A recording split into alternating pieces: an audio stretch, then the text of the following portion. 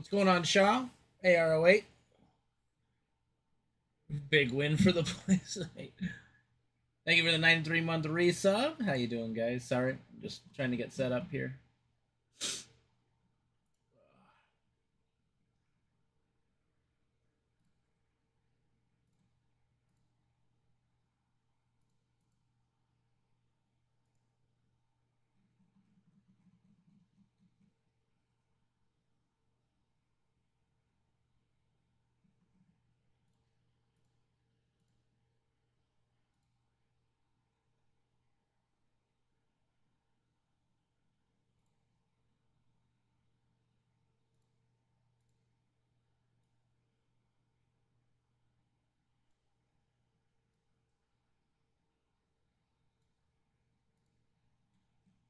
And Ridvik, thank you so much, dude, for the 20-month resub. I hope those are popping up on stream at least.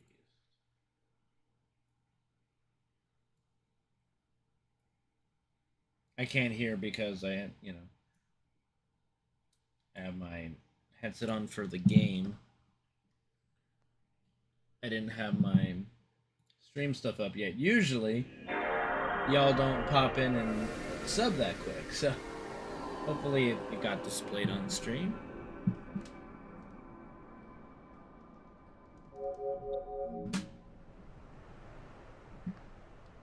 Hey, Skin, what's going on, dude?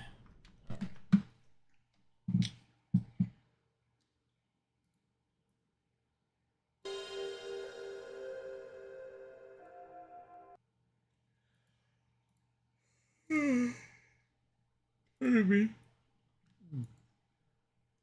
New? No, not really new. It's not really a green screen. It's just a setting inside XSplit for the camera. That's why it's a little choppy, but it's free, So it's a free thing inside of XSplit.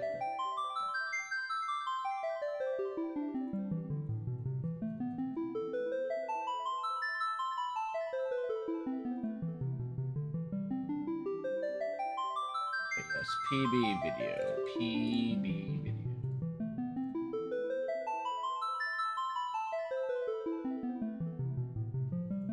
Yeah, I thought so. I think it's nice.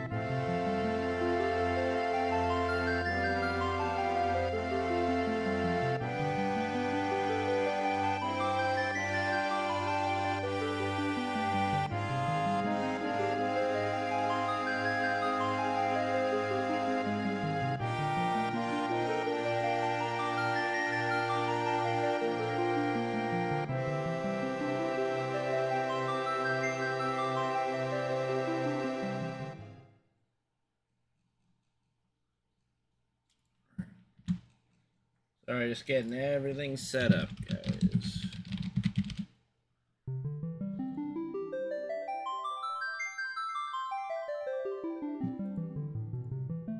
What's going on, Struckness?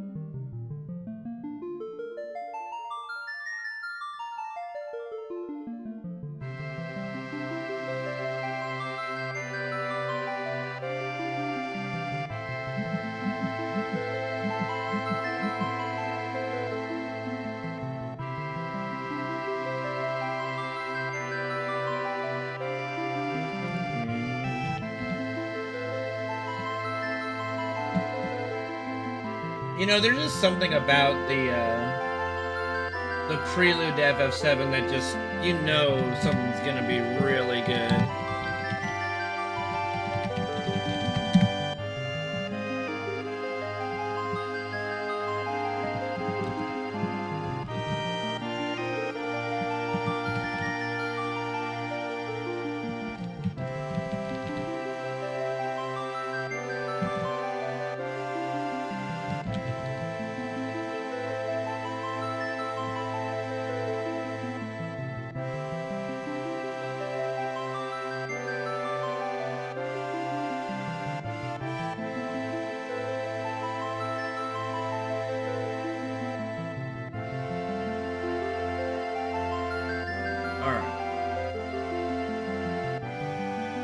Hopefully, hopefully Fred will let me do a run today. Right now he's sleeping soundly, so hopefully we can keep it that way.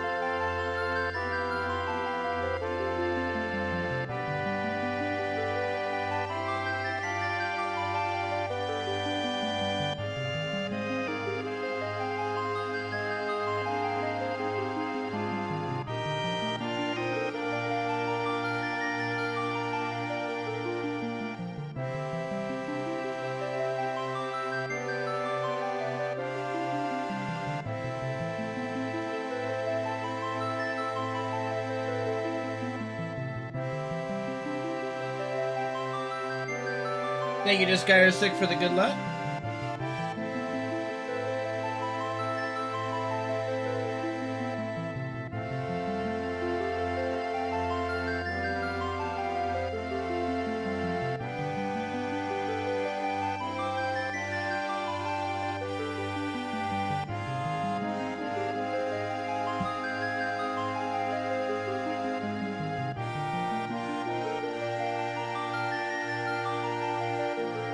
See if I'm missing anything besides my splits.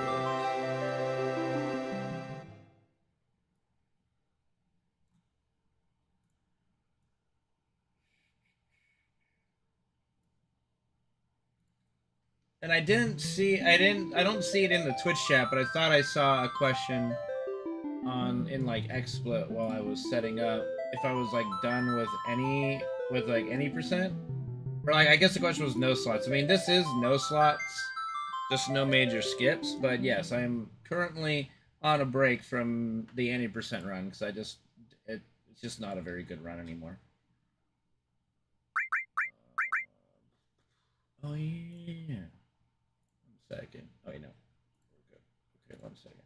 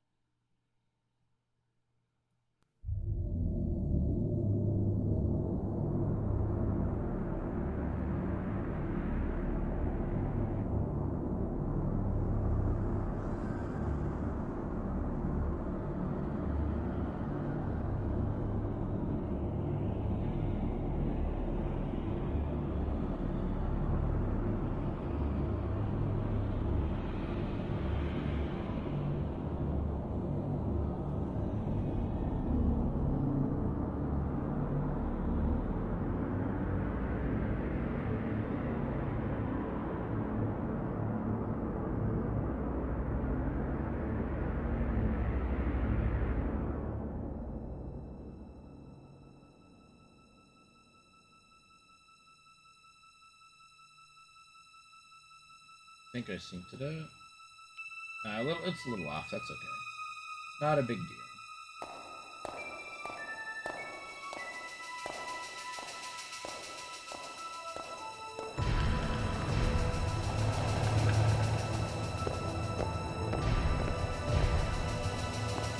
All right.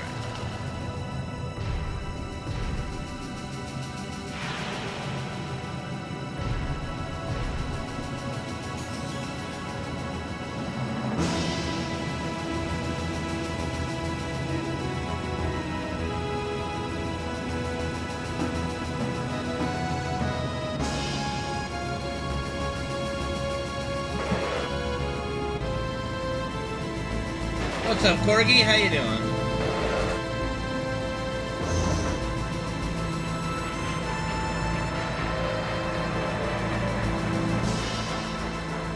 Oh, right now he's sleeping soundly. Hopefully it stays that way. At 6? Why would I start that late? I never even specified a time.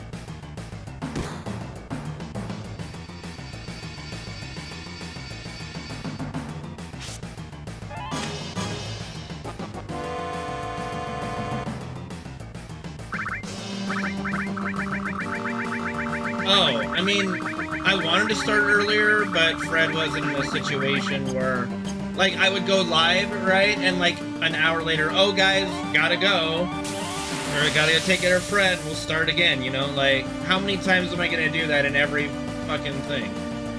Right? I try to start my streams and start my runs once I feel like, hey, there's a good chance we can actually have a stream right now, you know, like a run right now, right? Like if I were to go live an hour ago, I would have had to take my dog out and, like, because he hadn't gone out yet, he was whining, you know, he hadn't eaten yet because he was asleep, so it's just one of those things where, you know, it's kind of like if you have a job, right? You have to plan your schedule around your job. Well, you know, it's like having a kid as well. You have to kind of plan your schedule around your child. Is it? Alright, let me try refreshing the Elgato. Let me know if that's better.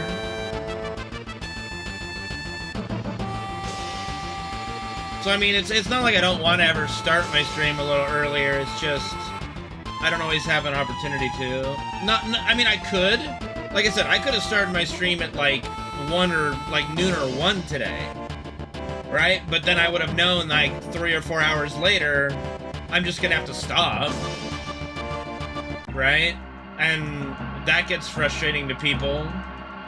I don't know what's more frustrating, like if I wait to go live till I feel comfortable, or I'm literally doing a stream, right? And then I have to stop 3 hours in and then start up again. I don't know what is more frustrating.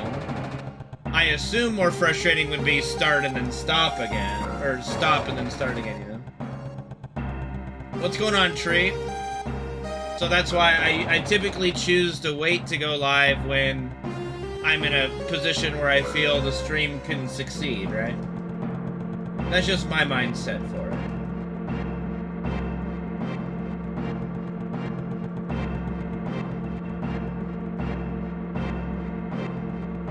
I mean, that's really easy for you to say, Gabe, but look at it from my perspective too. Like, who cares about, like, then what am I doing this for?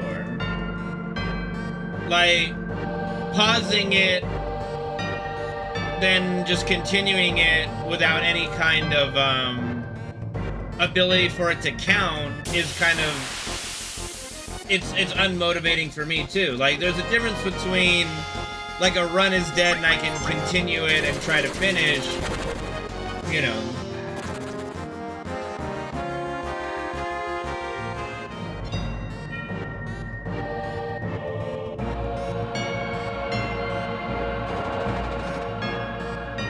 Like, for as many people as say that, you know, just pause it, who cares about times, or who cares about the speedrun community, what have you, there's just as many that are upset when I am not taking this seriously enough, right?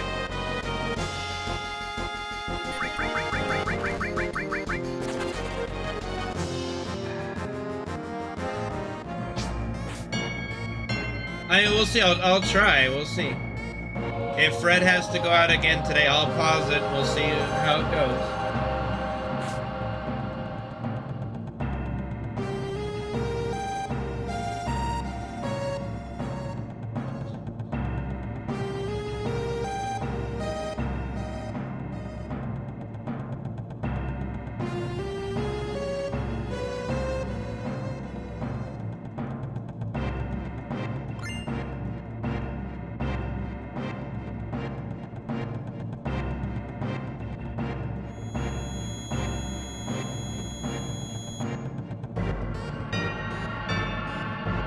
It doesn't live in my head at all. It's not even a part of it, honestly. I don't really care about those people.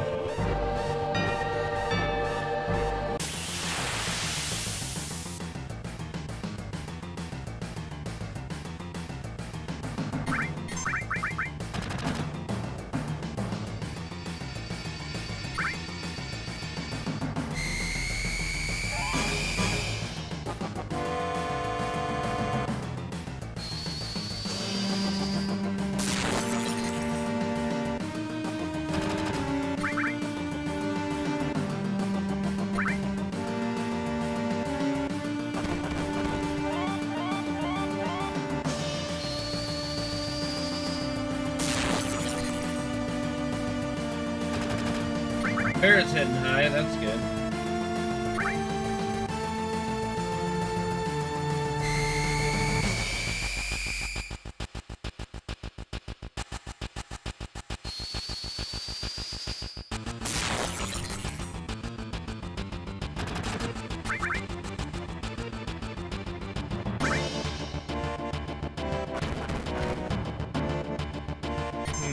Cloud can be in a little danger here from damage, but we'll see.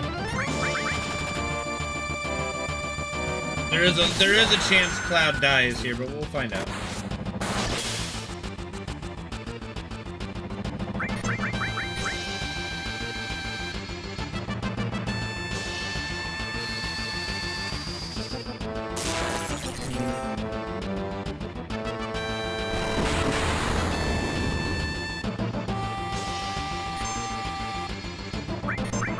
A little risky.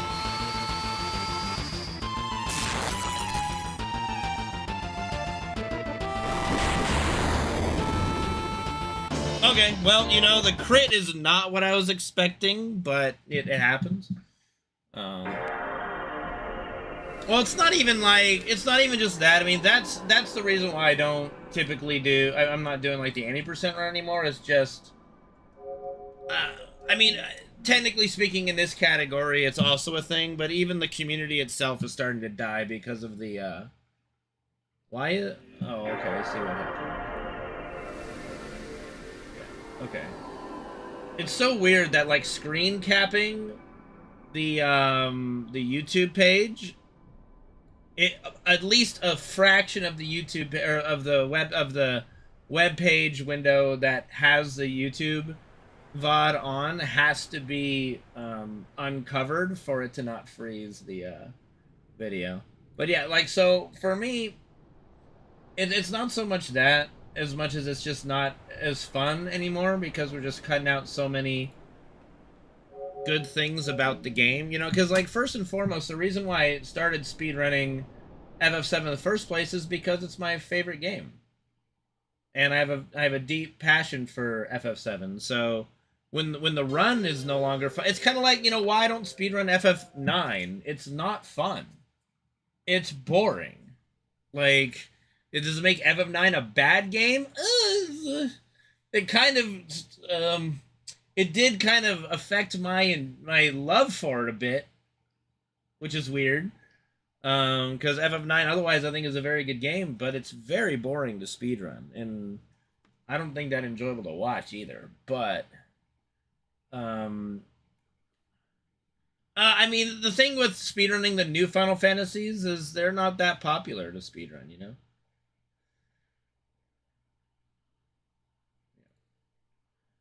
All right, 1 second.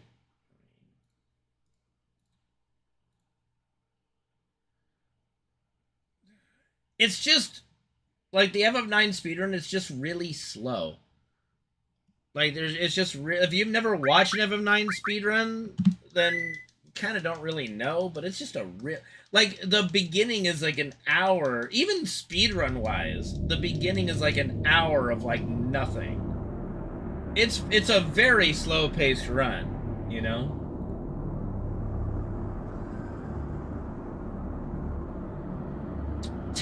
The other issue with 10 is that here's my two issues with 10 as a speedrun.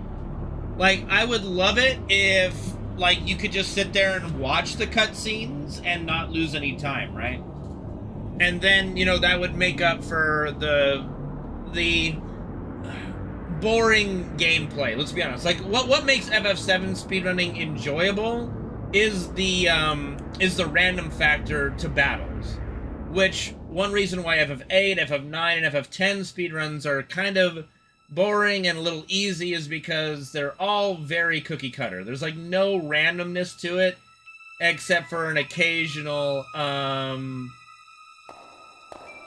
except for, like, an occasional Death Guy's meteor, right? In FF9.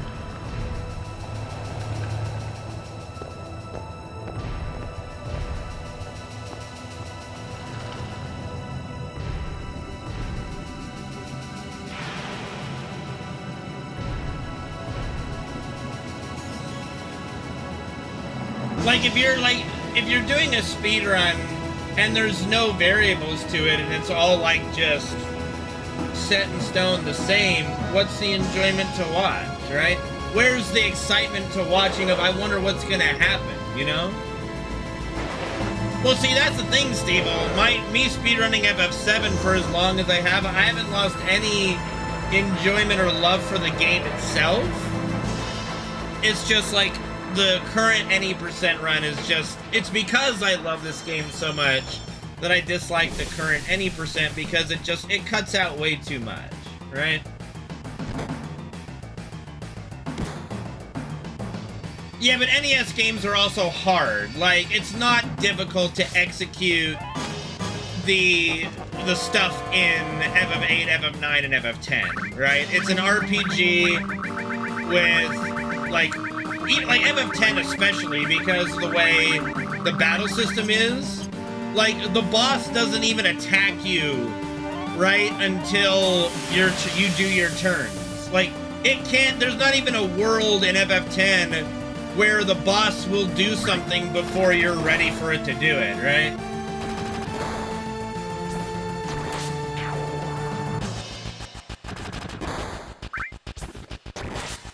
Pretty much, yeah. And that's enjoyable. I don't know. Like, what turned me off of doing FF10 is that you're skipping the dialogue, so you're just cutting off the characters from speaking every like few seconds. But the cutscene like still plays practically all the way through, just not entirely through. So you are saving time by skipping dialogue, but then you have all these long pauses on screens, and it's just not very cinematically pleasing to watch, if that makes sense. You know? Like, you're just hearing characters get cut off from their voice lines constantly, and then long, like, wide shots of the environment, and it's just not aesthetically pleasing for me. Like, it would be great if just, like, if skipping the dialogue didn't make FF10 go any faster, then at least you could sit there and enjoy the dialogue and enjoy the story being told to you, you know? Oh god, yeah, when that sound glitch came out, I think that sound glitch really killed the FF10 run, like, enjoyment factor for so many.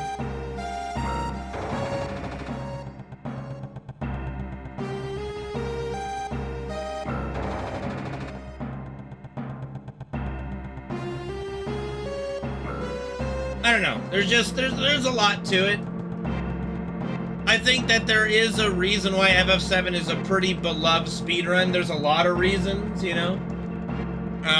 For me, though, as far as the any % run goes, it's just we just skip too much and too many enjoyable spots, and the run's just kind of a shell of its former self. So that's why I kind of like this version of the run, because now we're doing stuff that I never really got to do in a speedrun setting because we don't skip the Midgar revisit, right?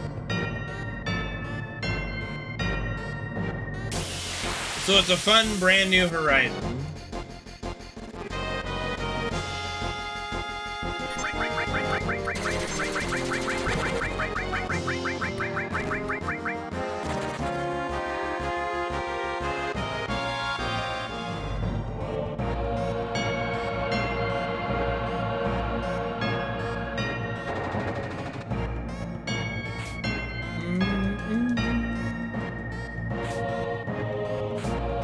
Stop enjoying myself? I mean, you're right, dude. You're right.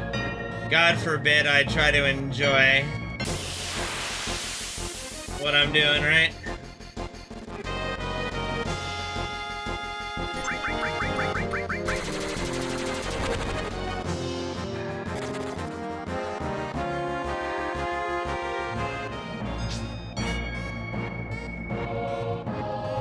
That being said, I do appreciate you guys coming around, and hopefully we can have a good run today.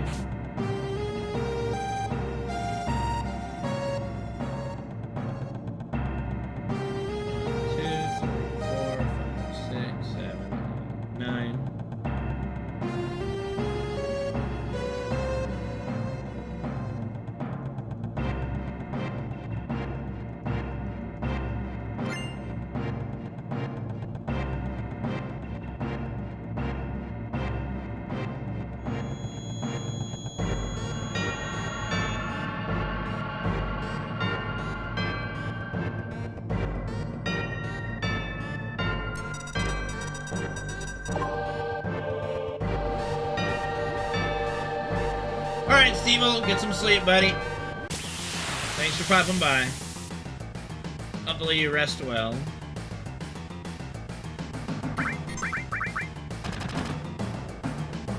Bear not hitting quite as hard as he was earlier, but that's fine.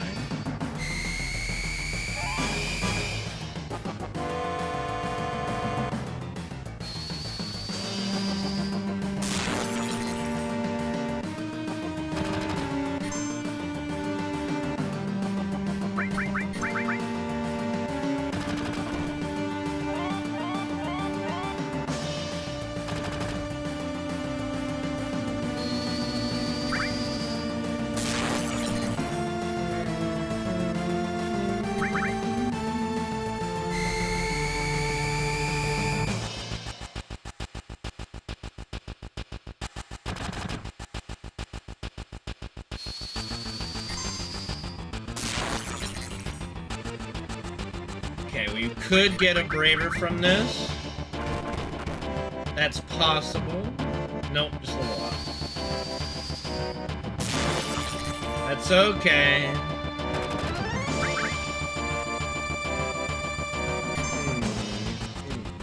Puts us in a weird spot damage-wise.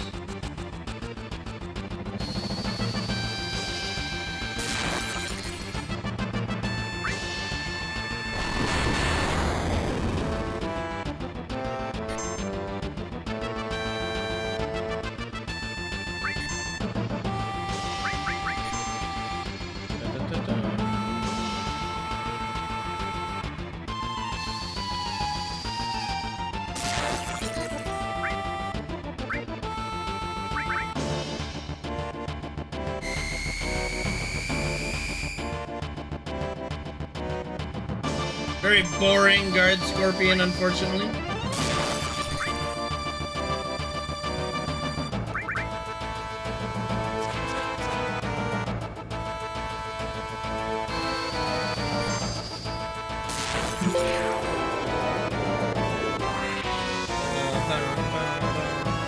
Shit.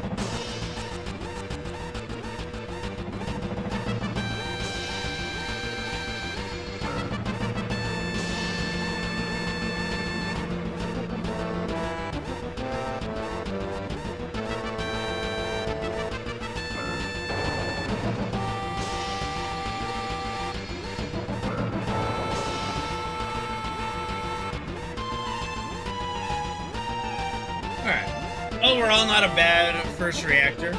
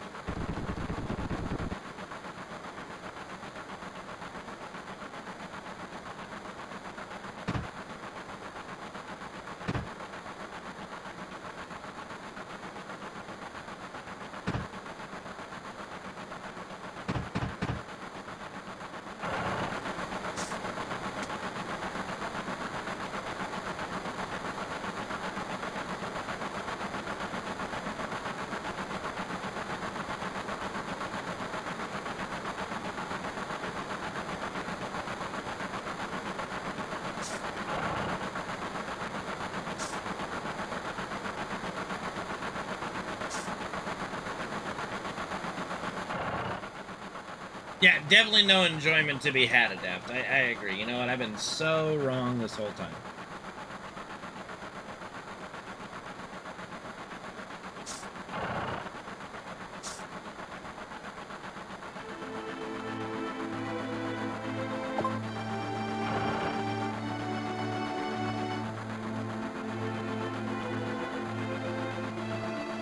That, I mean, enjoyment for... Okay, it means enjoyment for me. You know, you guys, of course, get the... Like, you guys, of course, get the enjoyment. I think the statement is meant no enjoyment for the speedrunner, you know. Speedrunning is not meant for enjoyment for the runner, right? So get that out of my head.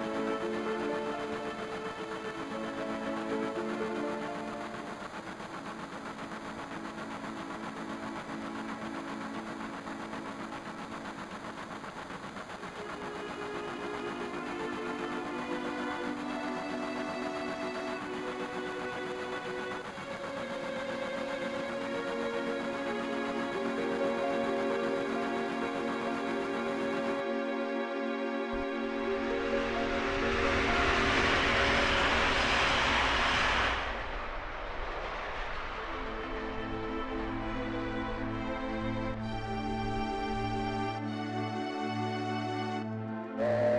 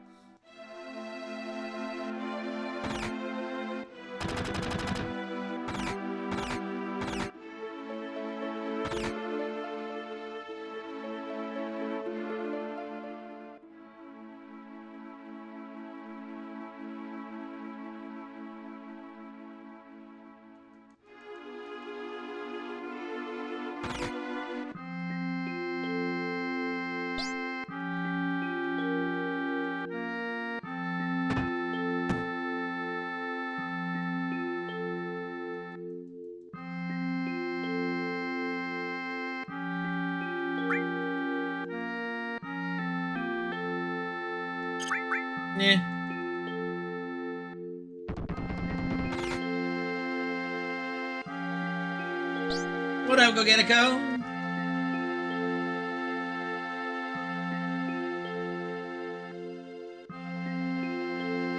Yeah, it's one nice thing about us not having much carpet. Actually, I don't think we have any carpet anymore in our house. We just have some really like fancy rugs that have been in the family for a long time. So much easier to clean tile and wood flooring than it is to clean carpet.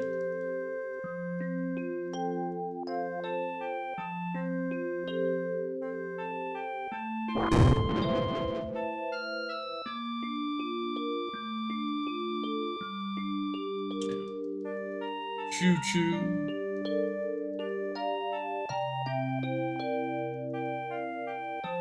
Did I?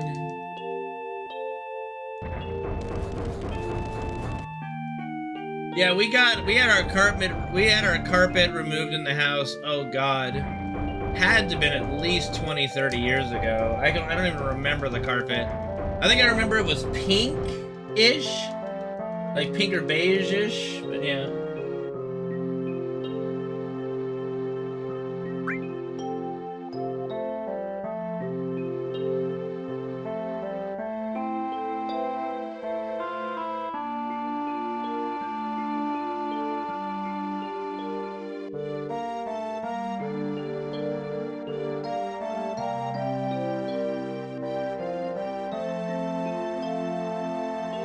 Yeah, it's a lot of carpet. There's a give and take. It's a soft surface to walk on. Easier to vacuum carpet, you know? Like, it's much easier to just vacuum the carpet, but the carpet gets dirty quicker as well. It just kind of gravitates dirt and dust and shit on carpet, but it is easier to vacuum.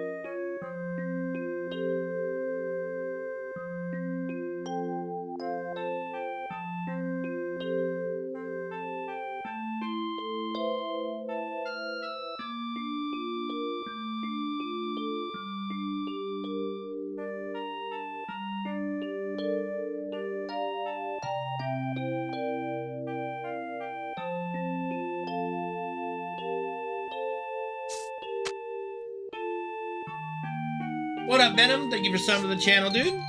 Means a lot. Thank you for the support. Like I said, if you guys weren't here, I wouldn't be able to stream, so thank you. Means a lot, guys.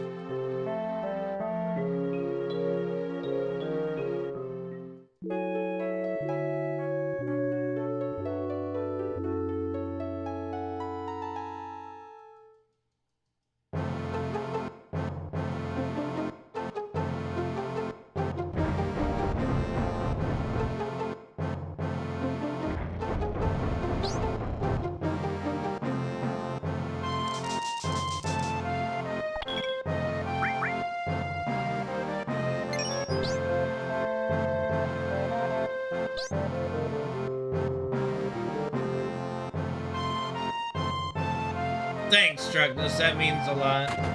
I appreciate the lie, even though it means well.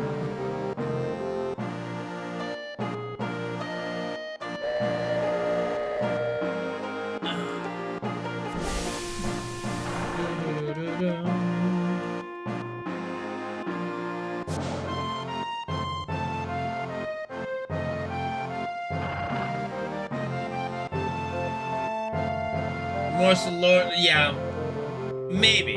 I'll accept that. I do still try, Alex. Yeah. How you doing, Alex? Been a while. Good to see you, buddy.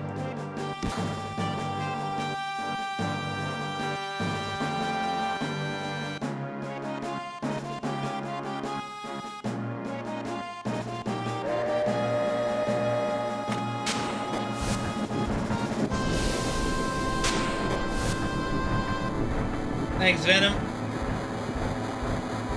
Run is like power walk. Love you guys too. Really appreciate y'all popping in, and glad you still get enjoyment from the stream. Thank you for the hydrate boot, and I will in a bit when I get a moment here.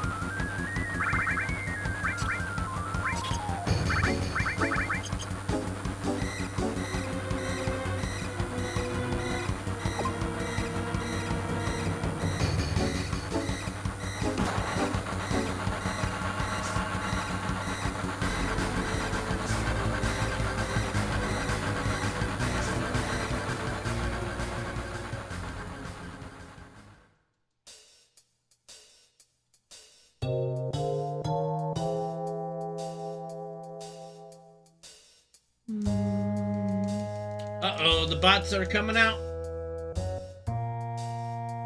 Already?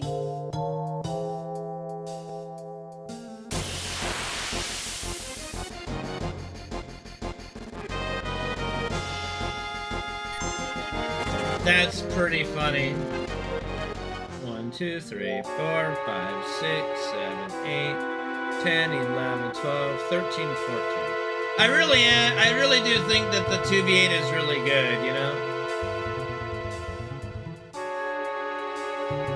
There are no bots here. We are human. Why ever would you think that?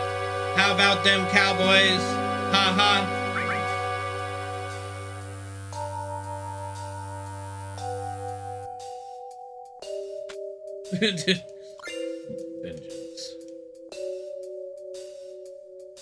Yeah, because the one thing about that mode that really benefits survivors, that when a killer downs you and they hook you, it always goes far away from them. So there are a lot of scenarios where, especially like at the end game, if they down someone and hook them, if it's not a death hook, they're just gonna get freed and out, you know?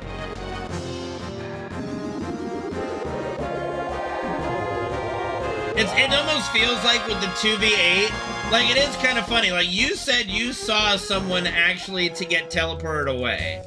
So like the idea that me and Exit were brainstorming for a long time about like if a killer is camping, then have the hook just teleport somewhere else or have the person get teleported to a different hook far away. It's almost like they're experimenting with that concept in the 2v8 where nobody would really care to see how it would work.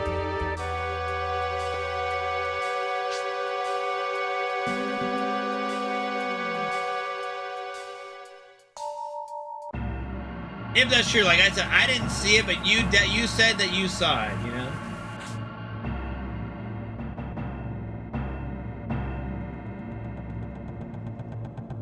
Uh-oh. Well, we'll find out if this fucks up everything. It's the same encounter, so it should be okay. I'm just really far away. Yeah, that's not the answer, Alex. And honestly, the hacking in DVD, like, went away super fast. Like, I don't really notice any hacking. 2, 3, 4, 5, 6, 7, 8, 9, 10. I'm glad you feel that way, Strugness. I always love a good lore discussion and debate. You know, we're almost probably out of topics to discuss, but I'm always, you know, I'm always down for speculation and discussion and deep dives, you know? Yeah, I think I have only been victim of a hacker with all the games I've played, maybe twice. Like it was just someone who instant downed and instant hooked and it was just like instantaneous stuff, right? Yeah, okay. All right, Alex. So that tells me a lot about your personality. It's like, oh man, this guy cut me off on the road. Well, time to go bulldozing. That's not the answer, my dude.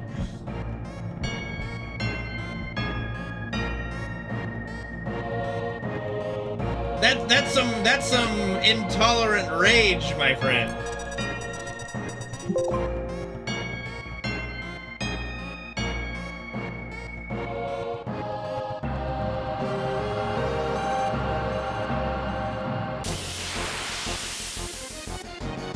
Yeah.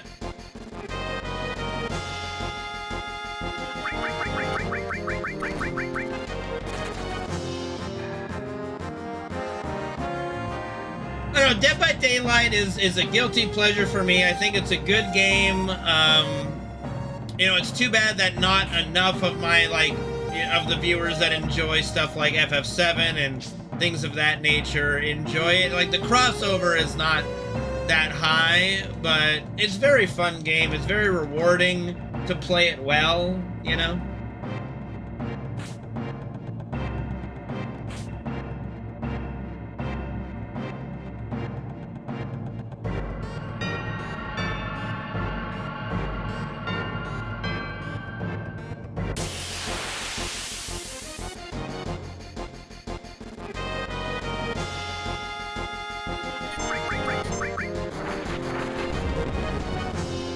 No hooks? What would you do? Just have them be slugged all the time? 2, 3, 4, 5, 6, 7, 8, 10, 11, 12, 13, 14, 15, 16, 17, 18, 19, 21. I'm just gonna walk in there. Oh, okay. Yeah. You mean like no active? Yeah, but then you never have that. The killer's picking up and you flashlight save, you know.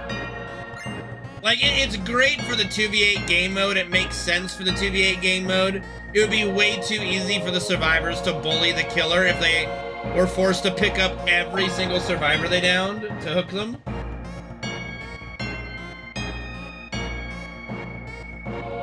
Gabe, having the... Alright.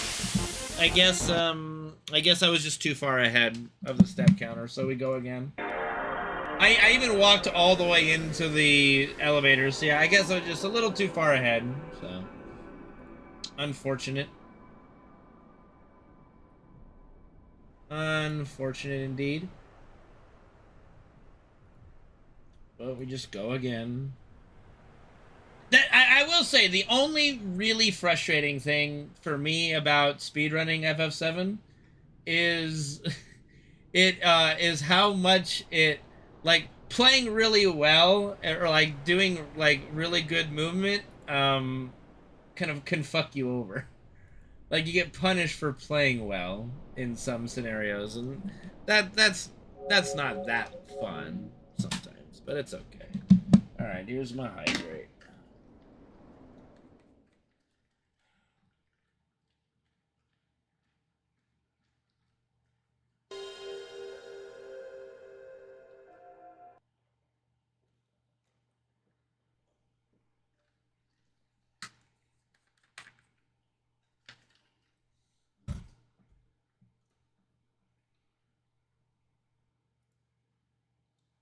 It bothers me. It bothers me a lot. It doesn't bother me. It doesn't bother me. It bothers me a lot.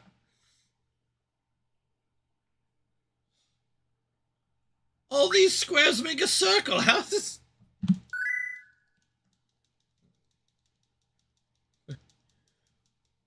Let it go, Sal. You have shit to do.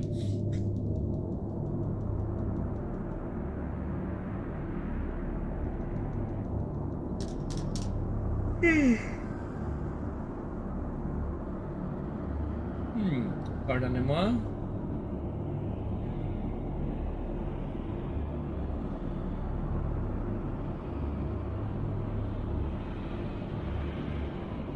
This intro, even looking at it now, it's so weird. Like, we spend a full minute drifting around. You gotta assume it's space, right? Like, this is space and those are stars, but then, like, really quickly moves down to Aerith. So, I don't know. Up for interpretation, really. But it's just such a weird way to begin, you know?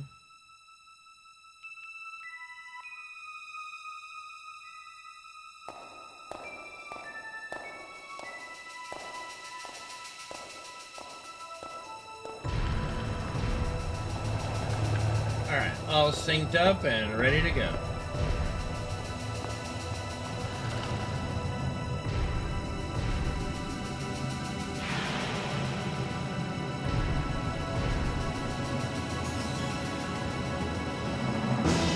It's your boy, Loveless. Maybe Gary, yeah.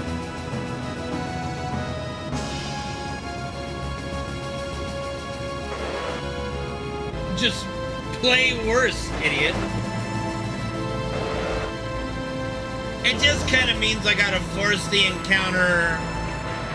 Like, that's the first time I've ever, like, you know, in the second reactor you slide down and you run. That's the first time I ever got to the next screen. Like, that movement was just amazingly good, I guess.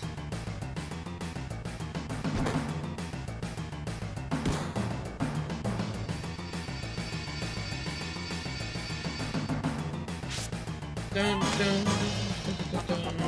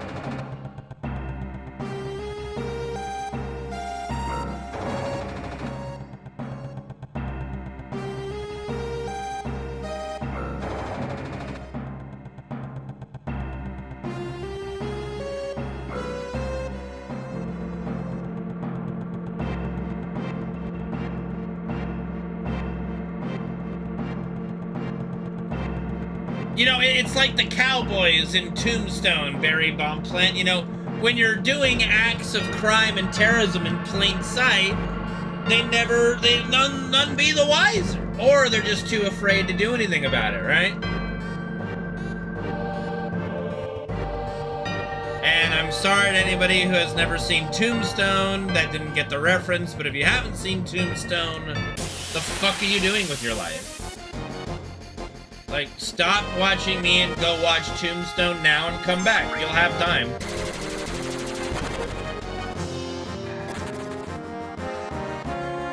Have you seen Tombstone, Gary?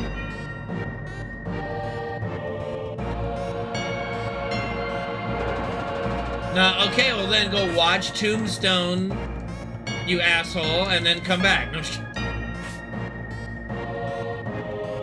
good, good, good. Low-key, probably the best Western ever made.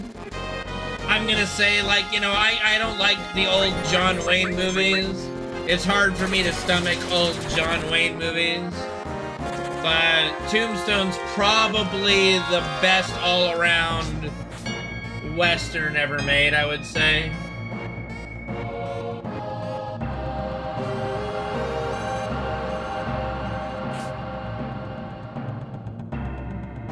Well, that'll be sometime in September, probably, Ridvik. 1, 2, 3, 4, 5, 6, 7, 8, 9. Whoa, Rolab, what's up, dude? How you doing, man? Okay, I have to... It's funny because my splits actually cut off how much was donated. So give me a second to look so I can properly think. I can't look because that thing is off screen. How much was donated? I couldn't tell. Then... No, it wasn't. 5 doll hairs? Great. Awesome. Thank you so much for the donation, Rolab. You are awesome, man. Appreciate you. Can you say what now? What? Just how much you donated? Like, I gotta try to figure out something with my setup, like... Oh, your question. Yeah, what's your question? Yeah, go right ahead. If you asked a question, I couldn't see it. Like, I gotta figure out my setup a little better.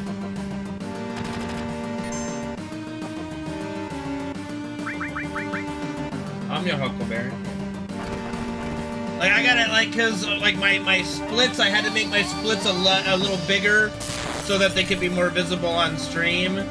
And it takes up a good chunk of my monitor, so, yeah. Oh, I got you, yeah. Well, we'll try to keep any Rebirth spoilers out of the chat for you. I can't guarantee you, though, because it has been a while. But, all I can tell you is that it's worth the wait. It's worth the wait. It's a very good game. Like, legitimately... Well, because they have exclusivity at the start, right? One way that Square makes a lot of money is through exclusivity agreements, right? But I think that they've said that they're gonna avoid exclusivity next part. Yeah, my guess is that they had a like they could the PC version was having problems. My guess is that they didn't want to release a bad product because they've been, let's be honest, Square has not had the best track record of releasing PC versions, right, lately. It's been very hit or miss. So they're probably trying to make sure that it's not complete garbage. And wasn't there a thing, like, didn't, like, Cyberpunk's PC release, like, literally blow up video cards and shit? Because, and I can't imagine that Rebirth, with the scope of the game, wouldn't have the possibility of bricking computers, right? So maybe it's something to do with that. Maybe they're running into issues with that kind of a thing. I mean, we can only speculate. But yeah, what I can tell you, Rolav, it's worth the wait. I've never been a trophy hunter or achievement hunter in anything, and Rebirth was the first game I've ever gotten a platinum trophy for, you know?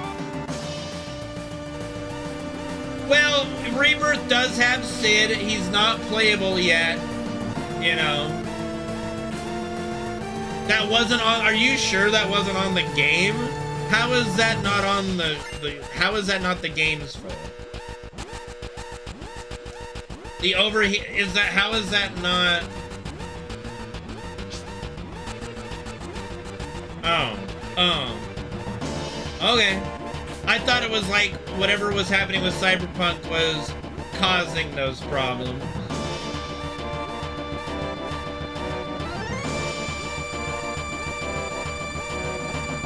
Either way, I'm sure we'll get, I have a feeling we'll get the PC release of Rebirth sometime around Christmas, winter time period, you know?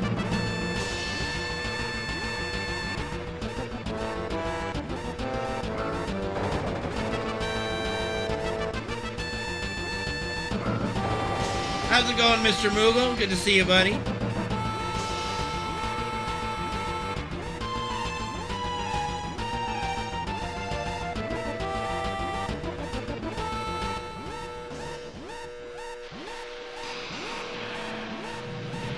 Mr. Moogle, thank you for resubbing for 39 months with Prime Gaming. Thank you for the Prime Gaming hype. Appreciate it, man. You guys make my stream possible, as I always tell you, and I try to tell you every time you guys sub. It really does make a huge difference in not only my life, but my mom's as well. So we thank you big time. Big timely.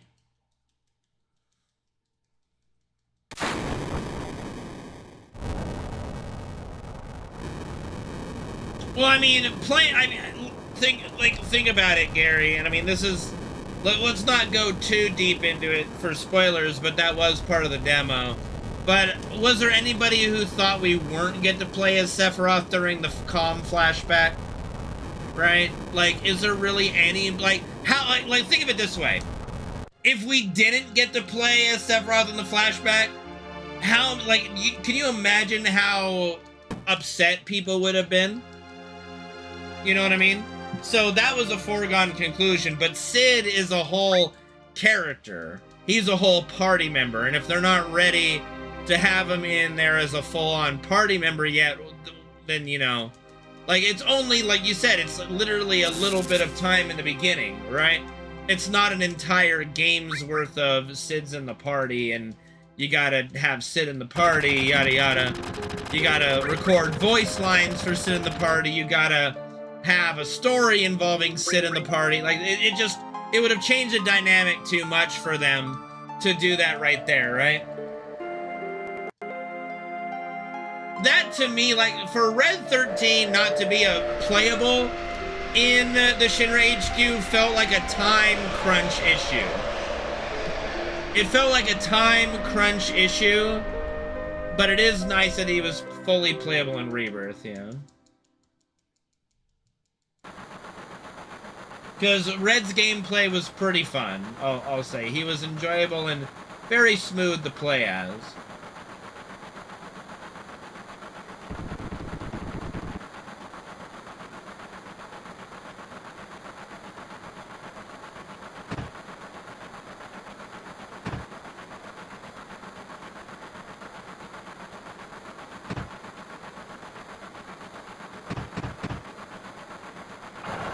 Alright. I am definitely a time crunch issue. There's just so much to do and so few hours in a day. I am the definition of a time crunch issue.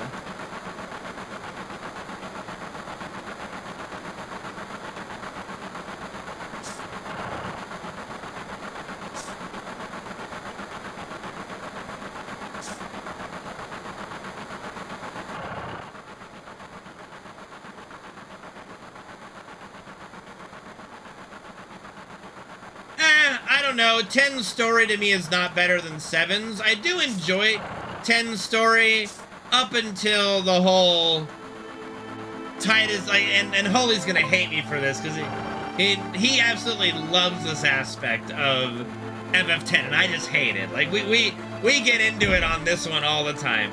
I hate that Titus is like a dream or a summon of the fate. I hate it, dude. I fucking hate it. It's awful. It sucks so much.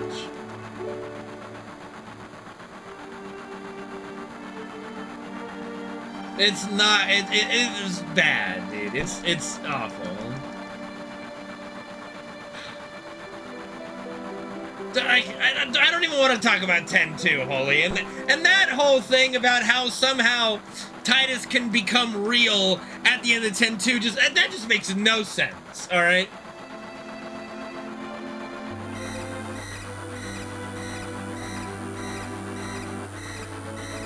I mean, did I need to cry for Titus disappearing? You know?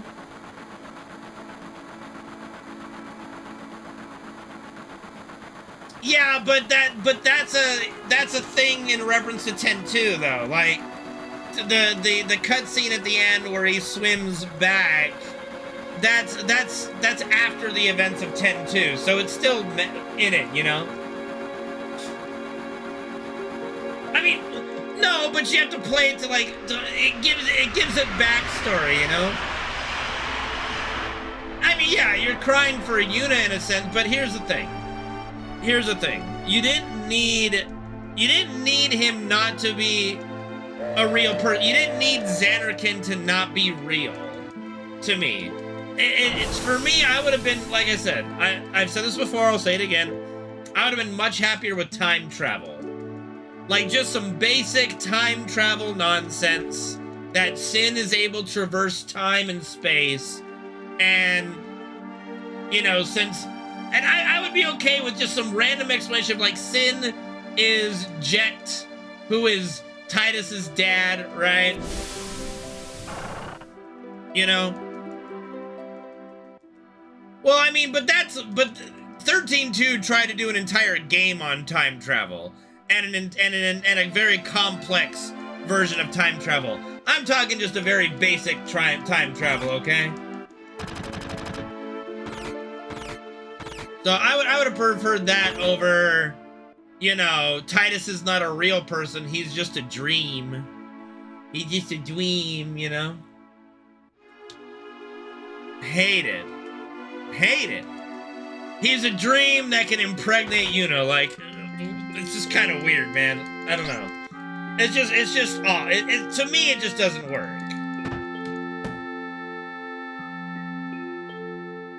I mean, Yu Yevon is the biggest problem with FF10 for me, okay? Like, Yu Yevon is by far the biggest problem for FF10 for me. It's just a very disappointing... Like, Yudaleska is way, way, way better.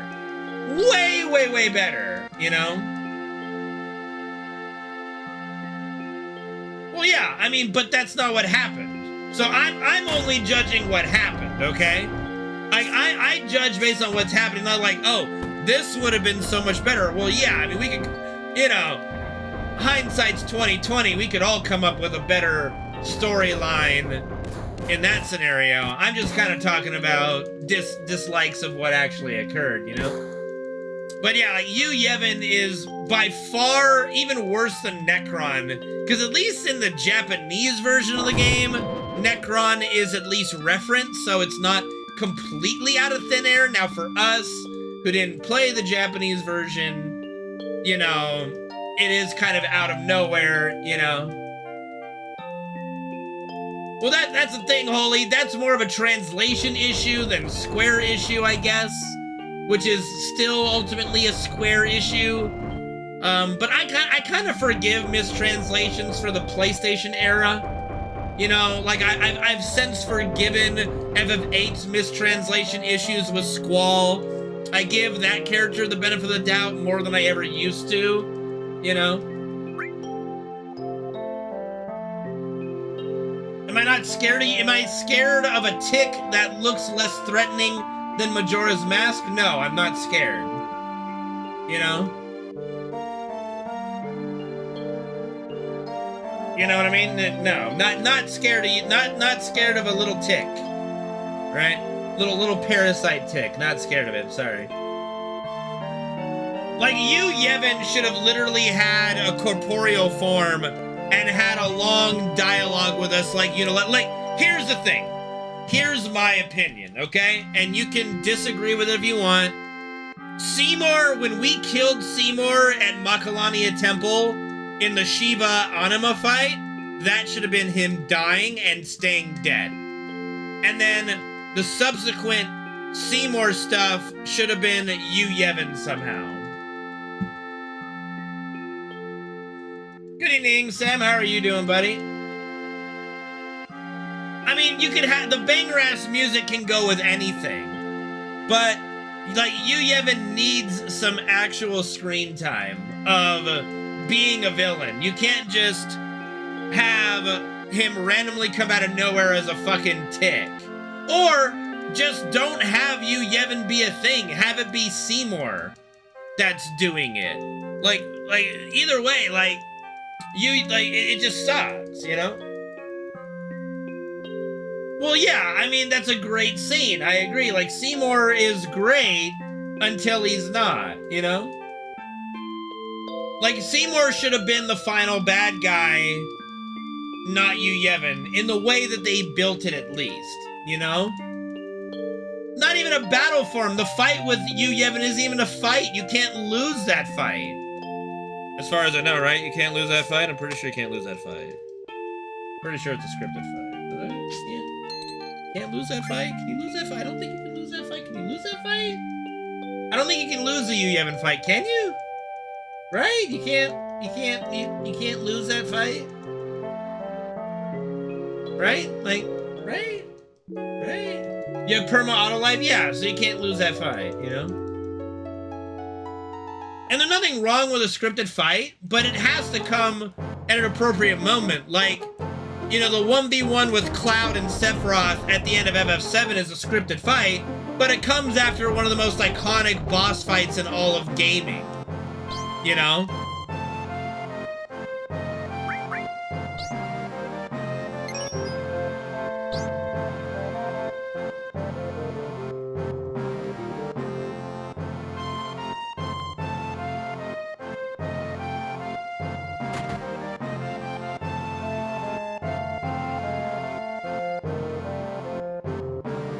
Like, there was a little stint where Square had some problems with final bosses.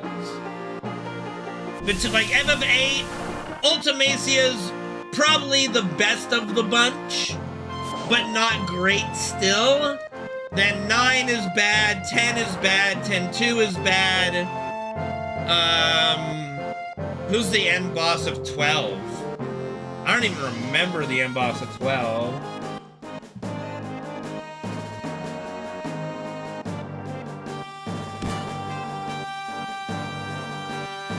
Larsa? No. That the little kid? No.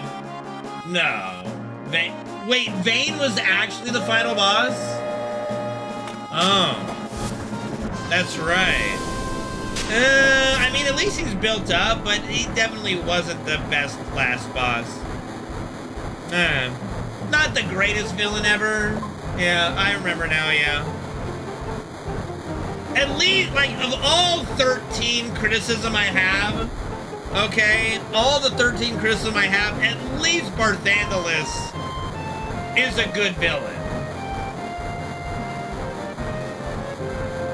You know, at least Barthandelus was the best villain they've had since probably either Ultimacia or Sephiroth / Genova / Hojo. Like, Barthandelus was legit the only good thing, in my opinion, aside from, like, Zaz and Lightning from FF13. Otherwise, the game's just kind of trash. I don't even remember the final boss for 13-2. It's not the one guy, right? Really? Like, it's not the one guy, right? Oh, Sephiroth's the villain, for sure. Caius? Really? He was the final boss too? Fuck! Really? At least 13-3 you fought God. So at least that wasn't disappointing. I enjoyed 13-3 the most out of the 3, so 13-3 was great. 13-3 is actually, like, legit a great game. Just remove the idea that it's like the third game in the 13 trilogy, and it's just a great standalone game, I'll be honest. No, I mean, no villain fits Sephiroth. Here's the thing. This is why he's a villain, okay, Alex? 1 second here. 1, 2, 3, 4, 6, 7, 8, 9, 10, 11, 12, 13, 14. Okay? So, here's why Sephiroth is a villain, Alex, and not just an anti-hero. In some stories, when characters learn their origin, they tend to go, oh, well, that's interesting. I'm gonna try to, you know, be a better person for society, or, you know, I'm not gonna let it bother me. I'm not gonna let the past dictate who I am. What does Sephiroth do? Go, oh, I'm a little bit less than a god. I guess I'm just gonna destroy the world and ride around and resurrect my mother. Yeah, let's do that. Let's destroy everybody on the planet. Let's just genocide the world and ride around the planet like a spaceship with mommy. Okay? So that's why he's a villain, alright?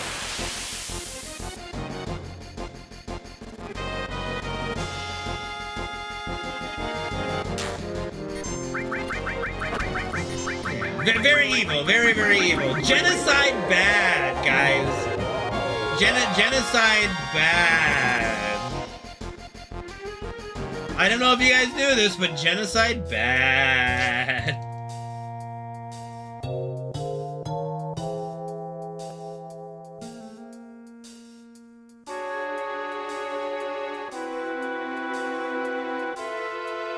I'm sorry, Holy.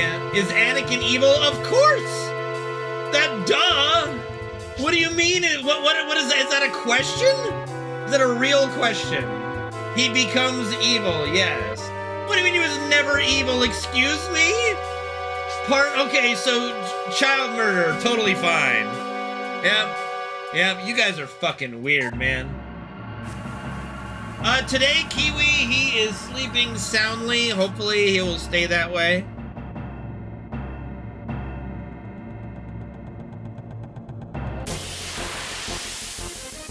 I mean, he gets redeemed later, but he doesn't really go to heaven. He just becomes a Force Ghost. Like, Force Ghost isn't Star Wars' version of heaven, you know? Like, you guys know that, right? Do I need to explain that to you guys? Like, really? Like, is this something I need to explain? Like, you guys really think that's heaven? 1, 2, 3, 4, 5, 6, 7, 8, 9, 10.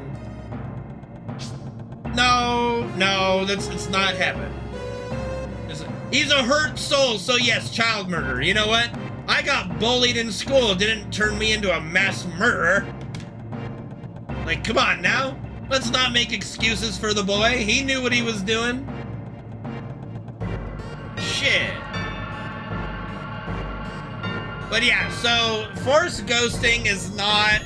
It's not heaven. It's an ability that very few Jedi know and learn, and you have to be very strong in the Force in order to become a Force ghost.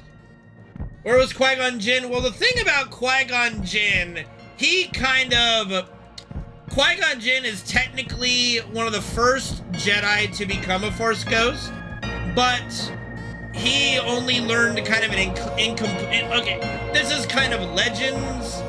They could change this, but this is kind of like the Legends explanation.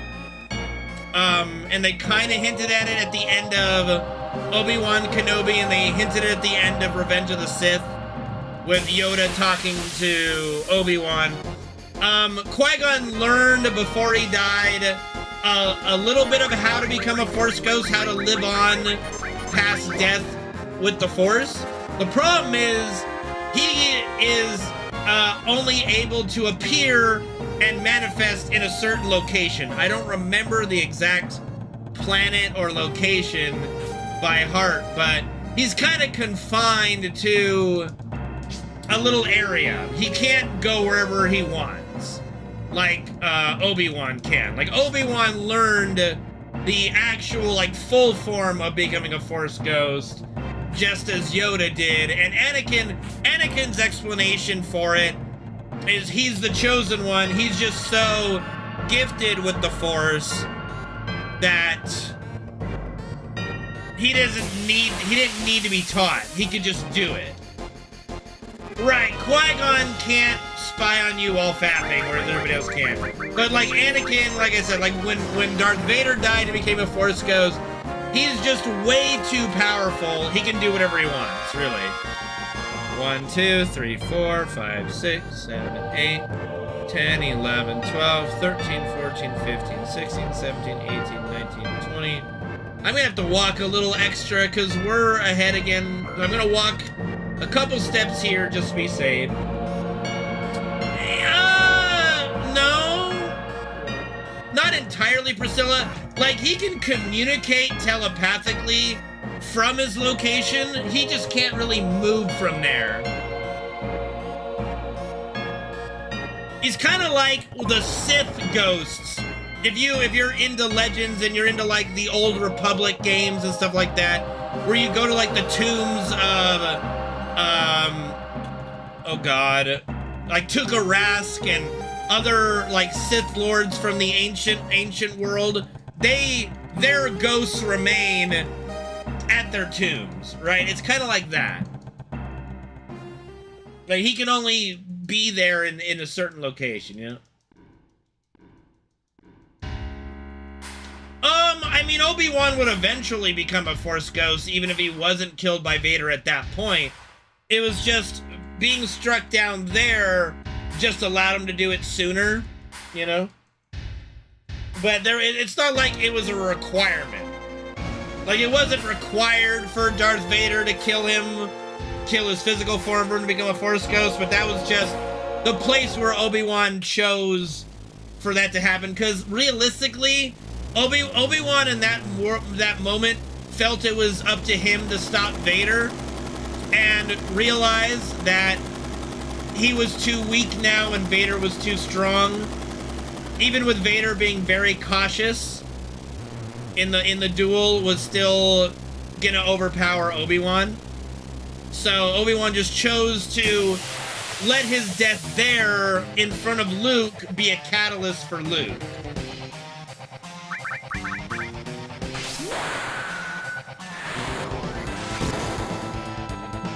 Well, see, Qui-Gon Jinn became a lot more popular after the fact. Like, here's the thing.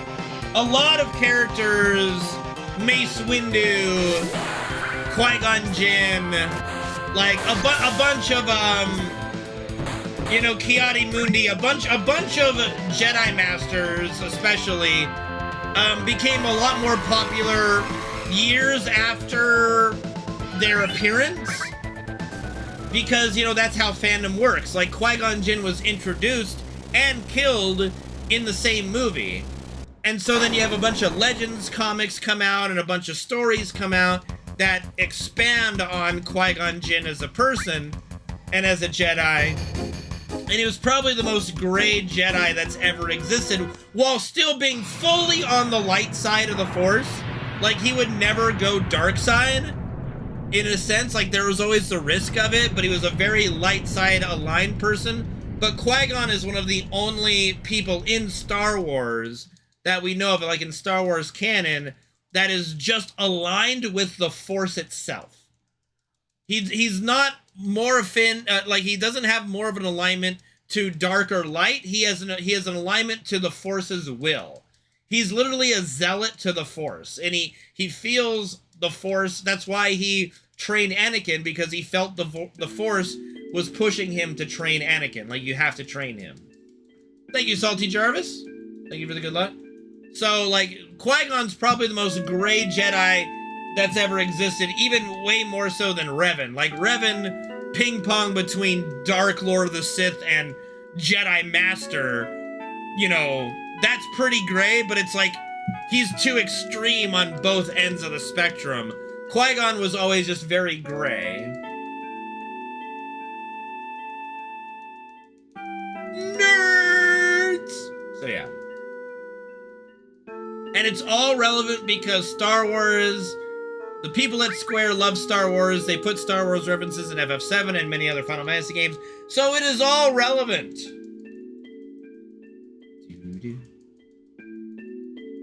Oh yeah, me too, dude. I could talk Final Fantasy, Star Wars. I could do that all day fucking long, man.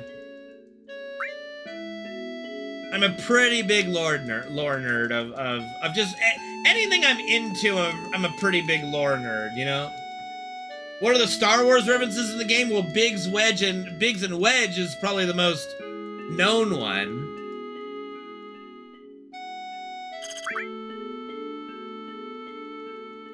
The lore video, that would take some time.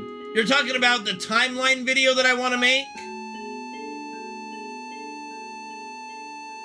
Well, we can assume that Yoda does spy, yes.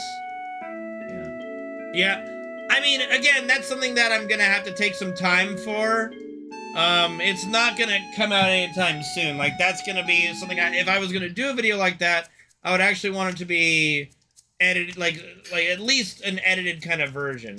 Do I own a lightsaber? No. As much as I love Star Wars, I can't justify buying a lightsaber, you know?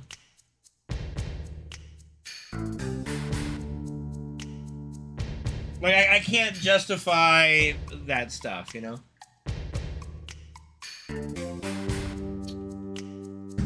If I had more, what is it? What's the word for it? Extra income? There's a word for it. I'm blanking. I'm close with the word. I just can't think of it. Disposable, thank you. That's the word. Disposable. Then yeah, I'd probably buy a lightsaber. I would love to have, like, dude, like listen to me. If money was not an issue and I could afford anything I ever wanted, I would have a Darth Vader costume, a Green Ranger costume, Rufus's trench coat, a full Cloud cosplay, a real Buster Sword. You know.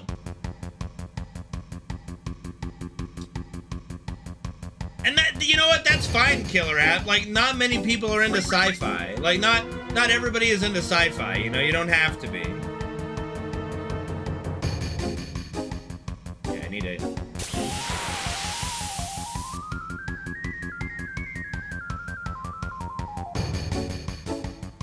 Yeah, dude, no, I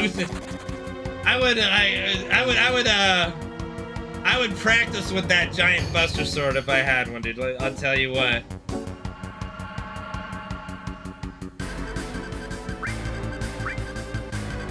So I mean, there's a lot of things I would love to have and do, but just currently not feasible, right?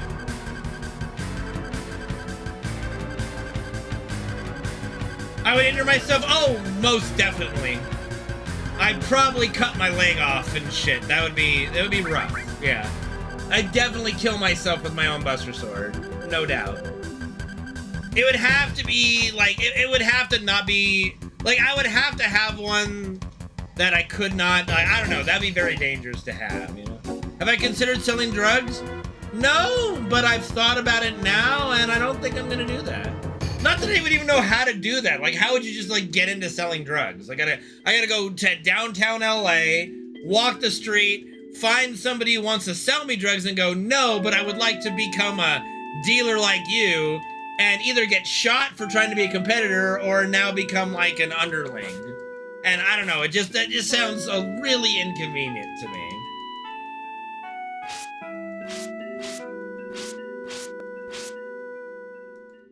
I mean, I have a gun. I already have a gun. I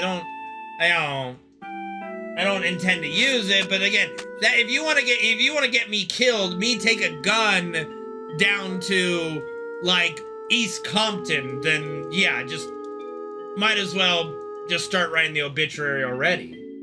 Correct. I do have a gun, and so does my mom. Yes. We are technically gun owners, yes. Would I be, I mean, I'd probably be a decent drug mule, but not that I would ever know that. Yeah.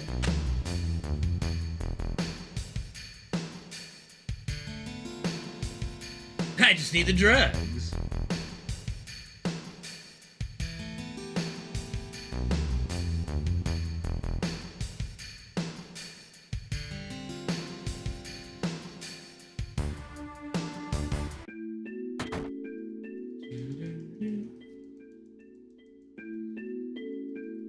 You know, you really have, it is kind of surreal when your stream is recommending drug dealing as an occupation. It's kind of an interesting situation I find myself in, but you know what? It is what it is.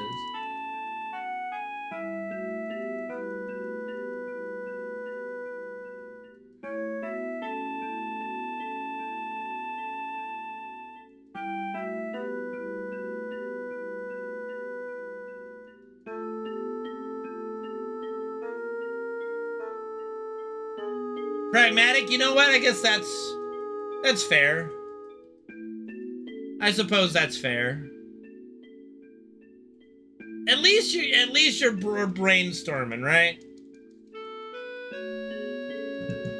Nothing wrong with brainstorming. In this economy?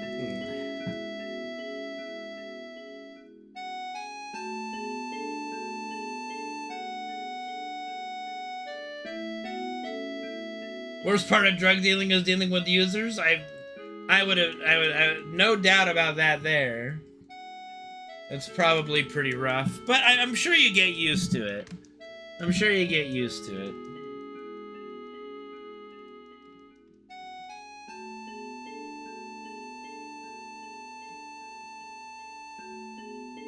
Or you could suck his dick. Your choice.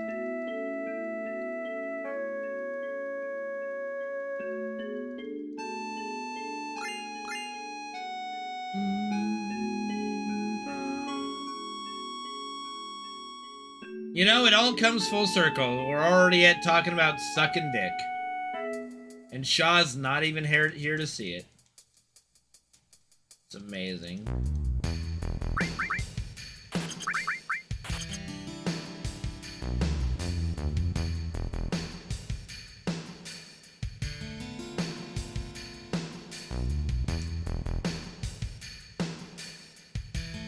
Here we go again with the dicks and the sucking and the sex and the dicks.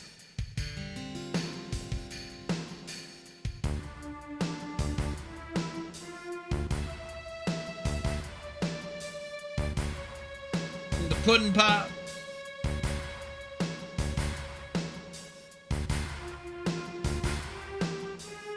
I mean, if I was a hot chick in this day and age, I don't know. Like, it's hard. Not every chick on OnlyFans makes a buttload of money. It does help. Like, if there was a market for it, you know, a lot of these female streamers and what would you call it? Like, Instagram models or just what have you, right? Like, they would only need, technically speaking, like many of them, like Amaranth, Pokimane, whatever the hell, they would only have to do this kind of thing for as long as they feel like it. Whatever lifestyle they want, you know, it depends on how they want to live, but they can do it for 1 to 4 to 5 to even like a 10-year span and then never have to work again. Never have to do a single thing again. And just enjoy their riches. So it's, in that sense, yeah, it would be definitely worth doing. You know. Someone like me has to work 10 times harder and grind more so than I am to even get a fraction of that.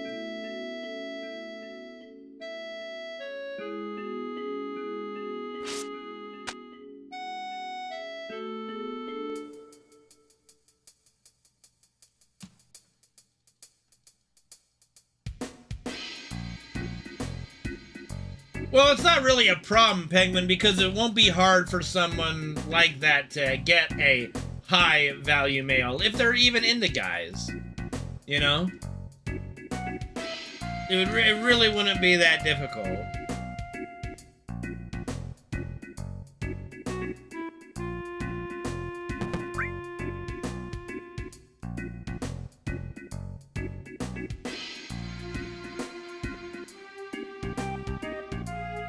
Honestly, nah, not that many would. Not that many high-value males would go, oh, this person's been an OnlyFans model, and get turned off by it.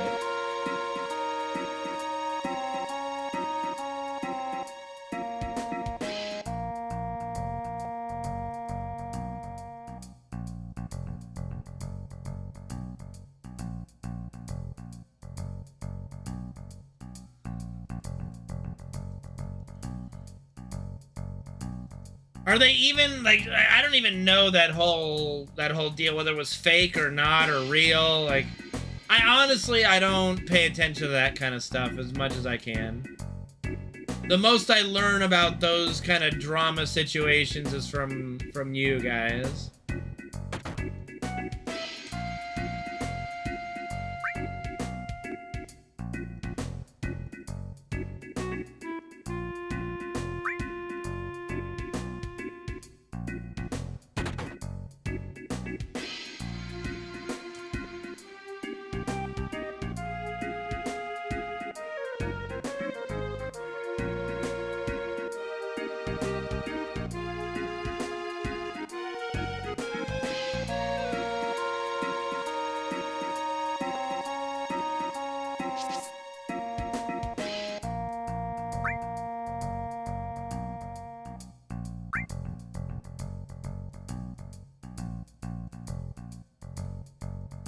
Stay clear of Amaranth. I mean, I don't know anything about her besides that she's a redhead. And for a while was farting into microphones. Like, that was kind of depressing, I'll be honest. Like, going, huh. So this chick is farting into a microphone and making horse noises. And that's what people are wanting to watch and donate for. Okay. You know, it's kind of depressing in a sense, you know? And it is a little demoralizing, but it is what it is.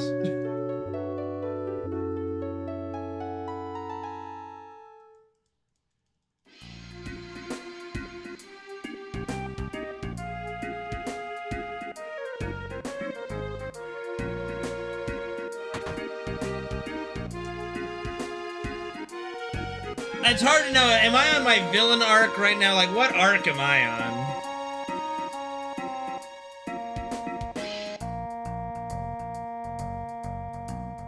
Was there physical abuse, Kiwi? Like, I didn't even hear about any of that, you know? How many minors have I messaged? I think the only minor I've ever interacted with would have been Seshi. And nothing inappropriate was ever said with her, believe me. But I believe, I am, like, knock on wood, I'm pretty sure the only minor I've ever had an interaction with was Seshi.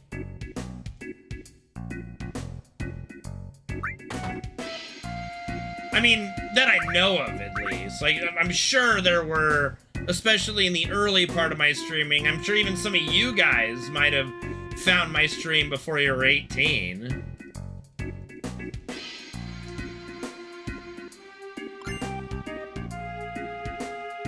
Kuja? No, don't remember. But again, like I said, that's interactions in chat, I suppose. Like, no DMs or anything. Not that I remember.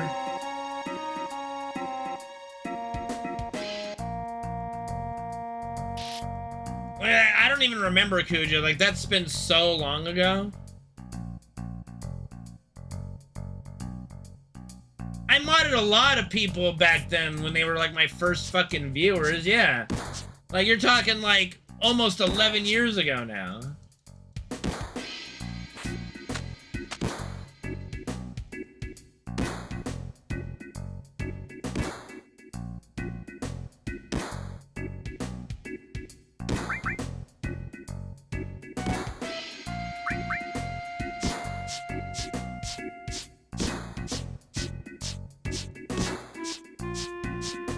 No.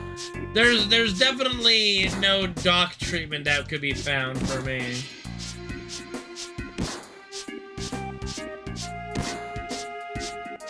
If, you know, I might not be the sharpest tool in the shed, but I'm not that dumb.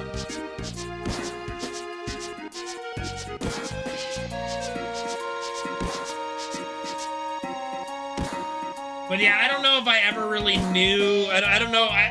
For all I know, Kuja might have said their age at one point, but it's not something I remember. But again, there's a lot of things that occur and a lot of drama that, especially drama, like a lot of drama stuff that occurs, I just kind of, you know, plop out of my brain and like chuck it away and not think about it ever again.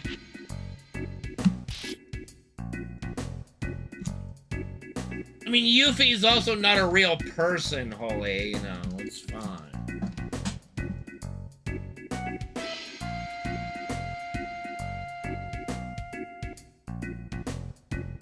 But yeah, like I don't know if there was a whole bunch, there was like a group of like 10 mods or so that were like my earliest viewers that have since been like either banned or unmodded and just never came back, but there was a lot of drama. I don't really remember the names of any of them.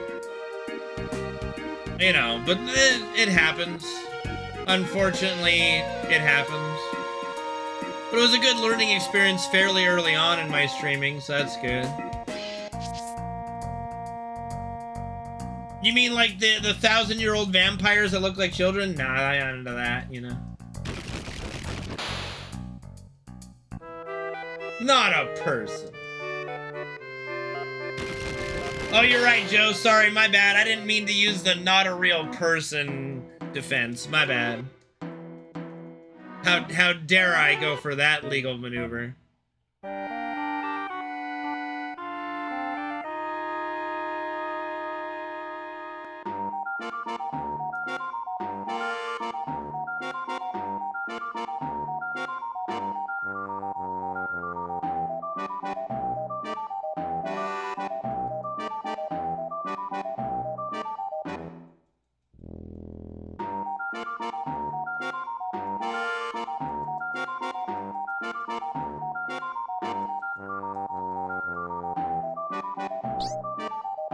You know, it is kind of fun growing up. Like, as a 10-year-old kid, I don't think I ever really even understood that this was a sex dungeon. Sex/torture dungeon. And it's kind of funny as an adult now, just kind of coming down here and go, oh my. Oh my. Oh me, oh my. Like, oh my goodness.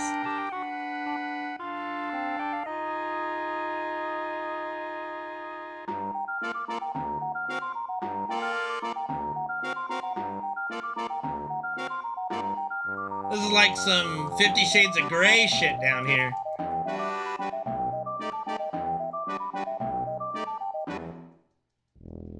You mean like Tsunade? Isn't Tsunade like, no, Tsunade's not that old. I don't think Tsunade's 80. She's not that old. She's like 60 or something.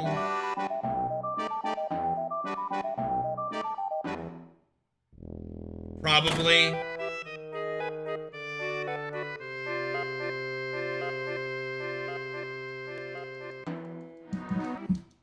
It's quite possible, Holy, yeah. Have I seen JoJo? No. Have not seen JoJo.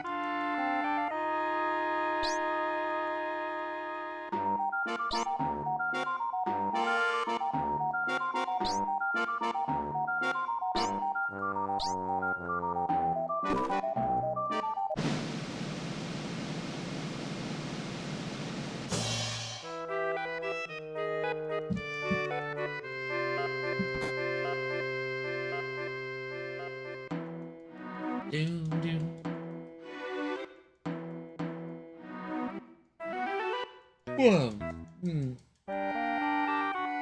I mean, Tsunade alone, like, just her design is hot, but the Mommy Milkers definitely finishes off the overall look. Yeah. If she was Sakura chested, No, it wouldn't be nearly as hot. But the fact that she's got like the biggest tits in the entire anime, yeah, no, that it's just it's the cherry on top of the chocolate sundae there.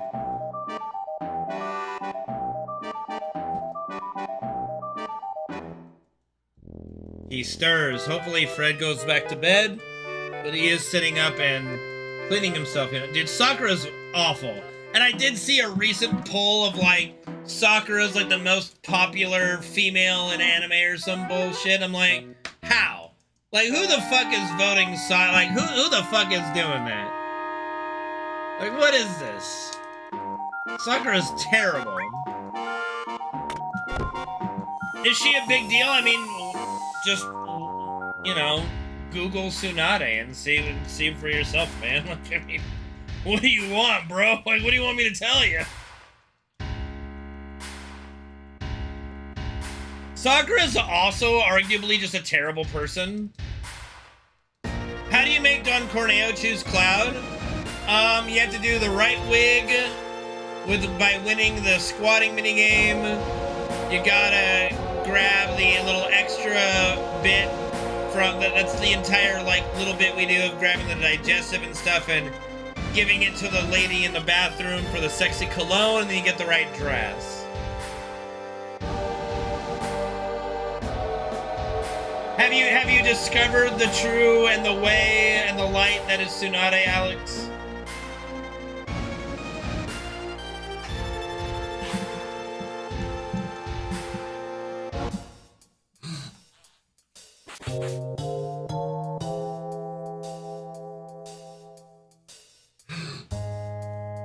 Yeah, Tsunade is like stupid strong. Like she is arguably physically probably one of the strongest people in all of Naruto. And yeah, you know you're getting good genes with Hashirama's granddaughter, you know?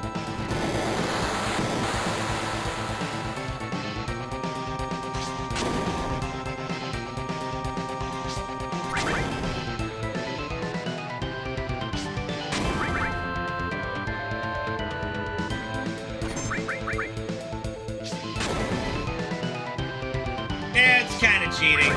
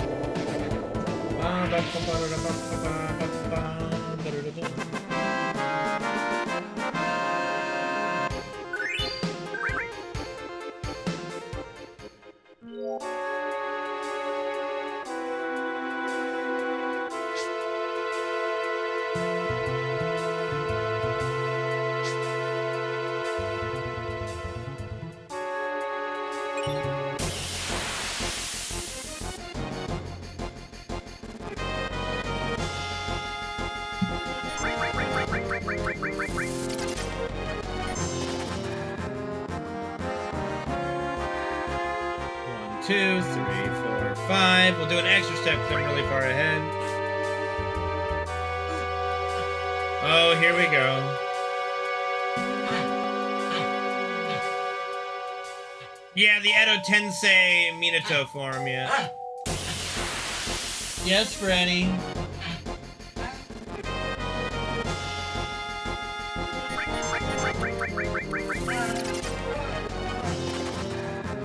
Yes.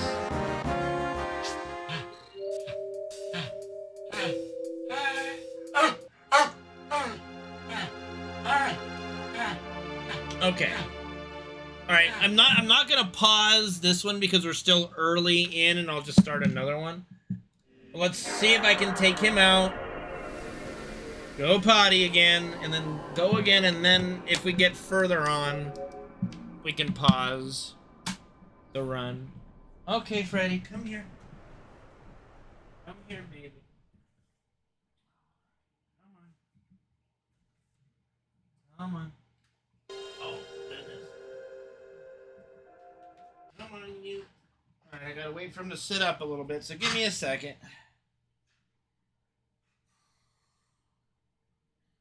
It's not about officialness, bro. It's for 50 minutes in Midgar. It's not a big deal. Like, I don't want to pause this. It's like this. We're just 50 minutes in Midgar. It's fine.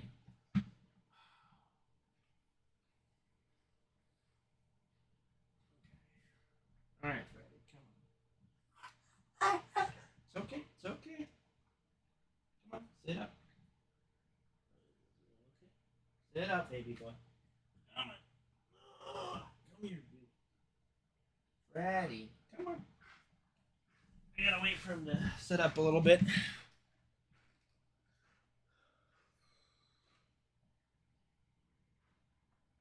We not the last 12 runs. We've been 50 minutes in. The last time he interrupted me, I was like 3 hours in.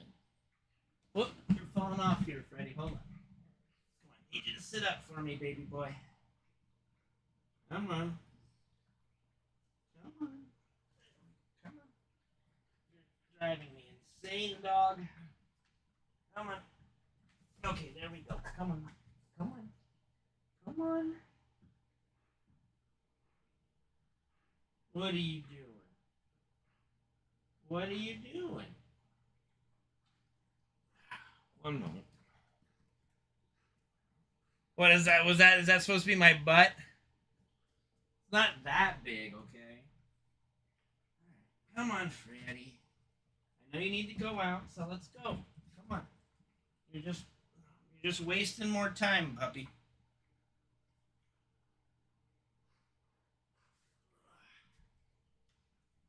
Just wasting more time, puppy dog. Come on. Okay.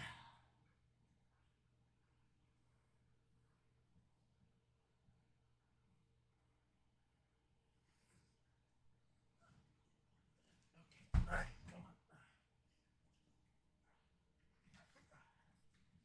Come on, baby. All right. Good boy. Here we go. All right. Get your feet under you. Good boy. All right. I'll be back. Yeah, doing a run when I come back. And then if he... Whoop. Watch your feet, Freddy. If he barks again and stuff and wants to go out, I'll just pause. All right.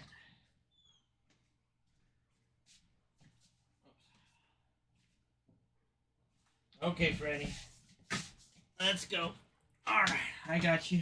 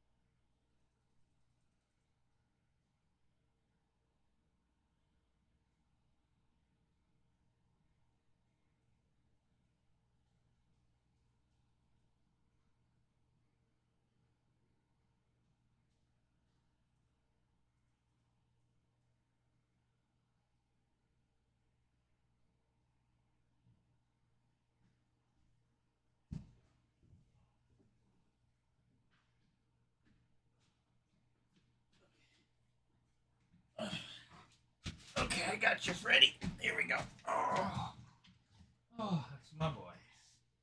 All right. You okay? Good boy. All right, here's some water. There you go. Good boy.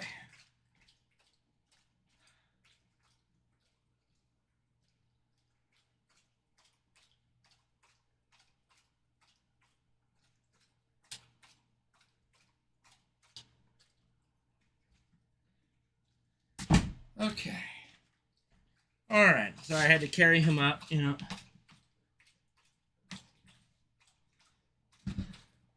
Yes, Gabe, I was only 50 minutes in, so I'd rather just restart again, okay? I literally explained this.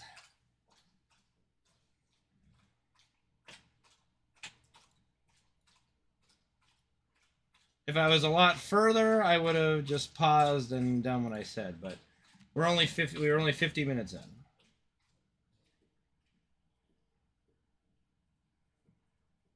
So might as well just start over.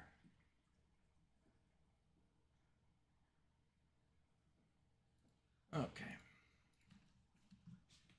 All right, take that water from you, Freddy. Good boy. Okay. All right, in theory, he's good. Oh, you know, me and Mom are doing fine. Doing as good as we can be. All right.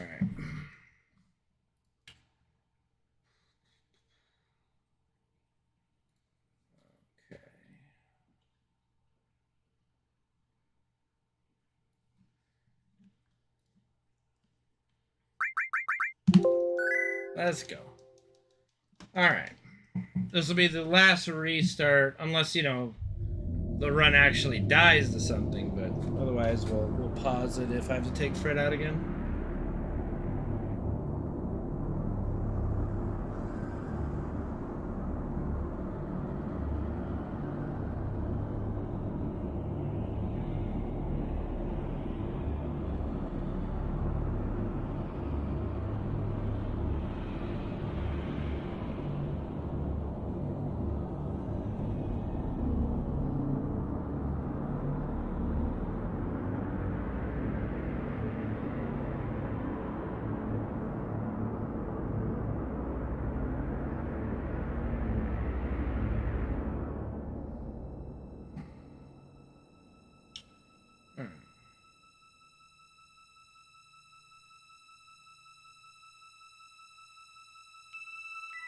All right, perfect sync. Let's go. From the top. What's up, Cheap Thrills? How you doing, man?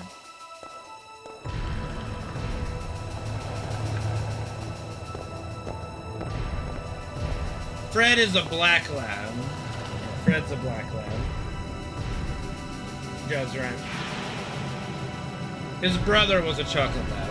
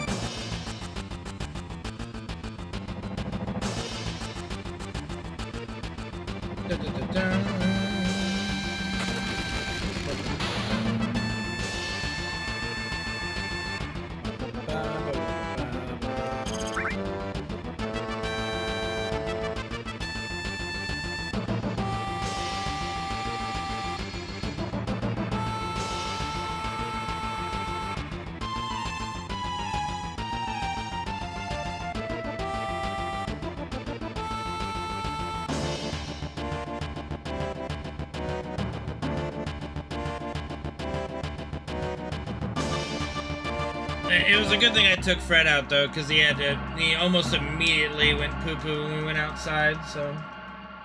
Yeah. Hopefully he'll be good now, at least for a while.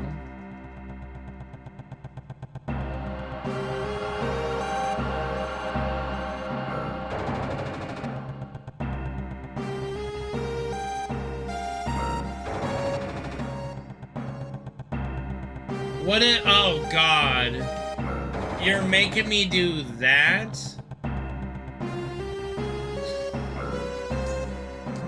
I mean, they totally ruined Anko with chubby Anko.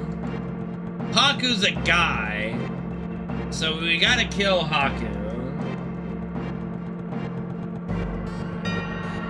I could tolerate, I guess, fucking Anko like once.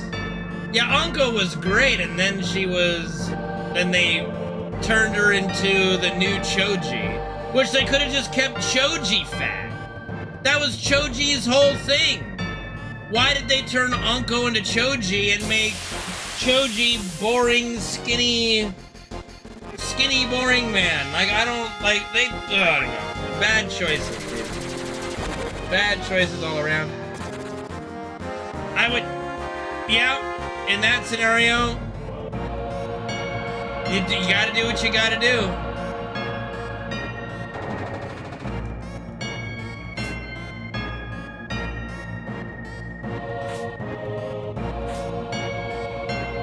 Marry Haku? No, you can't, like, chubby Anko doesn't deserve death, okay? It's either marry Anko and fuck Sakura, or vice versa, like I said. But there's not a scenario where you just kill Anko. Not like Anko asked to be turned chubby. I mean, yeah, but you're not, like, it's not just about trying to find a housewife, okay? You know, I do plenty of chores around the house. It's not I'm not looking for a housewife type, per se.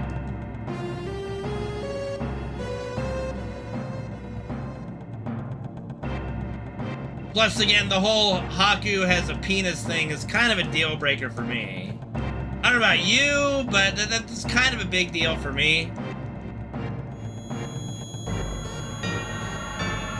I mean, I think, but Sakura will support the dreams too, just not as good, you know? Why wouldn't, what do you mean? So you want me to enter into a sexless marriage? God damn, holy, what is this? The 1920s?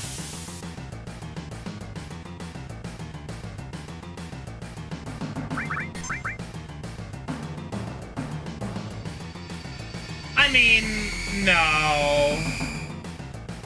I mean, but you would, like, you would, I would assume that you're marrying somebody, then, I mean, you're still having sex with them. I mean, that's how I interpret it.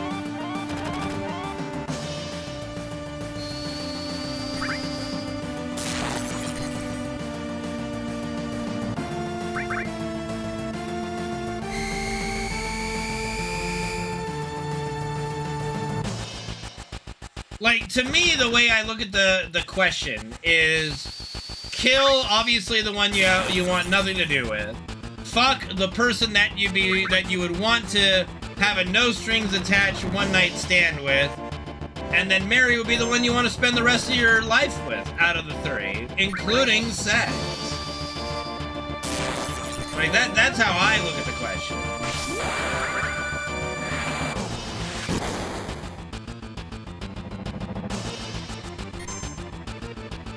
Would I bang Choji? No, again, Choji has a big problem. He's got a penis.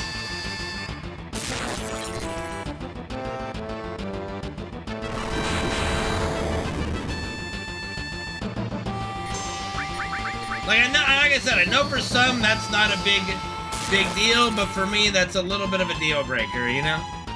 That's kind of a deal breaker for me.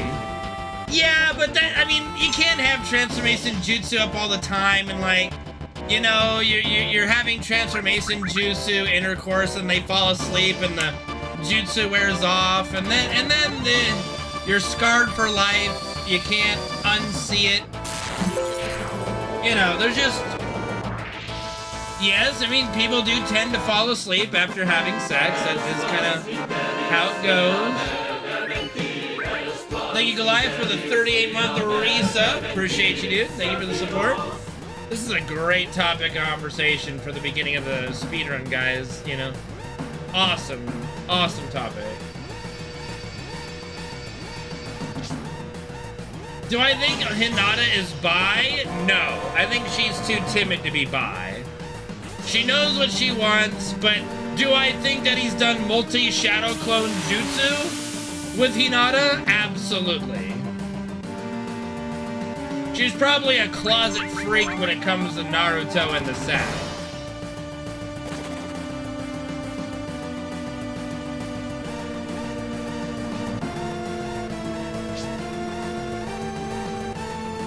I'm sure you do, Cheap Thrills. I'm sure you do. Secretly, everybody wants these conversations to be in some kind of a immortalized video of importance.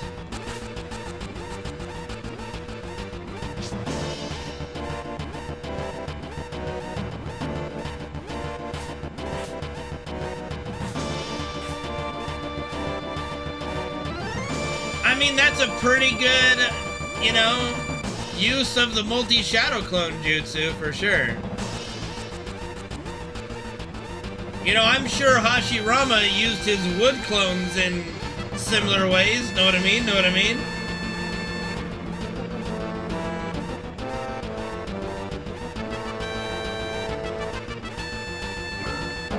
Ugh, Splinter. I don't think the clones, when they're in their humanoid form, have splinters, but you know what? You never know.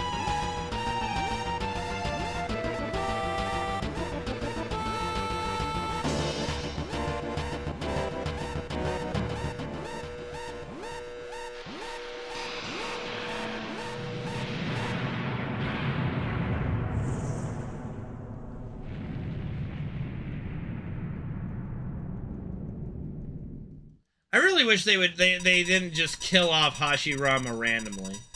Like, just some dude who randomly dies in his 40s, the literal god of shinobi, best ninja that's ever existed, just dead at like 40 for no reason. It's so annoying.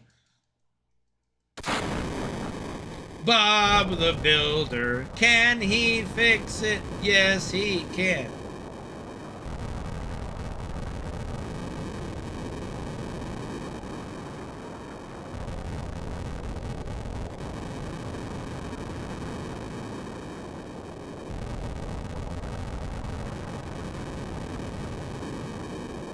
Like Hashirama, like Prime Hashirama could solo anybody in Naruto, like period. Not even close, dude. Nobody can beat Hashirama in a 1v1.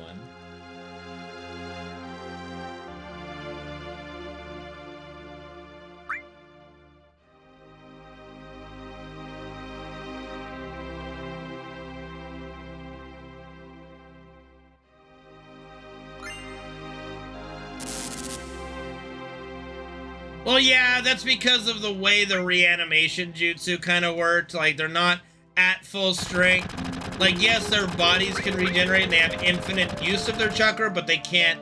They're just not as strong as if they were in their actual bodies. Like, Hashirama is not as strong as he would have been if he was real. That's why Madara wanted to become a real person again anyway. Like, if you think about it, if being the reanimated clone, or not the clone, but if being in the reanimation jutsu was stronger, Madara would have just stayed as a reanimated ninja until he defeated everybody and then worked on getting his real body, you know?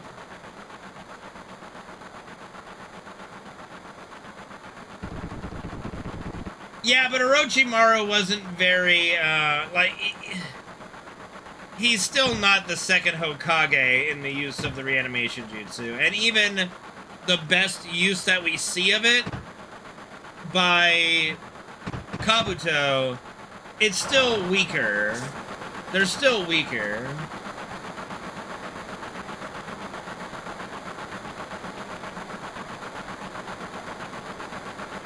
No, because he, as a reanimated body, undid the reanimation jutsu himself and stayed as the body for a while. So even when Itachi was sealing the reanimation jutsu by defeating Kabuto and putting him in the Izanagi, Madara just did the hand signs to cancel it and just stayed as a reanimated body after that, you know.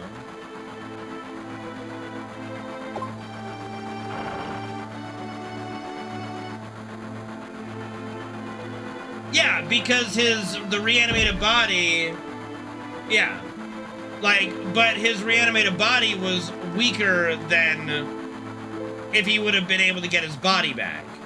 That's the whole point I'm making, is that the clones, God, I keep calling them clones, they're not clones. But the reanimated jutsu didn't bring them back at full, like, they're not as strong as they would be in their prime. Like, that's why I'm saying, like, Madara was able to, keep himself from being, disposed of when the reanimation jutsu was broken, and then still chose to become, like, get his real body because it made him stronger, you know. I mean, if that was the case, then he would have never tried to become a real body again until he just defeated everybody. Like, Madara's not dumb, you know? Right, because he wasn't strong enough. Like, he needed to become a person, so, like, that's why I'm saying, like, the reanimated version of Hashirama is much weaker than Prime Hashirama. Not entirely life/death issues, but he did want to become the Jinchuriki of the Ten Tails so he could be even stronger, because he does, once he becomes the Ten Tails Jinchuriki and has, like, the Truth Seeker orbs and all that shit, he is stronger. That is the strongest version of Madara that's ever existed. Well, I mean, Quasimodo only has one form, so... Base?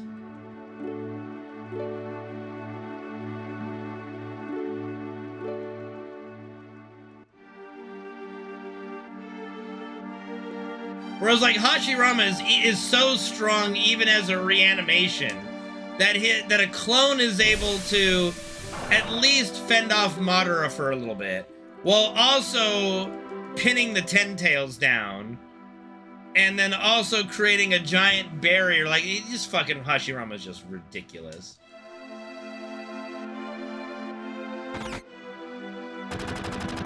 Like, Hashirama's just ridiculous.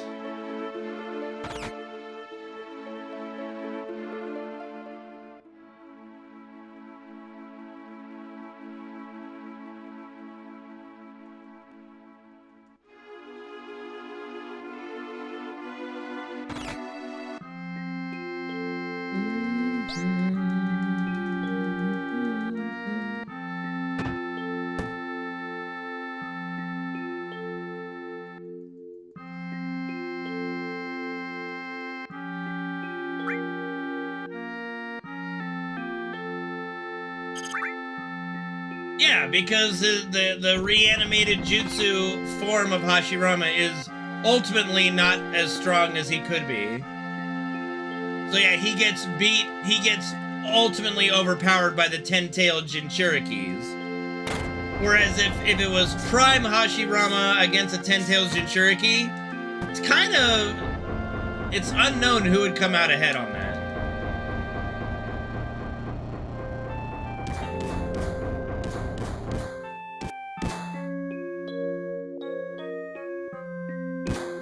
I don't know if there's a stronger jutsu in all of Naruto than Hashirama's Thousand Arm Cannon jutsu. That's just fucking retarded. It's like, it's just broken.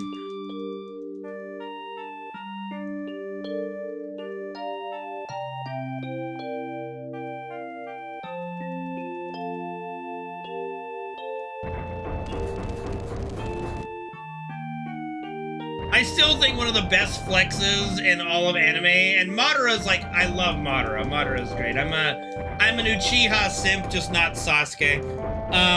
One of the best flexes in all of Naruto was when he does the,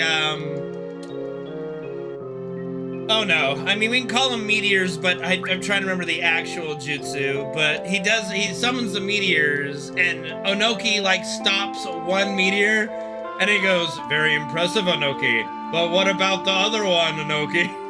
And then you see the other one, it's like, oh my god!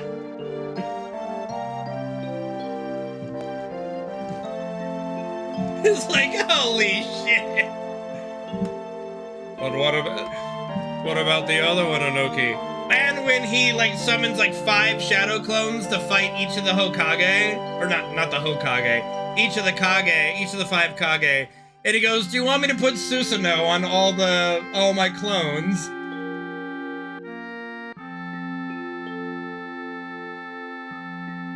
Like, Madara's probably got some of the best flexes in all of anime. He's just such a cool character.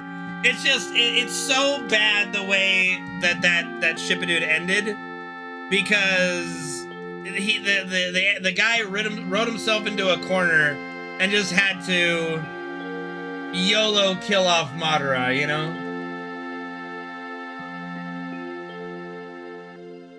Like, he made a character too powerful that you needed just kind of randomness killed him. Would you like my clones to use Susanoo? And they're all just kind of like, no fucking way.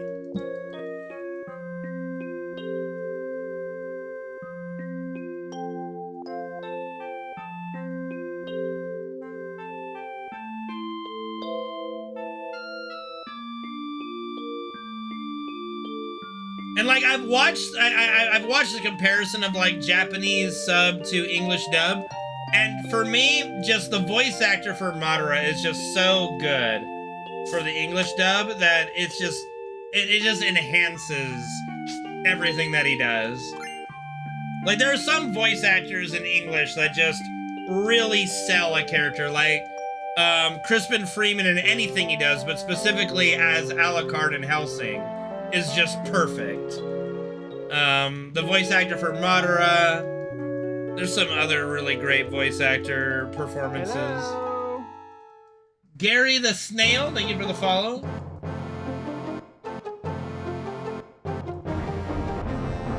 Yeah, but I guess that just kind of shows how OP Madara is.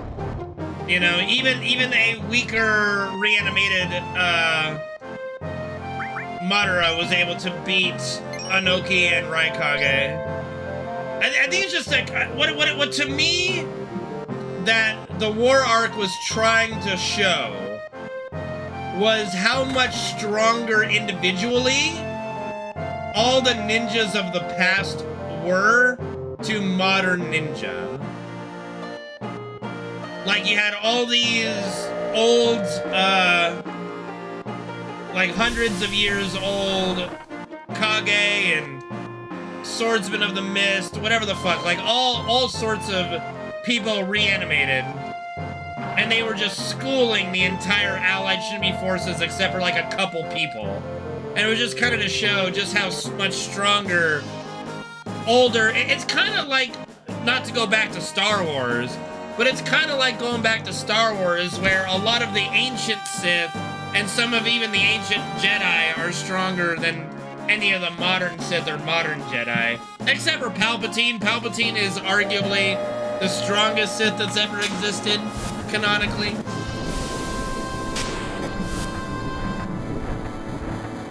It does help, but I don't remember if Madara ever got blitzed to the point where his clone needed the infinite life hack. And that being said, if Madara was actually able to die, would he have taken the fights where it did occur seriously and avoid any damage? Yeah, that's the only one I remember. I don't remember him getting blitzed by anybody. It was like, so I don't even know if that would have mattered.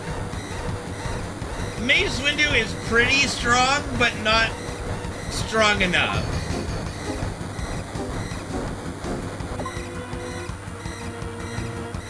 Like, there's definitely a lot more in Legends about ancient Sith, like, that are stronger than, you know, more modern Sith than there are of ancient Jedi being stronger than modern Jedi.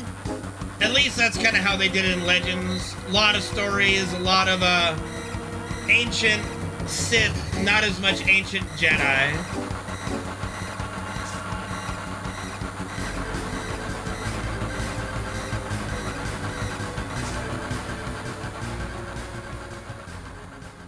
Okay, so Itachi has some hacks to him. See, this is what I've noticed about the guy who wrote Naruto, is he'll make characters that are just stupid OP and go, okay, well, no one can actually beat them in a fight, so I've got to kill them in a different way. So for Hashirama, it was, hey, he just died randomly off screen with some illness that is never explained. And Itachi is the same way, okay? 1, 2, 3, 4, 5, 6, 7, 8, 10, 11, 12, 13, 14. Itachi is the same way. We'll give him some chakra illness that he can't cure, but he'll, you know, do the best he can to survive up to the point where he lets Sasuke kill him. But Itachi is he's just too broken to leave alive. Whether it be through his Genjutsu with Tsukuyomi or his Yadomir and Tosuke blade that he could just one-shot anybody. It's crazy.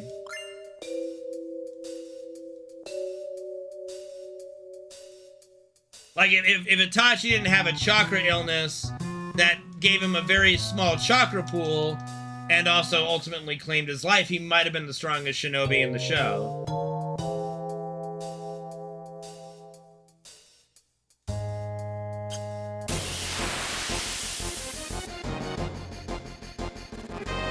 Now, overusing the Sharingan... So here's how the Sharingan works. Is the Sharingan, every use of a Mangekyo, like if you use regular Sharingan techniques, it's not necessarily... Like just watching chakra, for example, it's not going to deteriorate your eyesight. But specifically using Mangekyo Sharingan powers, like... oh god, the Black Flames, Amaterasu... Susanoo, and any Mangekyo, Tsukuyomi, any Mangekyo Sharingan specific move is supposed to deteriorate your eyes. Kamui, but here's the problem with Kamui, and there are some theories as to why this occurred. Like Obito uses and abuses Kamui like crazy. Like, actually spamming it, and the theory is that the reason why Obito could do that is because of Hashirama cells. Yeah, so Itachi was given just a chakra illness, and that's what he dies from, you know?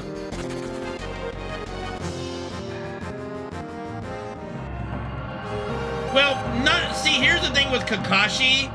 He doesn't use Kamui very much at all in the show until the end when he's amped up. 1, 2, 3, 4, 5, 6, 7, 8, 10. And every time he does use Kamui, but when he's not amped up at the end of Shippuden, he, like, has to go to the fucking hospital for a month. You know, like, he's just not able to do it that much.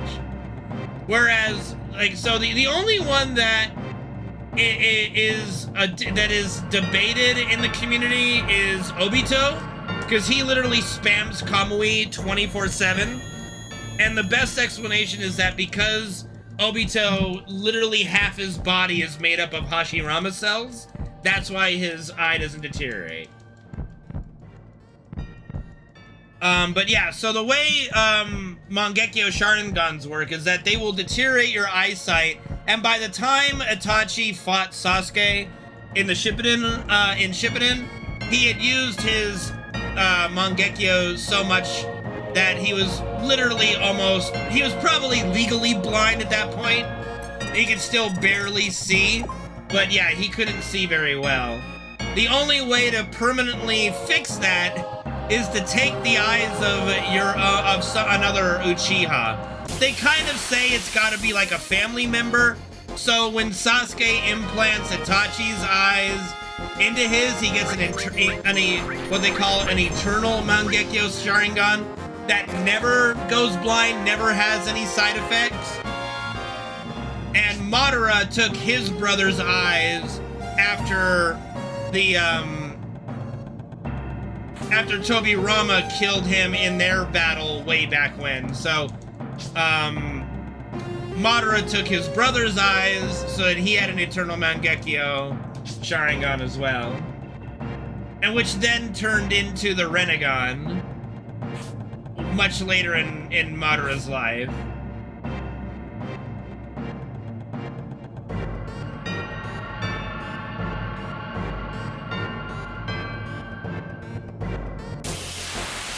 Yeah, no, like, it did get kind of absurd, chat member. Especially when it showed how, what's his name, oh! Come on! Danzo. The way Danzo abused.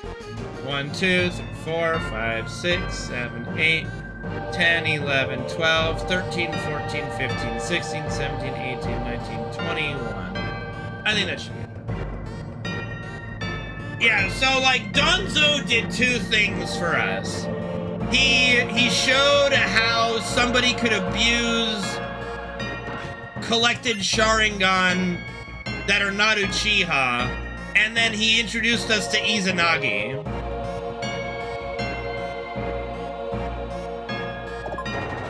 So Danzo served two purposes. One was to show kind of like the price that Danzo...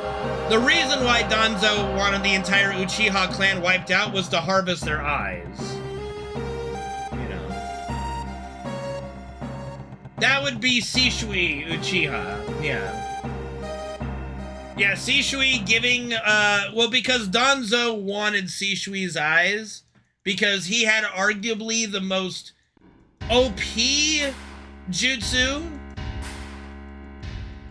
with it, which is the... Oh, God. How am I forgetting this? No.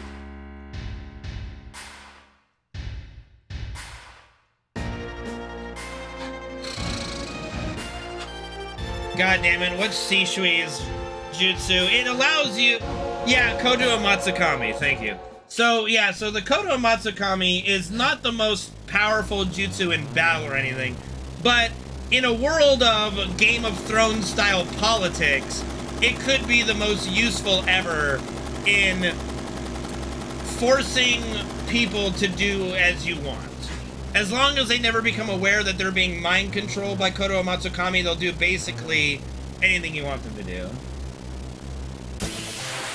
I mean, I guess, but it's like, it's really a one-time use, so I mean, maybe you could argue it's the most powerful in battle as well. Well, one of them had a cooldown of 10 years, the other eye a cooldown of about 1 year.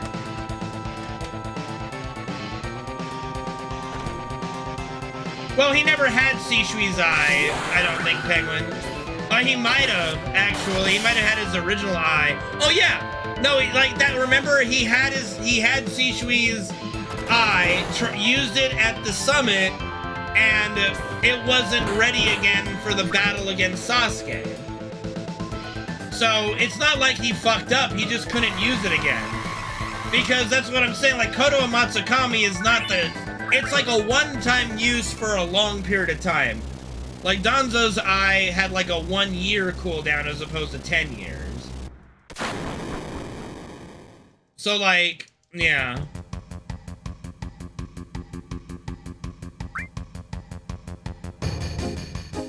Like, let's just say Sharingan are kind of broken. How many resources did I think? Like 2?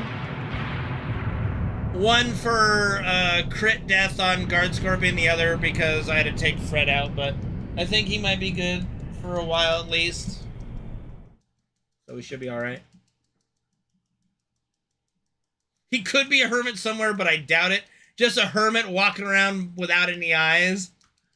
Nah, he's dead. He's dead. Fucking Itachi would have found him if he was alive somewhere. Like, we know that. Like, come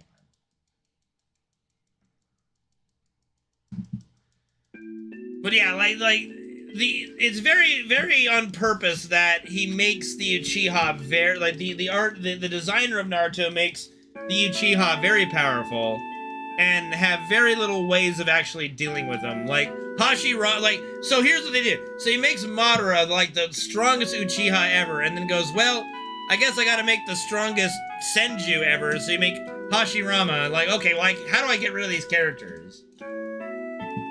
Yeah, I've seen that. I'm like, yeah, that's pretty cool. But, like, so he had to kill Hashirama off with an unknown death just off screen.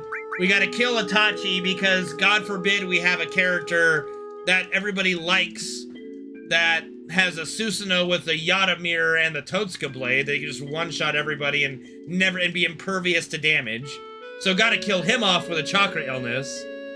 And then, oh no, I made Madara too powerful. I guess we gotta just have Black Zetsu just shove an arm through his chest. Which, I don't know about you guys, I think Madara could heal that. So I don't know why the Black Zetsu hand through the chest was so GG to 10-tailed Jinchuriki Madara or Sage of Six Paths Chakra Madara, but whatever, you know, I guess it's fine. I guess you do what you gotta do. And then it's quite literally, they give him the worst death ever. They just blow him up into a balloon that explodes into... what's her... Kaguya. Like, yay. No, I don't think that happened. I don't believe so. I don't think this Black Zetsu would have the capability of doing that.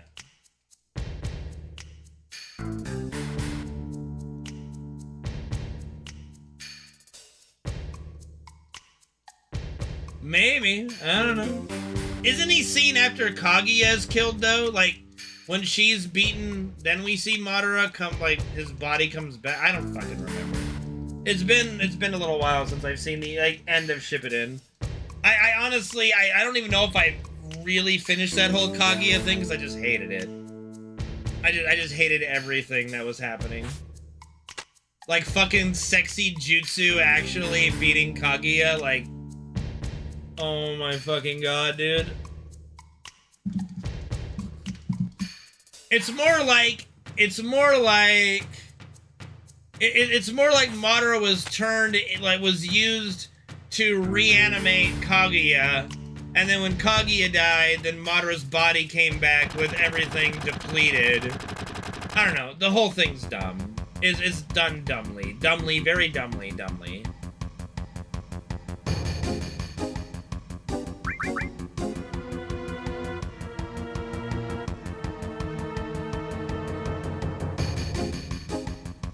What the fuck? Bro, I gotta do something with my step counter. I'm like getting way too ahead. I mean, I guess it's not a bad thing if I'm aware of it, but Jesus. I don't know what I'm doing that's getting me so far ahead here.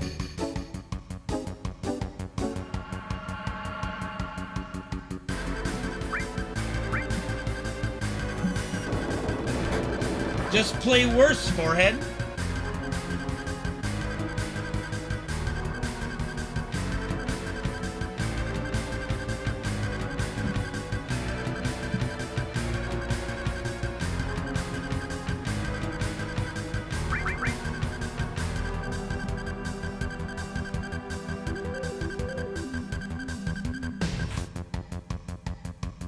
Kind of lazy they don't even show the guard trying to chase her, right? Like, at least tell her to run and have the guards coming up the stairs after her or something. You know what I mean? It's just like, run, okay, and the guy's like, oh man, she ran. Sorry, boss, she just kind of turned the other way and ran. Did you follow her? Oh. I was supposed to follow her? No, boss, I didn't follow her.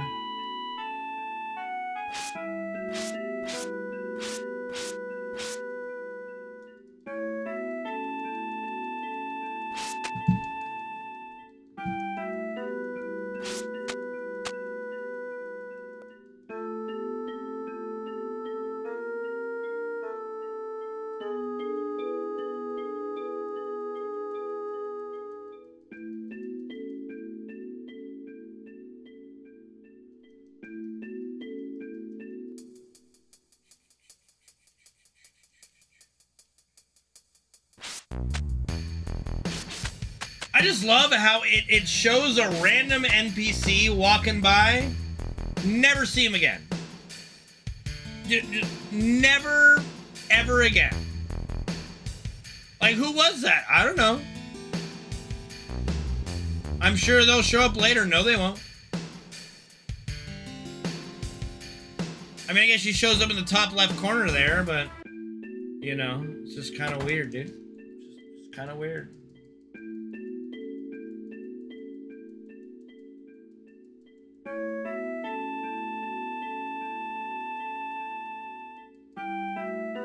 You know what, Holy? I thought that would make a great t-shirt. Even gods are horny and have just like a giant picture of Zeus or something. Sap, thank you for the 200-bit cheer, man. Good to see you, dude. Thank you for the support.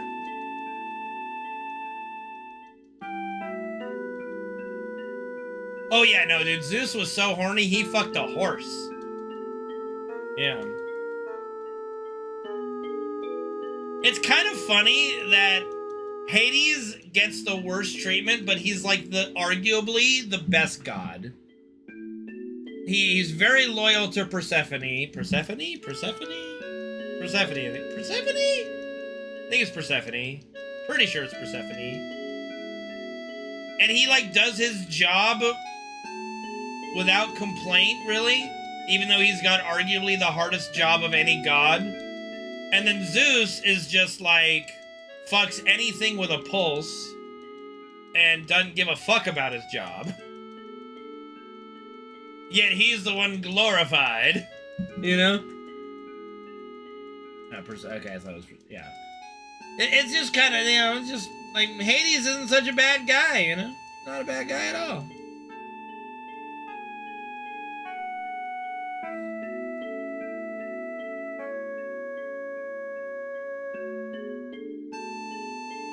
Well, I mean,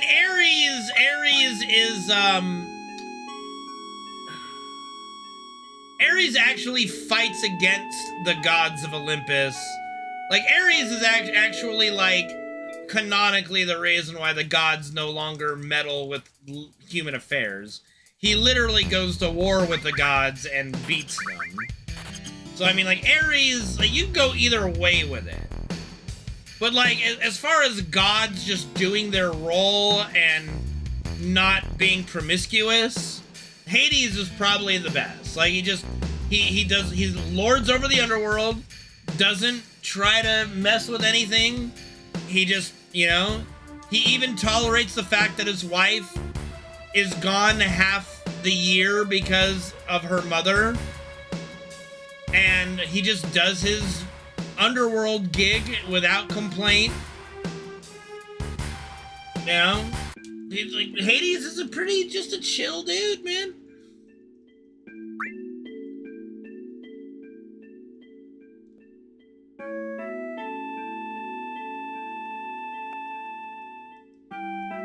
Like if we're gonna put, like, if we attach, like, Greek gods to American Pie, Zeus is like Stifler, and Jim is Hades.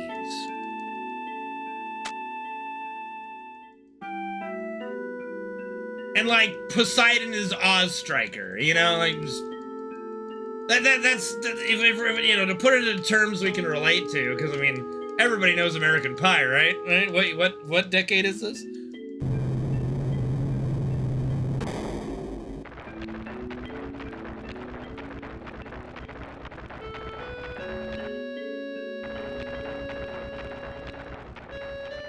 Like, if you think about it, Ares is kind of a dick because he is, you know, going to war with the gods, and whether it's justified or not in your mind, he's still committing patricide and shit like that, or at least attempting to. He doesn't actually kill Zeus, but on the threat of killing Zeus, he does make them make the deal of not to interfere with human affairs anymore. And then the humans lose all favor with the gods, and then go through years and years of famine, and you know.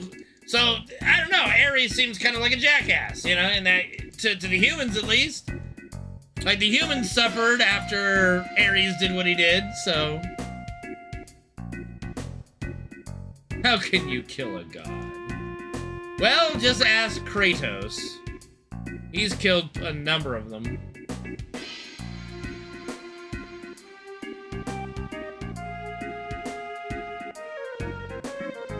It's kind of funny how the God of War series stayed true to mythology to a little bit, and then, you know, mess with it a little bit. Like, their portrayal of Hades and Persephone in the God of War series is just incorrect, but it's still awesome. Zeus is pretty spot on, though.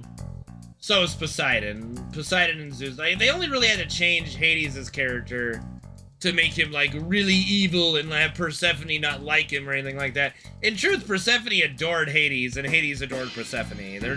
They were like the most blissfully married couple in all of Greek mythology. It's sickening, actually. It's literally gross, just how much they loved each other. It's nasty. God. Like Princess Bride levels of mush.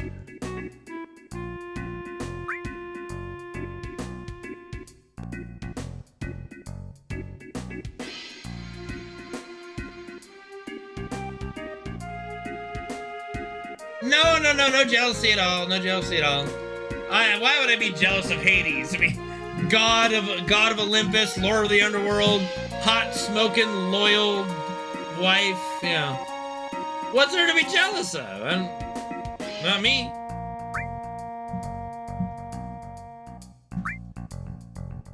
Man, I should have gotten Chinese today. I really dropped the ball there. I have a Chinese craving. I'll probably try to get some Chinese tomorrow.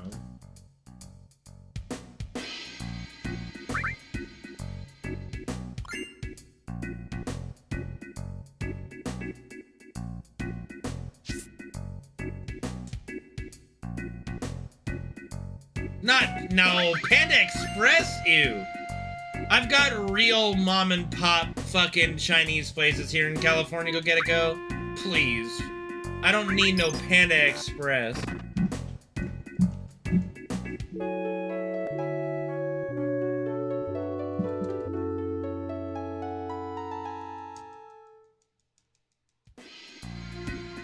No, I don't like chicken fried rice. What I usually get is so I'm a very simple man. So my usual order is like a 3-item combo, all steamed rice, no chow mein or anything, just all steamed rice. Usually 2 chicken, like 2 teriyaki chicken or whatever their version of the chicken is there, and then barbecue pork. 1 barbecue pork. That's usually my order. And usually it's good for 2 meals unless I'm really hungry, then I can eat all of it at once. But usually it's good for 2 meals. And it reheats really nicely too. I don't know if I've ever been to a Panda Express, actually. There's just so many good mom and pop places to choose from. Never really had the need to go to a Panda Express or... Is there another famous chain? I don't think so, right? It's just Panda Express.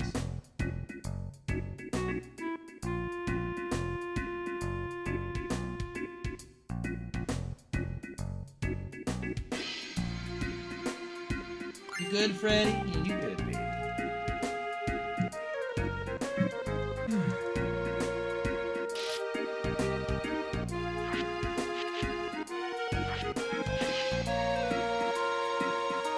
And see, we're already almost back to the exact place where I stopped earlier, you know?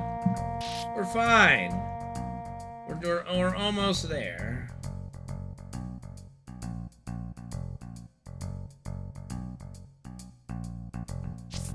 This is fine. God damn it, 7 o'clock? Fuck me.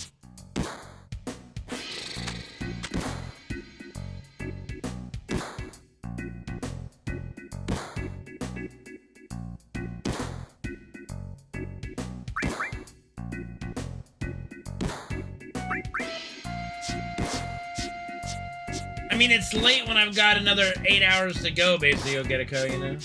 Always Midgar, yeah. Not always. I mean, yeah, we always have to start here, you know? That's kind of how the speedrun works. Always starting in Midgar.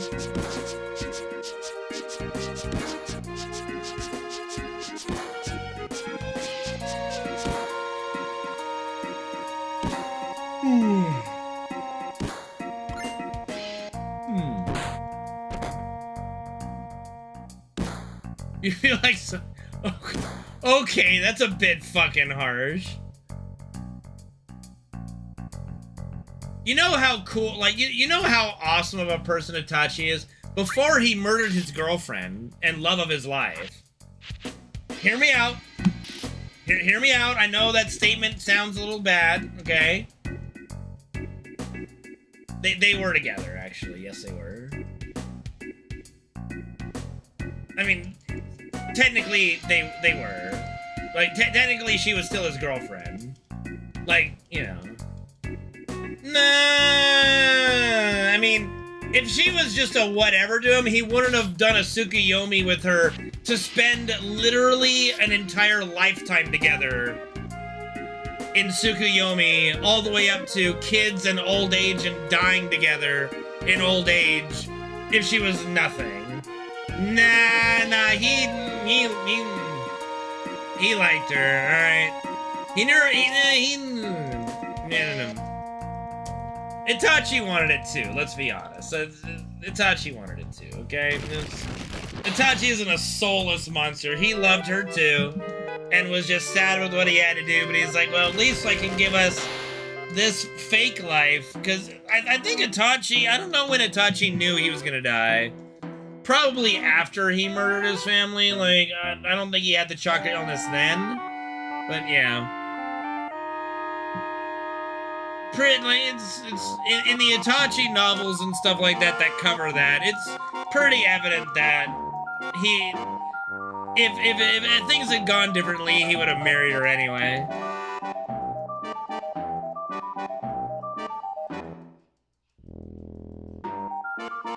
I don't know about late, because, like, when did he start? He was starting to get medicine.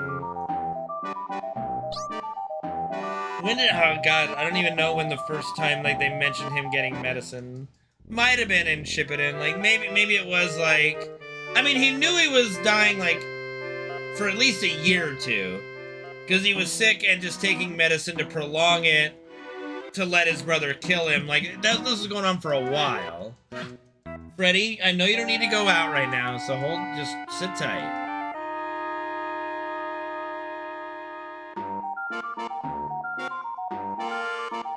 Probably. That's true. Maybe, yeah. And when would that have been? Like, how many years was Orochimaru... How many years had Orochimaru been gone from the Akatsuki? That's a good question.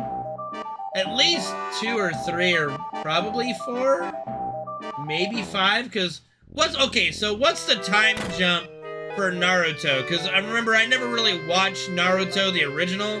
Like, he's 16 in Shippuden, right? How old is he in Naruto? Like, he goes off with Jiraiya for at least 4 years, right? So I think that time jump is also how long Orochimaru was out of the Akatsuki.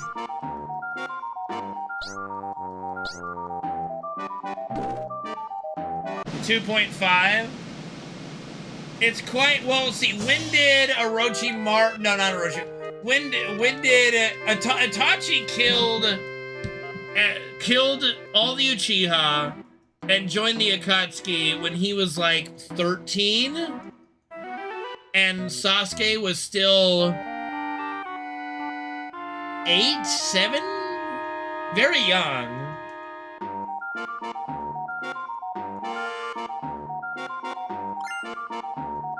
Man, I'm working on it. Go get it, go. I'm working on it. I mean, this is lore that I wouldn't know because I haven't watched OG Naruto because I just can't stand it.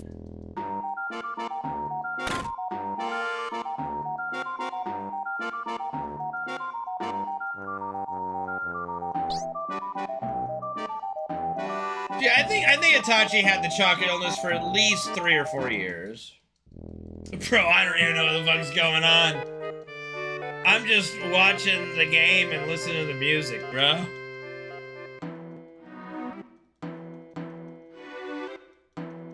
I'm sorry you're not a man of culture, Alex, and haven't watched Naruto Shippuden. I'm sorry. My bad.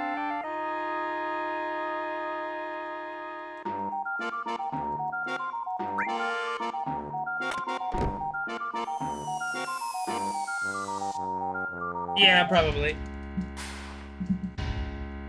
USA, USA. Before I streamed, I was able to catch that US won their first gold in swimming. Oh, what a surprise. Right before I started streaming, so yay. You mean the tuning exams?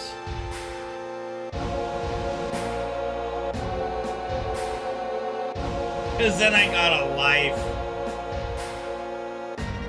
Yeah, the only arc I've ever watched in Naruto is the Zabuza arc.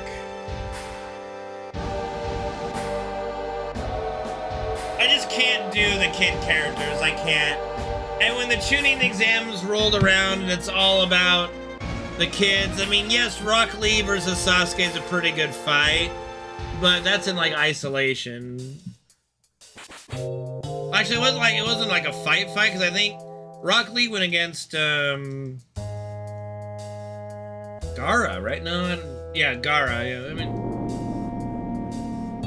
it's a good fight, but again, kids, man, kids. Yeah, man.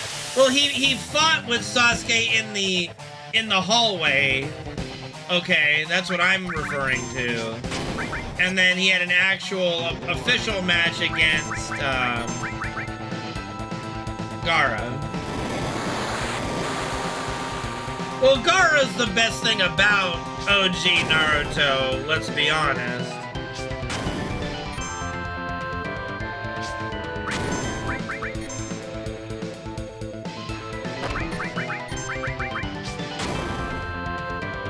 And then, still a little bit of a fight. It's still technically a fight. Still technically a fight.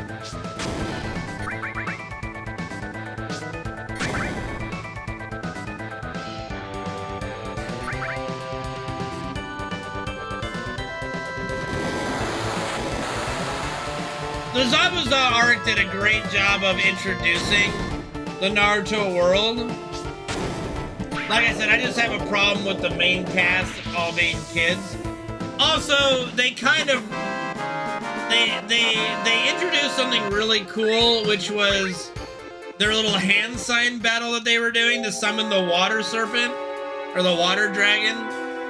And then they never did that again. They just kind of cut hand signs out of everything and just did it super, super fast, and it kind of makes Zabuza look like a novice ninja at this stage, you know?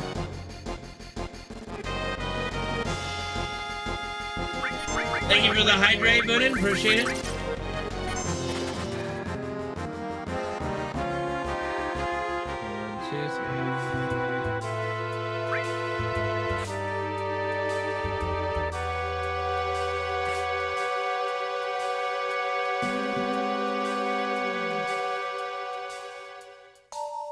It's like the creator of the show did a fun little like hand sign battle between Zabuza, and then Kakashi, the copy ninja, who's copying his hand signs, and then never does it again.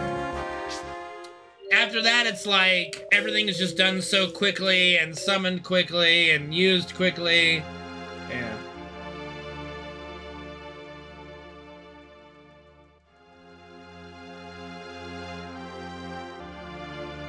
Yeah, but that it's a very cool part of that opening arc, you know? 1, 2, 3, 4, 5, 6, 8, 10, 11.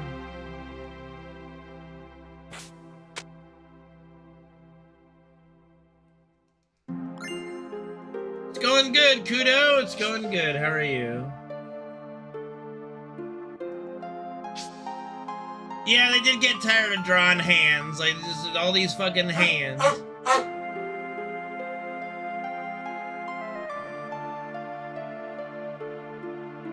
Well, they are in the remake. Just a little different.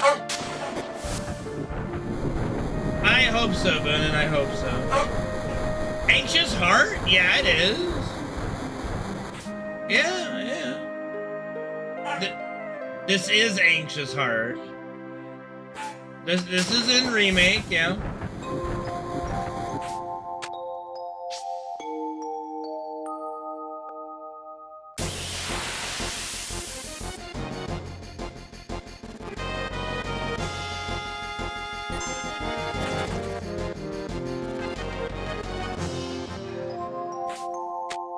Man, I don't remember. I don't remember the exact. It might even be here. It might even be rendition of it, but I remember it being in there.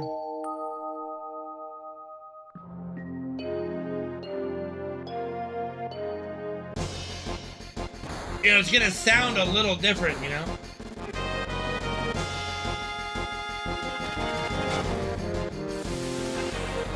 But I do remember Anxious Heart being in remake.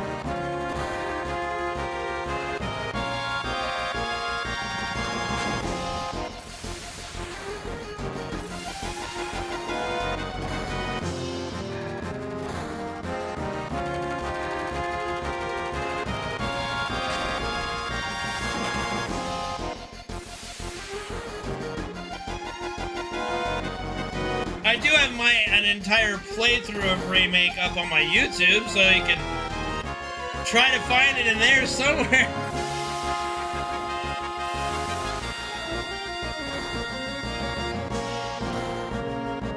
I'll try to, if I can remember, I'll try to listen to the remake version of Anxious Heart then a month later, and I might remember. I might remember where it popped up in.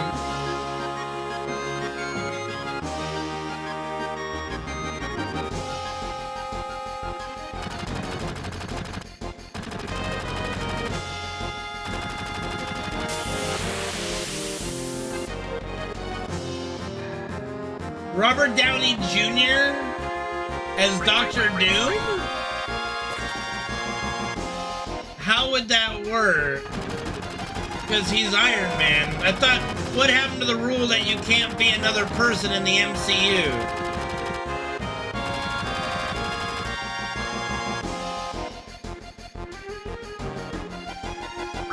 Or is Dr. Doom DC and I'm retarded? No, because Dr. Doom is definitely in Marvel vs. Capcom, so he's definitely Marvel. Then I'm very confused.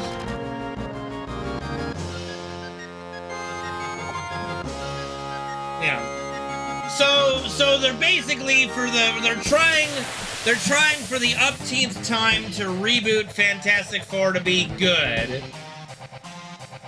Right? And so they're desperate that they're gonna pull out the RDJ card to have it not suck wiener.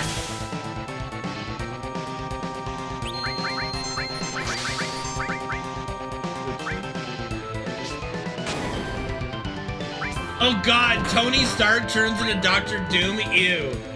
Ew!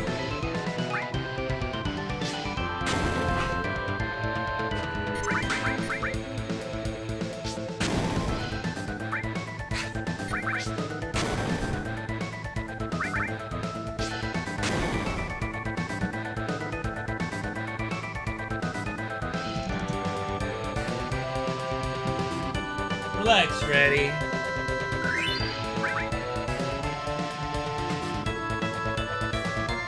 I mean, I guess that's true.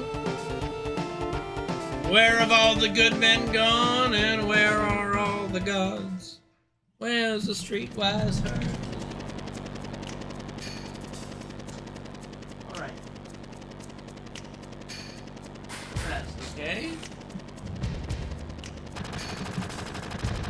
Oh God, didn't they already try The Rock with Black Adam or something? And it was just a complete fucking flop.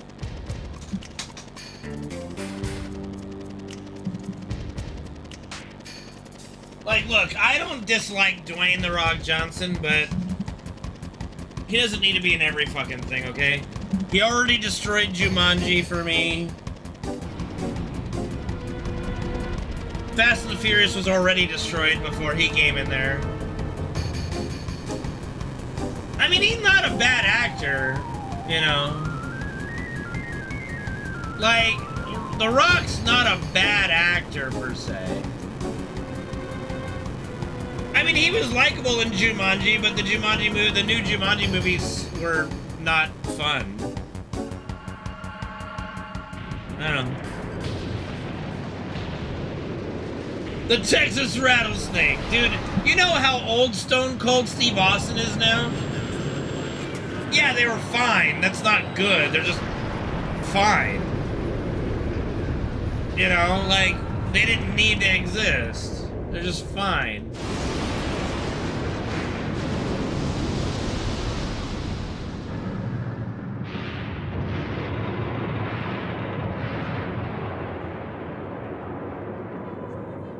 Like, the villains in the new Jumanji movies are awful.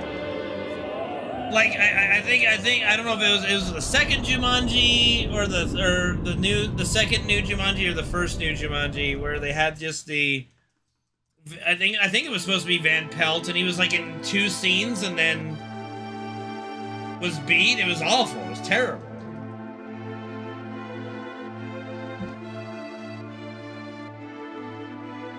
It wasn't very good.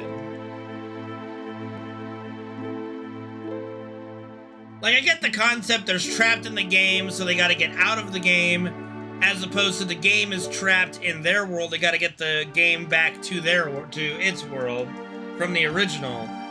But there was just something more thrilling about the first one, where what they're doing and everything that's happening is affecting the world they live in. And there's more stakes there.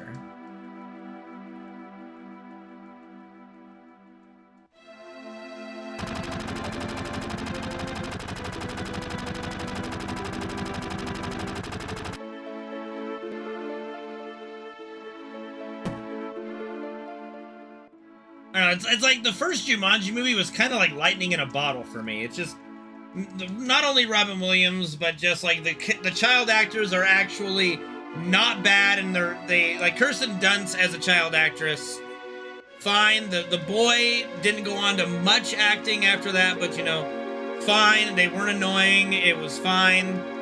So they didn't annoy me. And then of course Bonnie Hunt is always funny.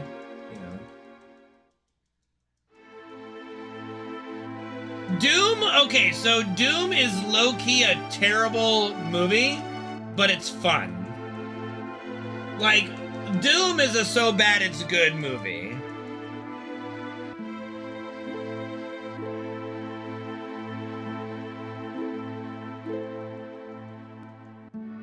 Semper Fi, motherfucker. Like, you could tell, like, here's the thing about the Doom movie. You could tell everybody who was in the Doom movie was just having a good time, alright? And the first-person shooter, like, section where Reaper goes first-person, that was great. That was very well done.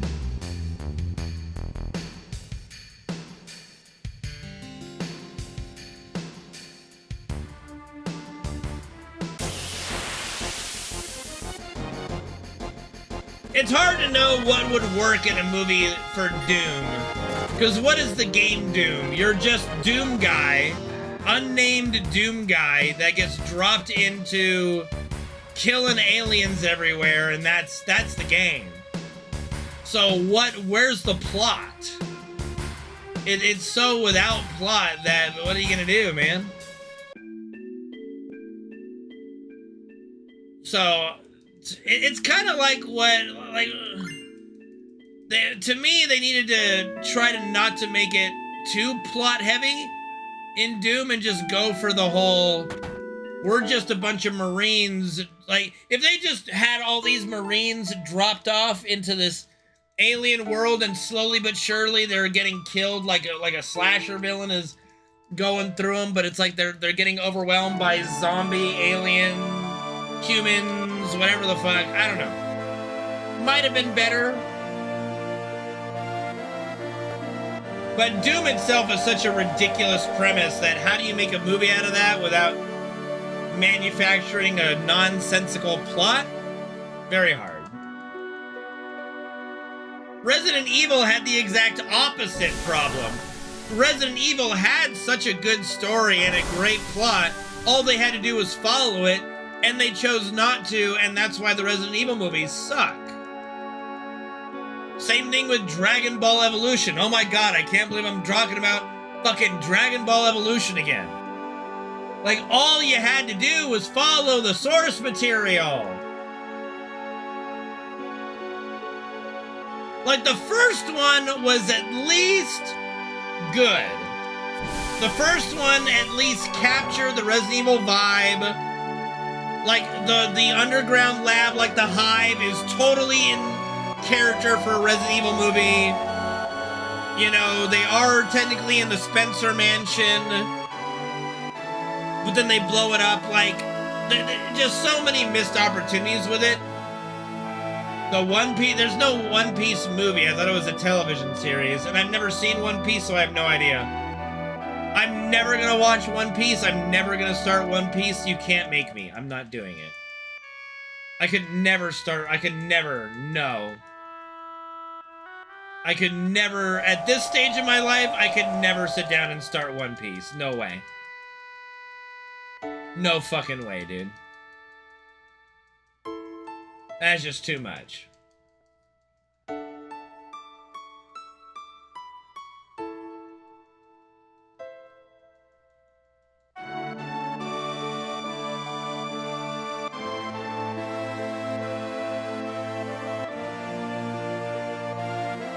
I mean, I might someday, but you know, not today though. We'll see. Not ruling it out entirely. Just not high on my priority list at the moment.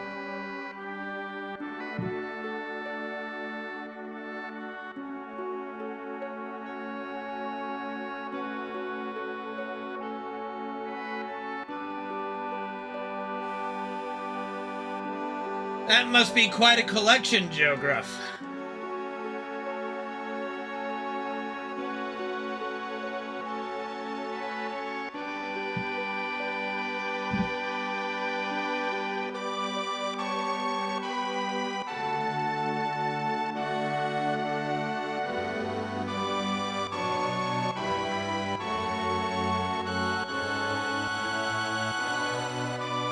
Like, just be happy I expanded my horizons this year to watch all of Berserk, okay?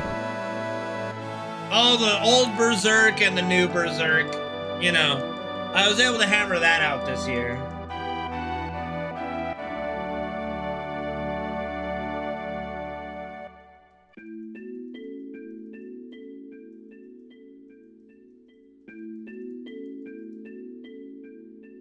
I like dark shit. I like it. You know, if it's good, I like anything, you know. I don't have too many dislikes of genres or styles.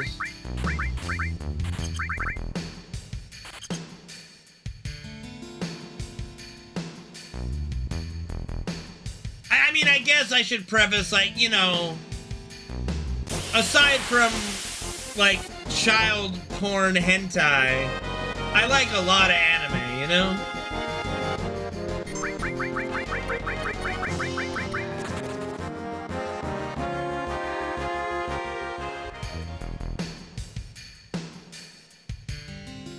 Like, Gabe keeps wants me to watch the Blue Girl, and it's like, no.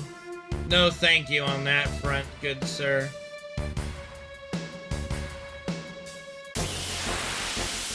Oh, I also did, like, I did recently just, binge Golden Boy.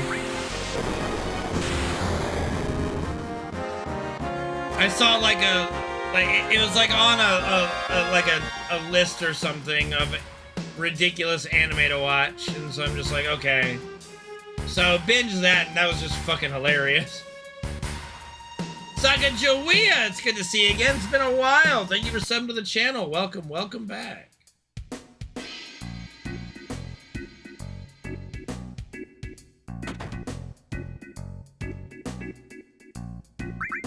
Alright.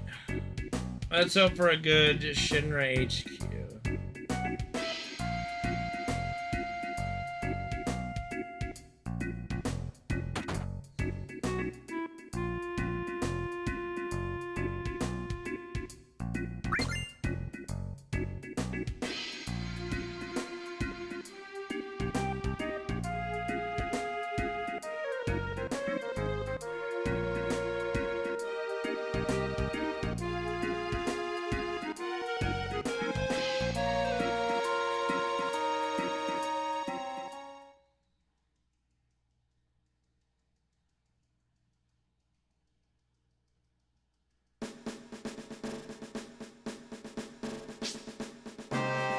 Thank you, Mozzie, for yet another hydrate.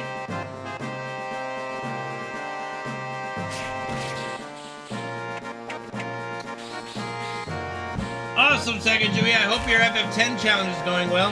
And thank you for the Prime Gaming sub for 4 months. Really appreciate it, Second Jimmy. You guys make my stream possible, so thank you. And yeah, I have a feeling I'll be running this game until I die.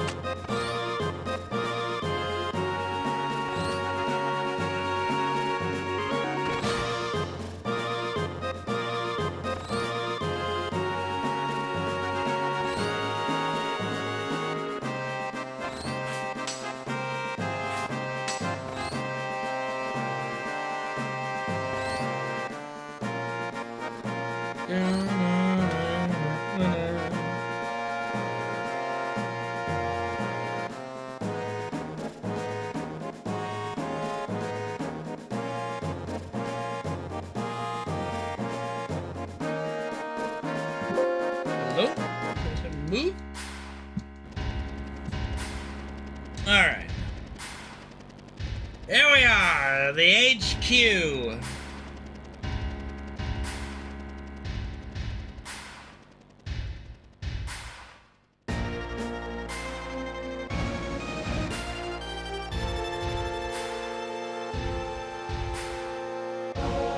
What up, nigger? Good to see you, buddy. It's been a while.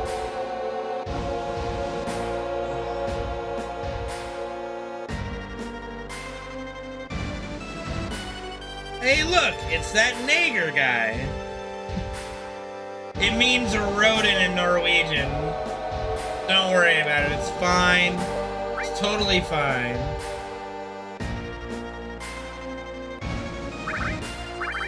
Nope, we were already on wait. Whoopsie doopsie, forgot. Fine. It's fine. The last stream ever. No. I am just saying his name. There's nothing wrong with that. It's not racist either. Even though, like, okay, I can remember, like, God, at least, like, Nager's been watching for at least 10 years. The very first time he popped into the channel, it was like an explanation was needed.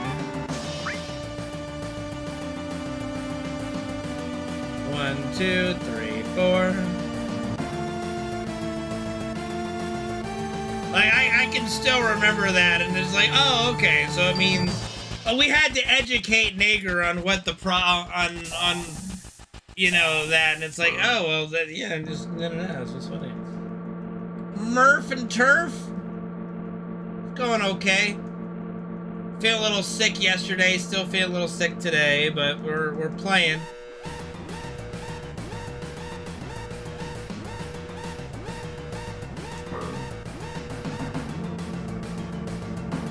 I had to miss a birthday party I was planning to go to today. They've been planning for a month because I wasn't feeling too well.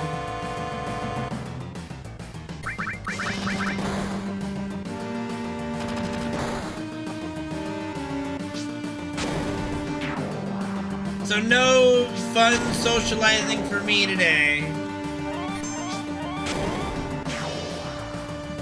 Raining?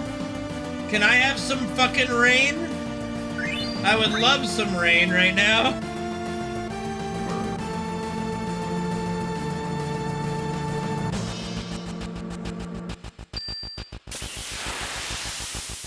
I mean, of course, yeah, I know, yeah. I meant like socializing in person. That's going okay, dude. It's going okay. You know, the day's been okay. I mean, I don't know. You never know who's gonna show up at a birthday party, right? But I'm not holding my breath. Lucky you guys.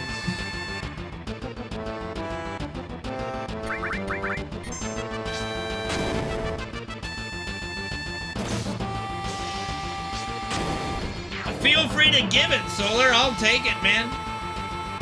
Do I think The Rock will show up where?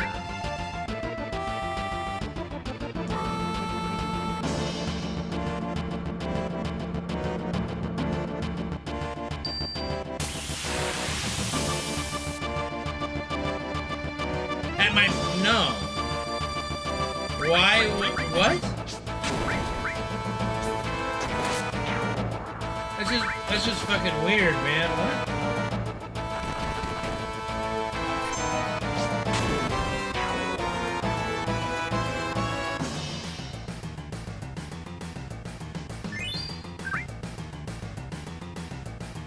I wonder how many days of rain California got. Phaedros, thank you for the follow. Thank you for all your support. Did I like Rebirth? No. I loved Rebirth. Love Rebirth. Rebirth was amazing. The only game I have ever platinumed.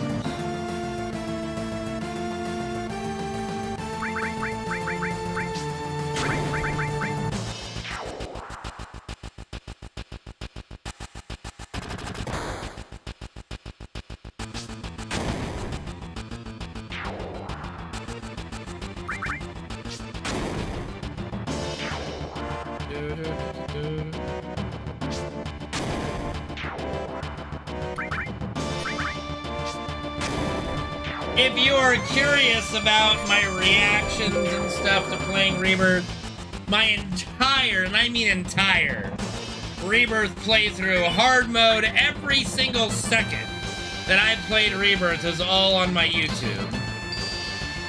I didn't play a single moment of Rebirth off stream. But like, if you're looking for shit to watch, then just sit back and do whatever the fuck. By all means, check out my YouTube. Make sure to like, subscribe, give a, you know, a comment on any videos that you enjoy. Really would help the channel out.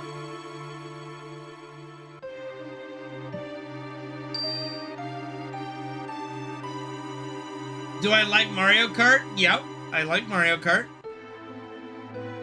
I haven't gotten like a new Mario Kart because I haven't really gotten any new Nintendo consoles.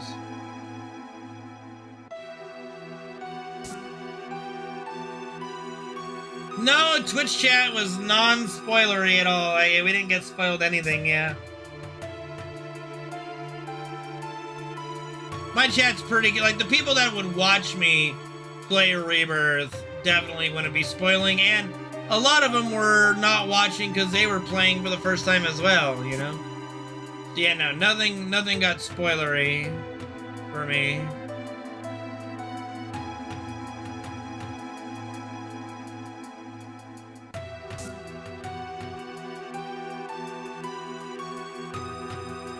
Yeah, and that was understandable, you know.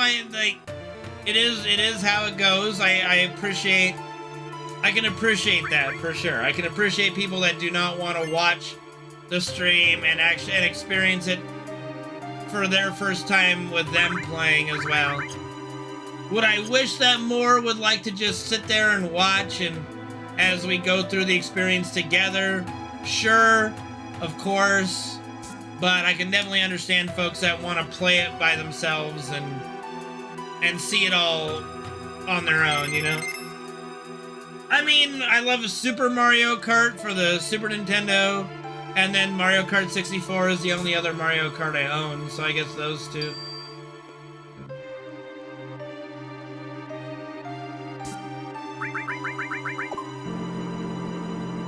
See, that's the thing. I watched one trailer and went, that was too much information. And then I refused to watch another trailer. Because I already was gonna play the game. Like, I didn't need a trailer. Like, the trailer's not for me. You know, I'm probably not even gonna look at the trailer. Like, I'm not gonna make the mistake and look at the trailer for part 3. I'm just not. Like, it's not like I need the trailer to convince me to buy the game, right? I don't need that. Right?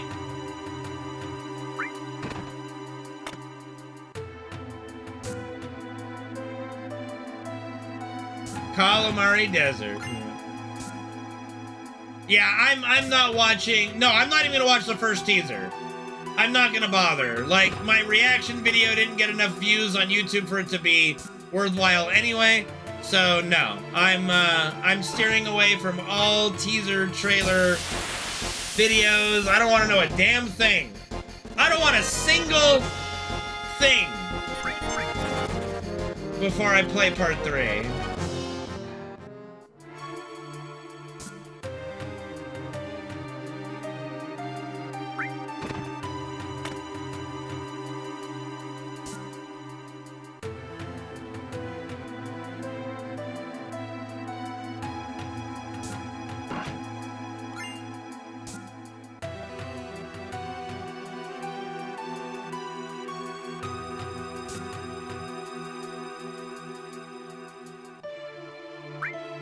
But yeah, I broke up all my Rebirth playthrough stuff, and there's some long videos on there. Then I did do individual boss fight, you know, videos if people just want to see a boss fight. Same with hard mode. So if you want to see my first playthrough of Rebirth, if there's anything that you're curious how I reacted or my take on some things, it's all there. Like, hundreds of hours of YouTube content out there for you. So just have at it. And if you do decide to watch it, make sure to like, subscribe, and throw a comment there. It really helps the algorithm, you know? And nope, I got it pretty quick, Kudo. You just, you know, you're just not as good as I am at getting Tifa off. I mean, for working out with Tifa, I mean, exercising.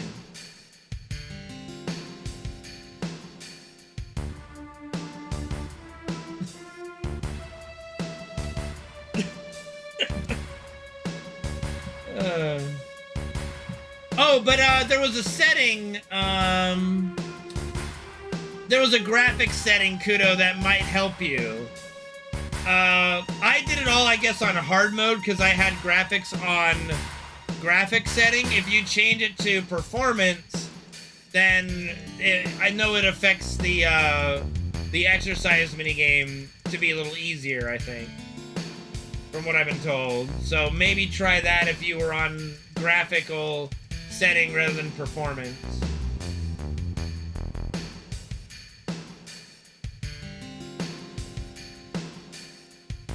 How many is variable? You know. Is there an option for busy? Dude, Rebirth does... Oh, you're talking about Remake? Oh dear, you're having trouble with the push-up or the pull-ups on Remake? Oh dear, I thought you were talking about Rebirth. I don't know. I don't remember it really being that hard, but I also did play it on PlayStation, so I don't know. I don't have Remake Part 1 on PC, so I have no clue. Cannot help you there.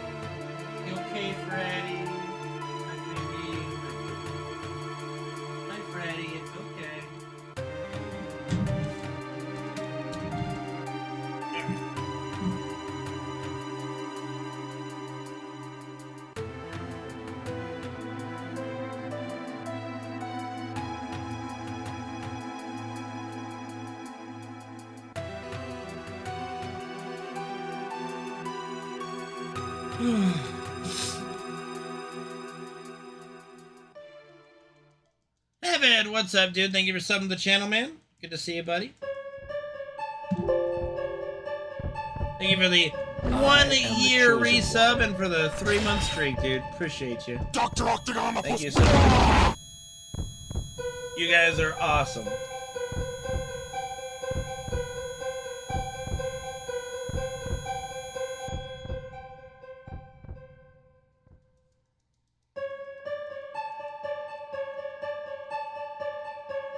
$1 more? You guys are being charged more for subs now? Oh, dear. Good evening, Oren. How are you, man?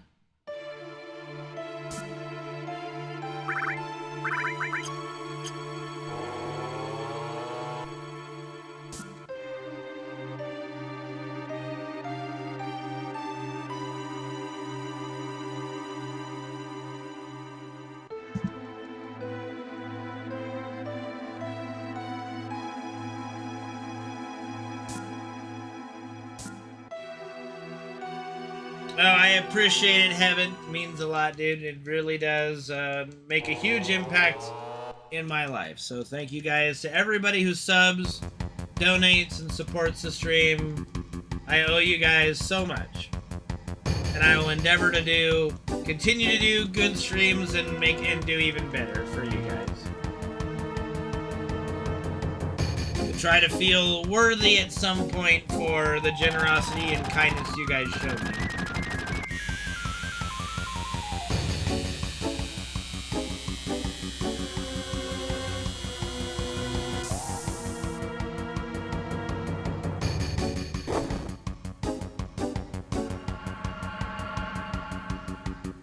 I mean, that's, huh?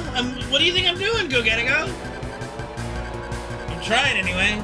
Arr, Pirate Tifa. Arr, matey.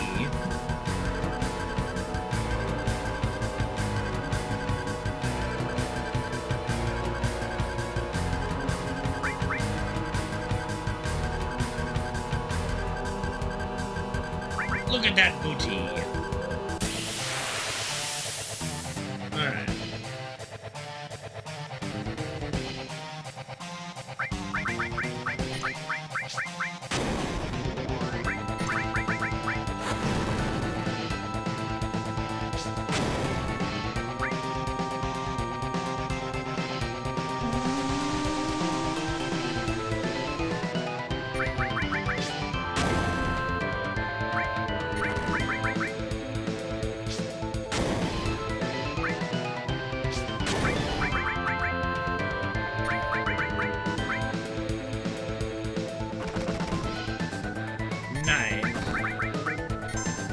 Doesn't really matter.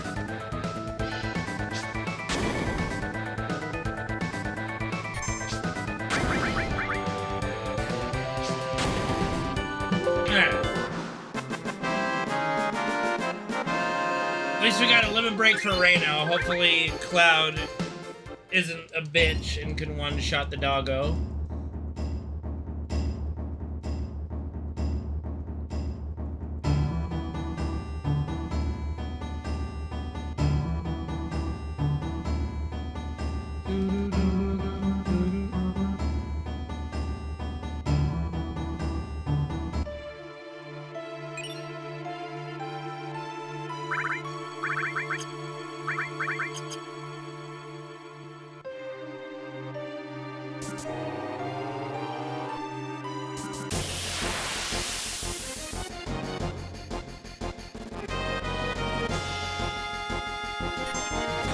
Escape.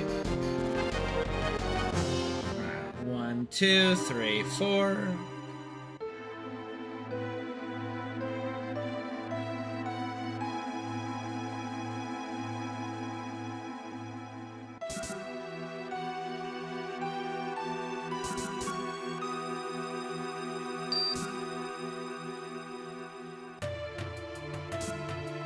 Would you push up, please?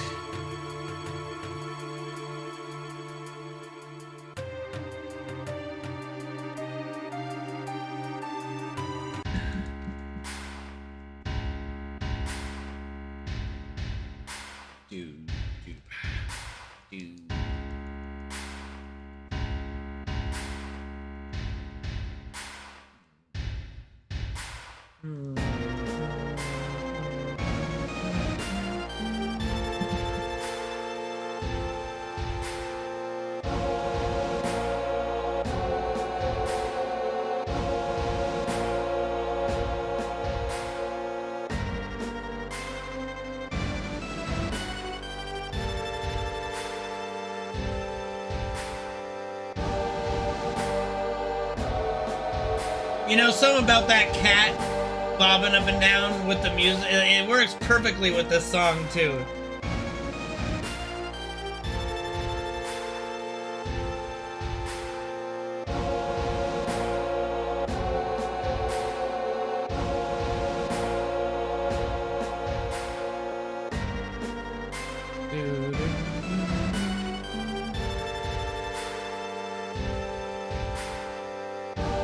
I always loved the bunny one.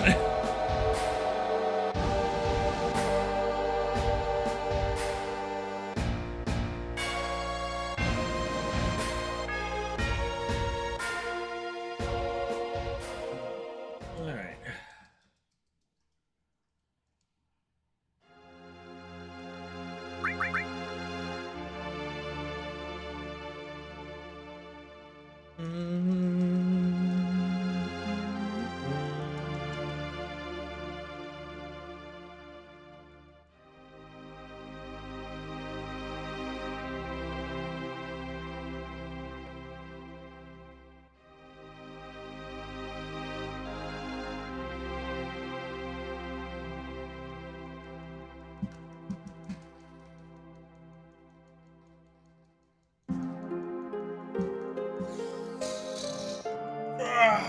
We really need to get out of Midgard. I'm starting to get tired here.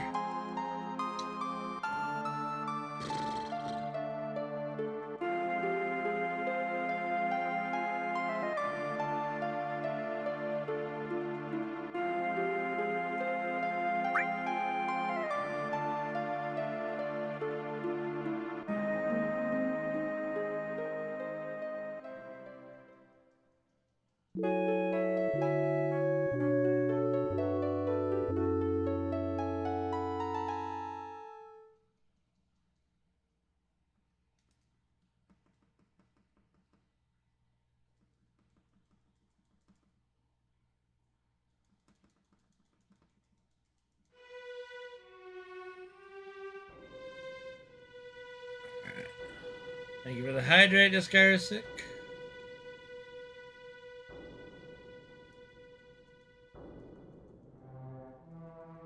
Whew.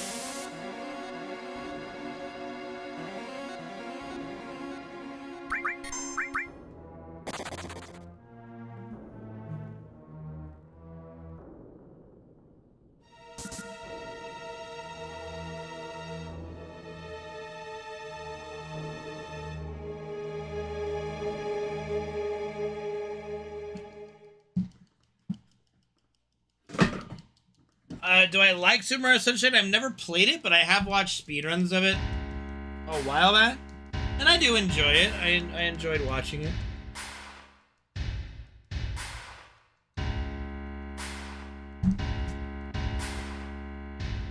But yeah, never played it. Like I said, I really didn't get another Nintendo console after the GameCube, so missed out on all those.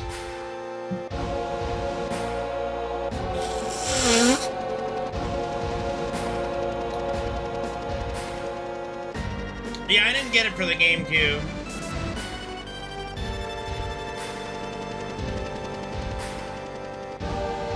Probably at that stage when it came out, I was really deep into my PC gaming of strictly like Counter-Strike and Diablo 2 and some Dota. Like that was like what I was playing at that stage.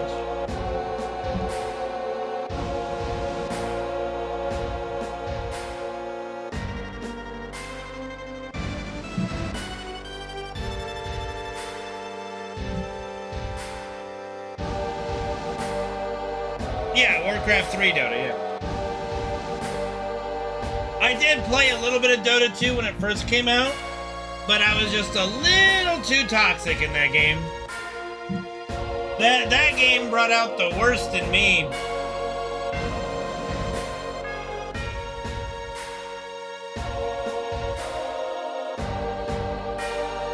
Competitive games tend to bring out the worst in me. I'm a very competitive person just by nature. And games like Dota or like Counter-Strike, even Dead by Daylight, what have you, like that kind of, the toxicity comes out a little bit.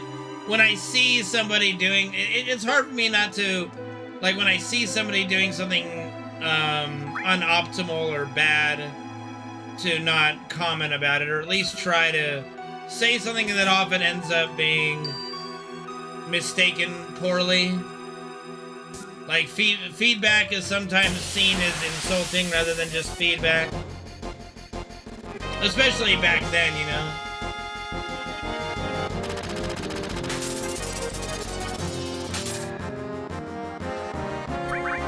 Like, whenever I give feedback, I am legitimately trying to just be, like, feedback, help out, can learn, become better, yada yada. But not everybody takes feedback kindly or what have you.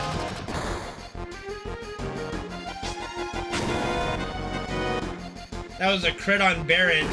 Is there a world where Barrett dies in this encounter? I don't think so. Hopefully not.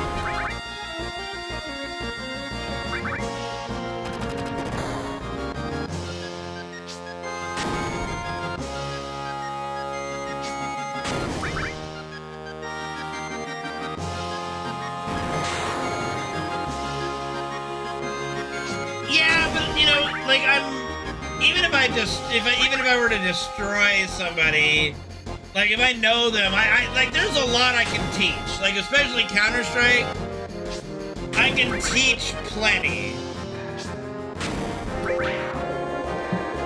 It's just a question, will they understand what I'm teaching?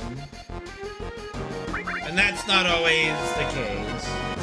Like, there's a couple of basics that you can learn in Counter-Strike that if you learn them, like, right away, you're,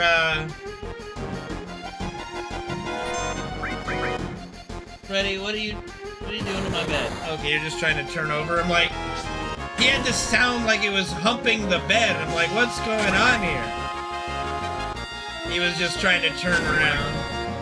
But yeah, there's like a few things that I can teach that are very basic, but very important skills in Counter-Strike. It's just, is the person capable of doing them is the question.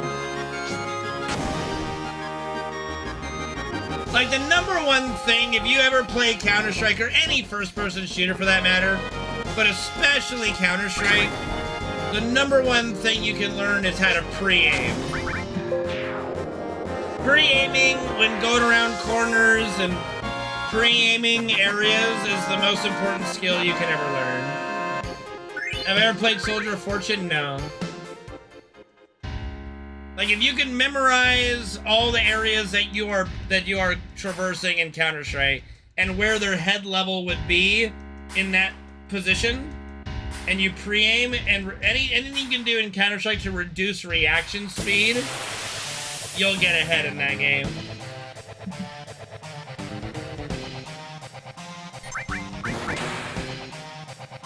Alright, this is like, I think, my third limit break. Perfect.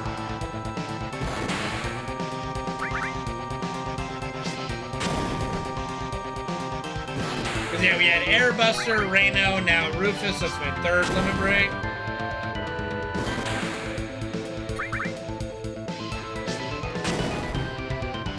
Oops, that's a miss-split. There we go. Still gold, but not that gold. Alright, perfect fight. That's basically the best that fight's gonna go. There's not a world where you get off the Braver before either the dog or Rufus does a move. But the move you want them to do is Rufus's shotgun, because it's very quick.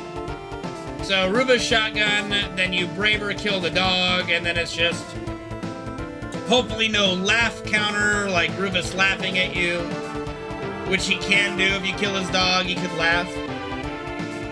And then just 4 grenades to the face. Fastest way to do the fight. So that was the fastest Rufus kill you can get.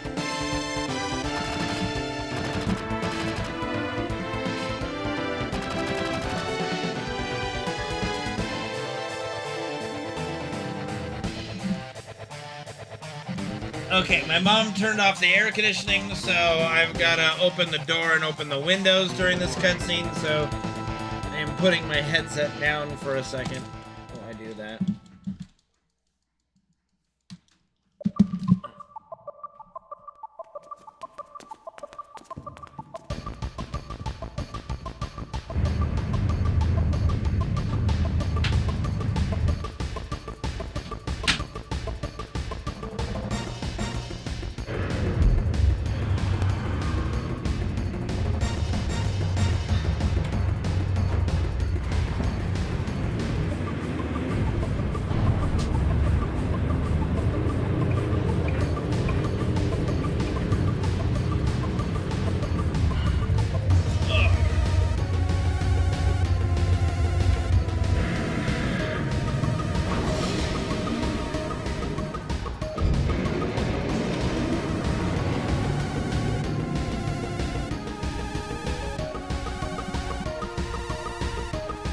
Alright, so now that my door is open, you guys, Mom can hear everything we chat about, so don't get me in trouble, okay?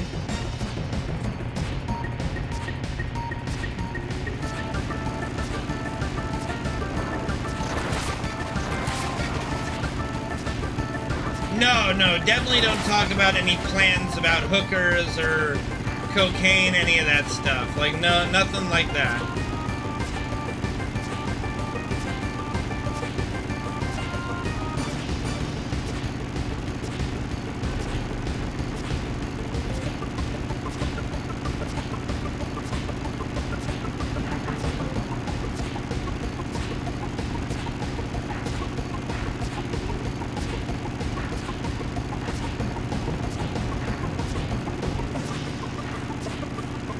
Speaking of Soldier of Fortune, never played that, but I did have one Medal of Honor game for the original Xbox way back then that I played.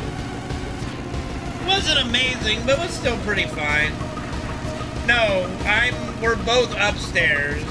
She's literally across, she's like the room across from me. And she doesn't have a door because of feng shui and some shit. So she's never had a door.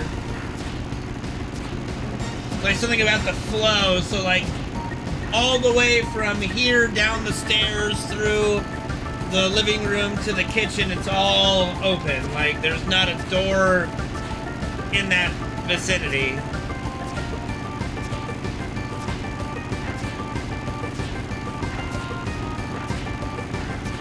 You know, there's just something great about those emotes during the motorcycle chase. It's great.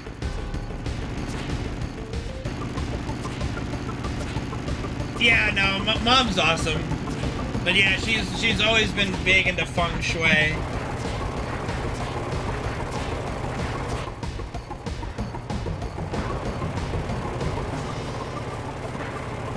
This is the most hype part of the game, really? Not Demon's Gate. No, I mean, oh yeah, I mean, yeah, first time experiencing the cutscene, the cinematic, and doing the minigame. Oh yeah, dude, I can see where you're coming from, yeah. Absolutely.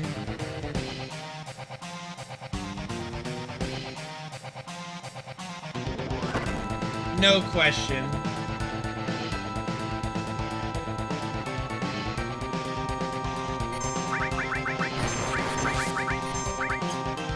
Double arm attack, hopefully no crit. Okay, no crit.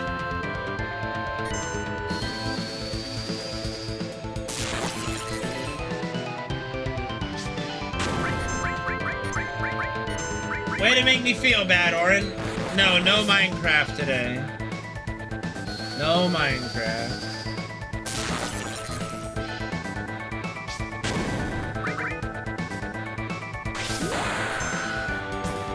You know what? The thing is, I never saw a commercial for FF7, so yeah, I had no spoilers going in, you know. I wanted to get FF7 because I played, or a friend of mine played it at his house when I went over there when I was a kid.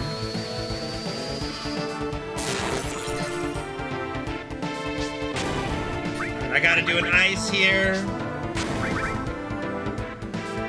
Bro, I still can remember just my reaction as a kid that leaving Midgard, it's like, oh my god, we're just getting started. I can still remember, I thought as a kid that the entire game was gonna be, okay, we go around the city, we blow up all 8 reactors, and then we go to the HQ, kill the bad guys, save the world. You know. Because I had never played a Final Fantasy game before FF7. So, I thought this, and like when we were at this point, I'm like, you know, this is the end of the game. Like, because I was used to Nintendo, Super Nintendo games that were not that long. So the idea of some 100+ hour video game was just foreign to me. And so then when it's like, when we got to the world map, I'm like, holy shit, I had never played a game with a world map before this game. Yeah, I never played FF6, so I had no idea, like, you know? Yeah, the funny thing is, I didn't have a memory card. Like, my parents didn't buy me a memory card with the PlayStation because I had no idea. Like, they didn't know anything about it, I didn't know anything about it. We never had to buy a memory card for any game prior. So, like, I would leave my console on for days, and then finally I just had to tell my folks I need a memory card. And they're like, oh, okay. There you go. You know, they didn't argue. They're just like, oh, all right. Like, my folks were always very supportive of my game playing. Like, they didn't bitch, they didn't complain when I wanted a new game. So I didn't ask for many. I wasn't like some kid that wanted a new game every fucking week. It was like, hey, I can still remember when we were in Vegas when I was really young, probably like 8 or 9. And we went to Vegas, and the MGM Grand had this really awesome, like, daycare center. So my parents would leave me at the daycare, go do their business that they were doing in Las Vegas, because we were there for, like, business first and then pleasure, which, you know, because my parents had an antique furniture store, stuff like that. So they would go to, like, these big conventions or these big convention centers with all this merchandise that they would buy at wholesale and then resell in retail, right? So they would leave me at the daycare center, and I played Legend of Zelda Link to the Past for the very first time. And I did own a Super Nintendo, so I asked Mom and Dad if we could get Legend of Zelda Link to the Past on the way home. I shit you not, somewhere around 10 or 11 o'clock at night, We went into the Toys R Us, got those yellow, you guys remember those yellow and blue tickets that you would grab? So you go, you grab the ticket for the game, and then you go to the game window, and they would go behind there and give you, you felt like you were, you know, somebody, because you're grabbing these old little tickets and going up to the back room to get the game. Okay, Freddy's trying to get off the bed, so give me 1 second here, boys. Okay. Yeah, they didn't do, my mom didn't do any gambling, my dad did like going to the casino. Alright, come here, Freddy, you're lucky we're at this part. Hopefully you don't have to go out. You just wanna sit down.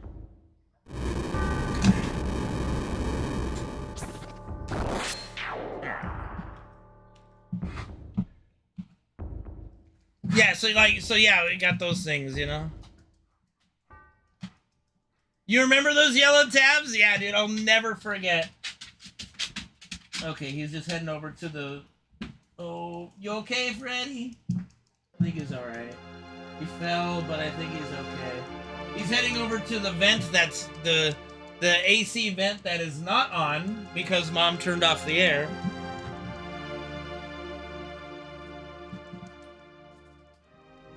I do miss buying games at Toys R Us as well. Yeah. Arthritis, he's old, man.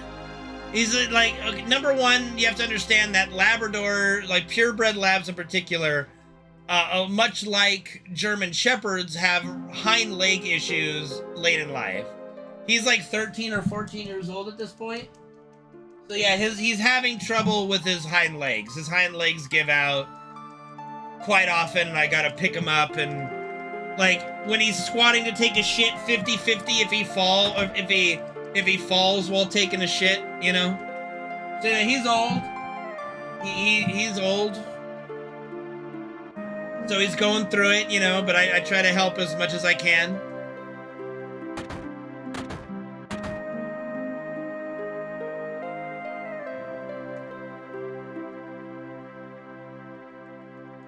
The other day, he did let me hold him up while he was pooping, which he's never let me do before, so maybe it'll be a little easier for him if I can do that, you know.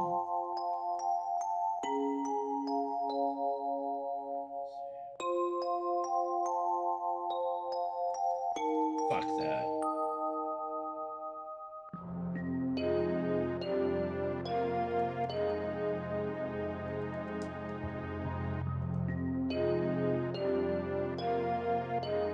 Damn it. Talk to me. Talk to me. God, fuck. I hate this picture skip sometimes. You either get it like first try or it's a bunch of shenanigans. Oy, oy, oy. Oy, oy, oy, oy, oy, oy, oy. Oh, come on, child.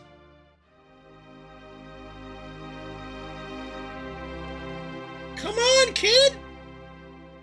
Alright. We're losing time now, boys. There we go. See, this is stupid. It's a stupid skip sometimes, but it's alright.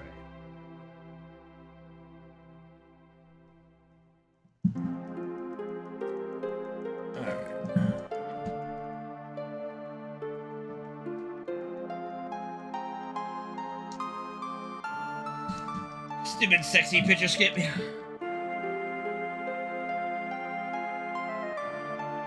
Yeah, Toys R Us. I miss Toys R Us, dude. I really do miss Toys R Us.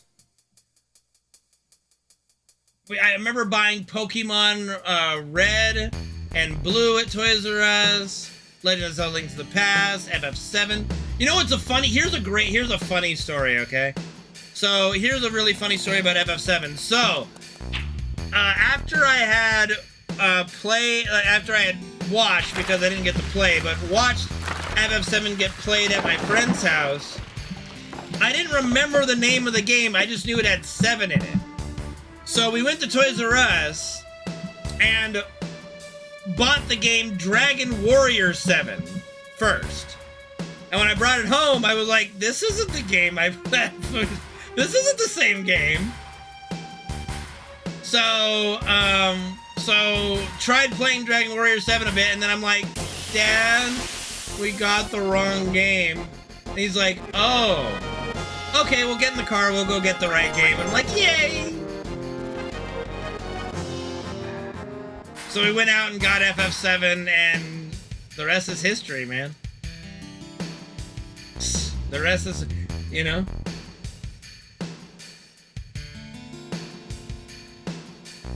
Motherfucker, I was like 10. Bunnin. Like, do you remember when you were a 10-year-old by any chance? Like, hello?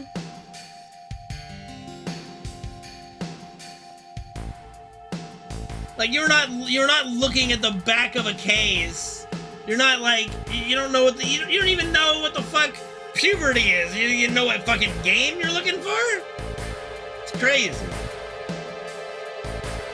I read manuals. I loved it. Dude, one thing I miss about modern gaming is game manuals.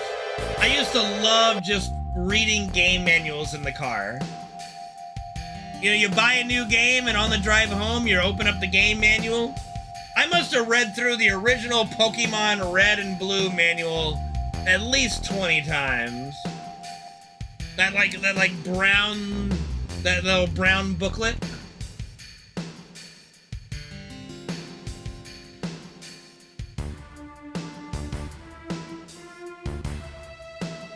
I never had Gran Turismo, but yeah, I miss all those fucking game manuals, dude. They're so colorful and neat and had fun. Like the FF7, like, look at this thing. Like, look at it. Like, I don't know if you can see, but look at this thing. Look at how amazing this thing is. It looks so good. It's the FF7 game manual is just, it's every page is quality.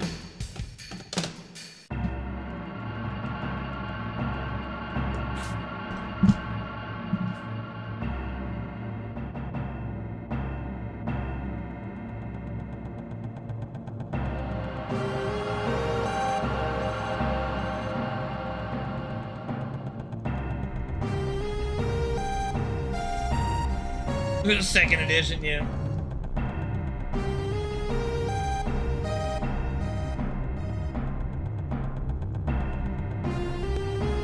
Bad for, you know what, dude? Okay, listen, for every manual you make, plant a tree, okay? It's fine, we'll take care of it.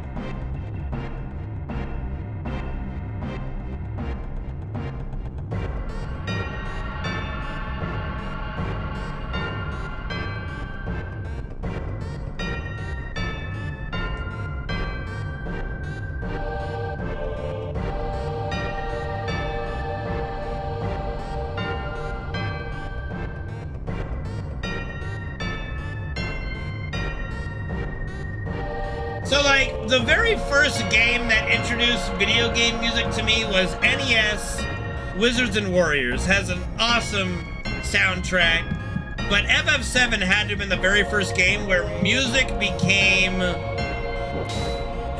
like, top 2, if not top 1, most important aspects of any video game.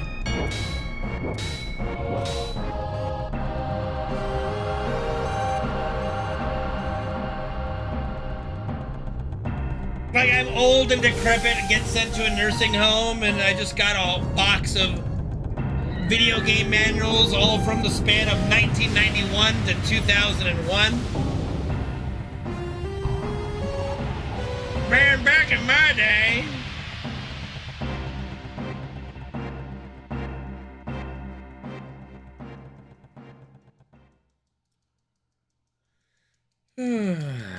Okay.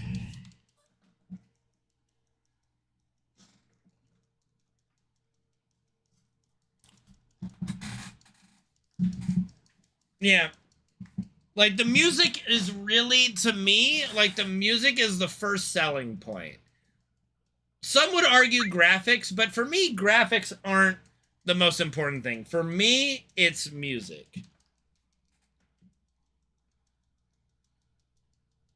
Like, a game that I'm getting the itch to play again and stream again and record is Metal Gear Rising: Revengeance. And the reason for that is the soundtrack popped up again in my YouTube, and I'm like, God, the music in this game is fucking sick. Am I winning? I mean, I'm winning enough, I suppose.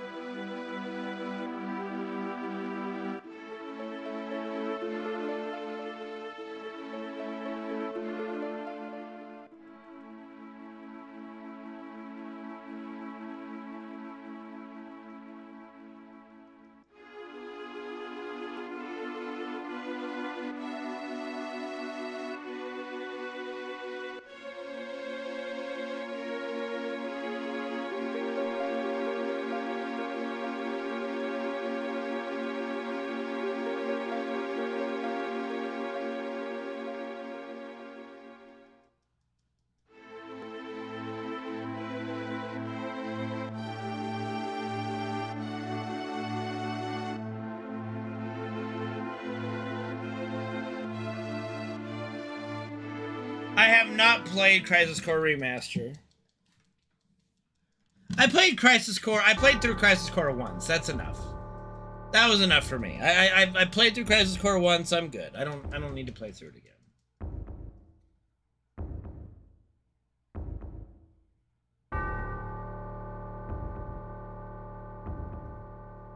Nail cleaning. I'm cleaning between my nails right now. Did I beat it on hard mode? No, I didn't have any desire to play it on hard mode. Nor the time to waste doing so. Dirge is actually pretty good. Like, Dirge, I didn't mind. Thanks, Next Gen. Yeah, Dirge is better, in my opinion, than Crisis Core.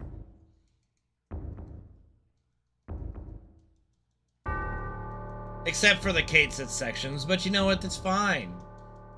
It's fine. It's fine. I mean, I have a nail clipper. I use it. It's here on my desk. I know how to use it. It's fine. Perfectly fine.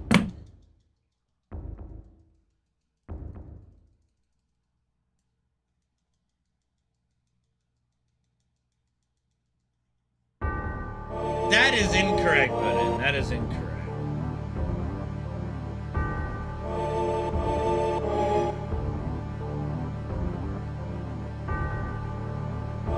Yeah, of course it's an arm's reach. Wouldn't be very useful if it wasn't readily available, am I right?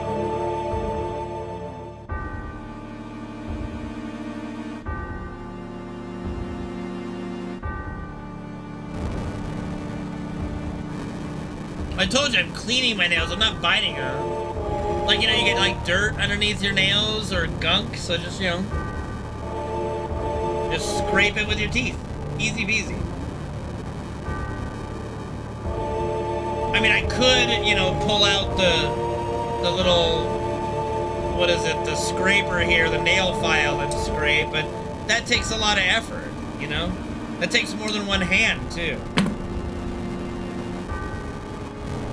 It's not repulsive, Joe. You know all the shit that we eat just every day? Like, there's nothing more repulsive you can do with your mouth than you're not already doing, you know? No, I don't have shit in my nails, just, you know, gunk and dirt and crap, you know? That's what happens. That's what happens. Am I digging holes? Sometimes?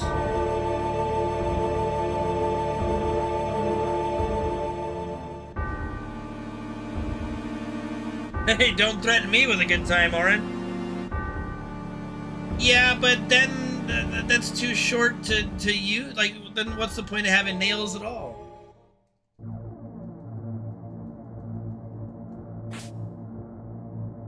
I didn't say in my house, Gary. I said in your mouth, not house. Goodness gracious. Mouth, not house. How do you get house from mouth?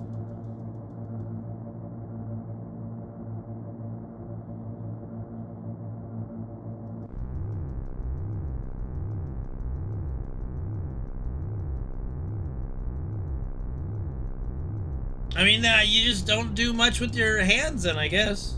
I mean, my dog is, you know, I interact with my dog every second of every day, practically. You know, there's dirt that gets under there from doing that, you know. It's impossible to keep a dog clean 24/7, you know. No, like, what? Who said anything about dog shit? What are you talking about? You're just fucking weird, man. Unless he shits on his head when I pet him, I don't know what you're fucking talking about. That's wild. It's insane, in fact.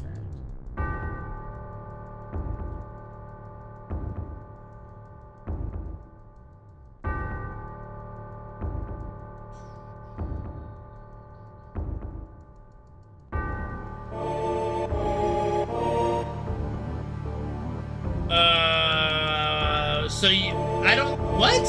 You can't put rubbing alcohol in your mouth?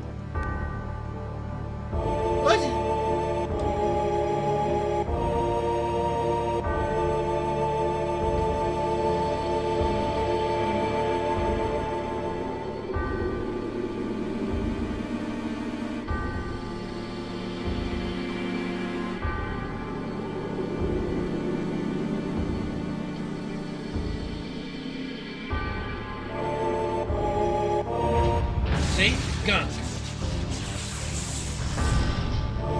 I mean, Listerine is specifically mouthwash. You said rubbing alcohol, my dude.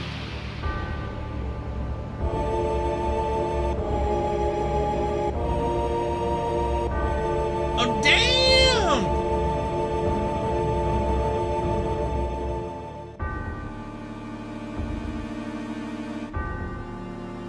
Why would you put rubbing alcohol on your hands?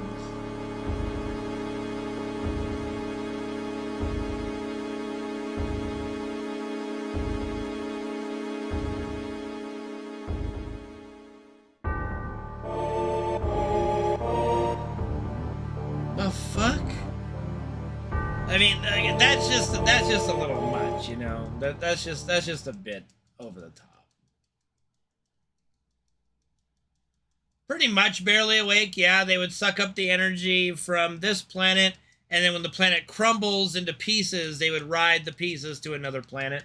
Like, you know, eventually a planet will grab them in their orbit, and they will crash onto another planet, and then slurp all the energy from that planet as well. And Genova can basically survive anywhere, so it's not like they could ever find a planet. The only thing they would have to be worried about is if they get drawn into a sun. I don't think they could survive going into a sun.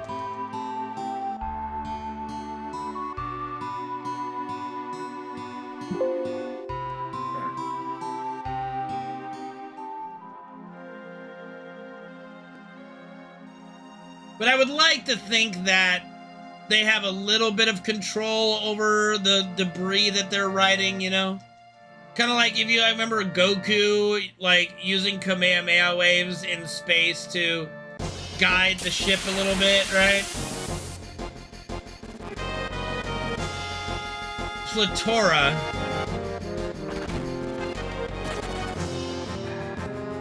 Alright, we're gonna YOLO the snake's reposition. The snake gets put back into a default position whenever there's a battle, so usually if there's a battle right before the marsh, you're pretty safe like I just did to YOLO in there. So that's a quick skip, and I just hit triangle, so didn't get the cutscene skip, but that's alright.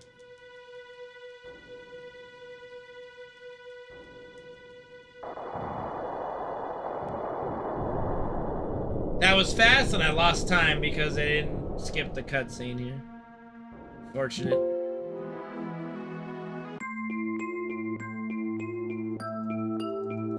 Did Sephiroth do this?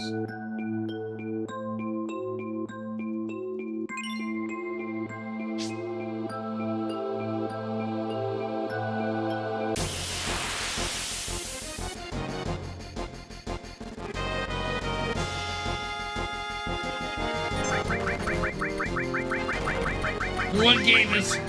Shut up, Mert. Can we run, though? Like, in all seriousness. Jesus. What is this? What is this time loss, bro?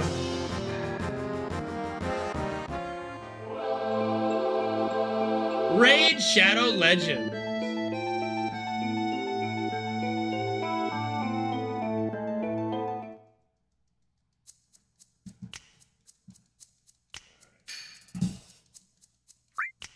This is Pokemon Emerald. Before his death? Well, there is a little... It's funny you mentioned that, because Ever Crisis, the gacha mobile game, has actually dived into this topic a little bit. In the most recent story mode stuff that shows a younger Sephiroth, like just before he kind of goes crazy, there are moments that show, like, you know how Cloud, the way they show Genova is trying to manipulate Cloud is with the head, like the headaches and the flashing and stuff like that.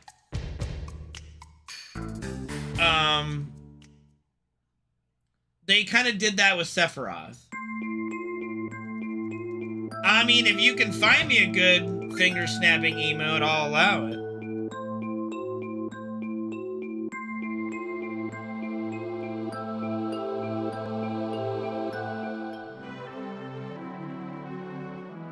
So yeah, so there is evidence from Ever Crisis that they introduced that Jenova did start to influence Sephiroth before the incident.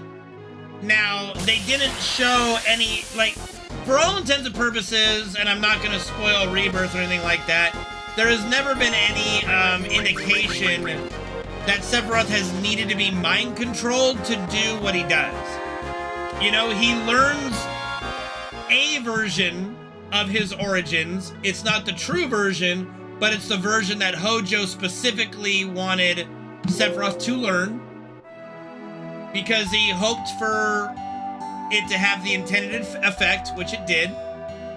And Sephiroth just reacted accordingly to the new knowledge that he had.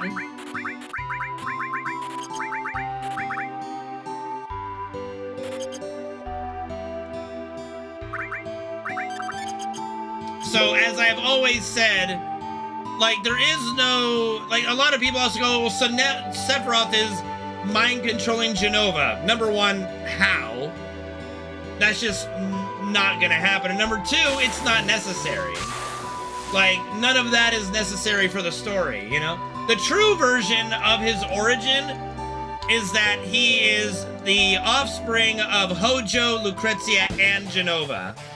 But the only information that Hojo allows Sephiroth to learn is that his mother was Jenova.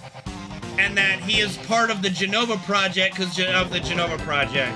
And Professor Gas created him, which is not true.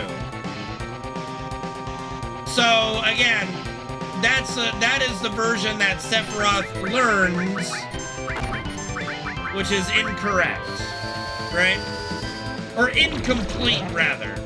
But definitely incorrect and misleading. Definitely misleading.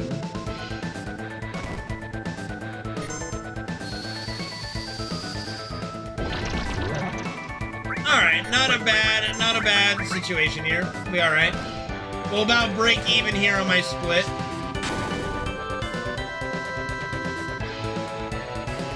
So yeah, so to explain the entire, like, true version of Sephiroth's origin is Lucrezia...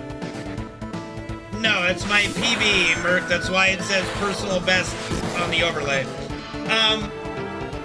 Anyway, trying to finish without getting sidetracked, sorry.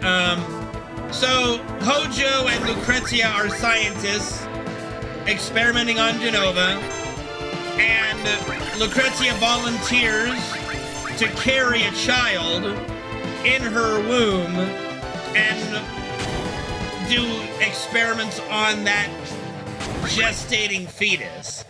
So Hojo, whether again through artificial insemination or actual coitus, impregnates Lucrezia, and then during her gestation, they inject Jenova cells into her womb, so Sephiroth gestates with a mix of Lucrezia carrying him and Jenova cells inside of him. So that's his true origin. Coitus, you know, to make love, to have sex, that, you know. I refuse to believe that man has ever coitused. Well, Lucrezia is like a very, like, Lucrezia, like, what do we mean, Lucretia? Well, because Lucrezia is more the Latin pronunciation, and as we know, they love their Latin in Japan. So Lucrezia is more a Latin/Roman pronunciation of the name. I mean, the last name is not really that important, okay?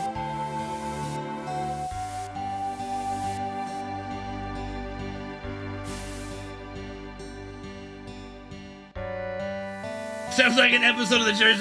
You are not the father. So yeah, so Hojo purposely left out the information about him, the information about Lucrezia, and led Sephiroth to believe that his only true mother was Jenova, and that he is a byproduct of a Jenova experiment by Professor Gast, whom he killed, so Sephiroth doesn't have anybody to talk to about the truth of his origins.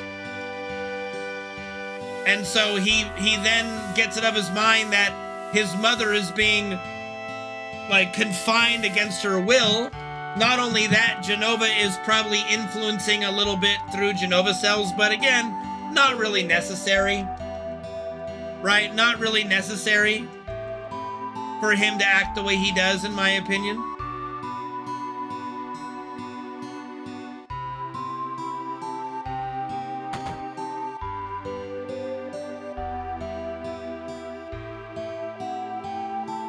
So yeah, so that's kind of that's the whole dealy bob there.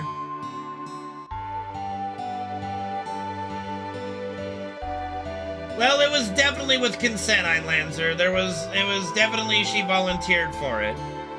They made that abundantly clear in subsequent material and Crisis Core and, you know, all that stuff. She volunteered for it. She knew what she was doing. They knew what they were doing. The one thing that Lucrezia didn't know is that she would never get to have anything to do with her child. She didn't anticipate Hojo just taking Sephiroth away from her. Dirge does go into it as well. Yeah. But I mean, does Crisis Core not go over any of that? I don't remember. I thought there was a section in Crisis Core, but maybe it was just Dirge. Maybe I'm blending the two together. But yeah, Dirge goes over it extent as well. I thought there was at least something in Crisis Core, but maybe not. But yeah, so like Dirge goes into that situation very heavily. Yeah. She's still alive, yes, technically, yes. Okay, then it was just Dirge I was thinking of. Yeah, Lucrezia can't die. The Genova cells in her body don't allow her to die. It's implied. It's hard to say what they'll do with Remake Part 3, but it's implied in the OG that she has tried to kill herself. Very dark, I know, but but the Genova doesn't allow her to die. But it is very heavily implied by her language and what she says. At least in the English version. I don't know about the Japanese true translation, but at least in the English version we have, it's very heavily implied that she tried to kill herself. In 7, yes. In the cave, yeah. I mean, he can't link them without being timed out, so give him permission first.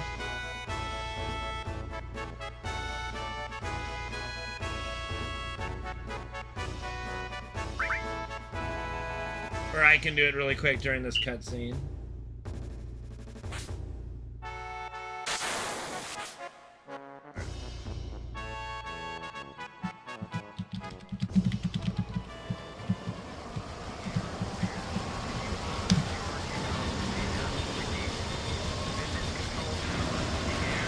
Alright, you have 60 seconds to post your link, Spoonin.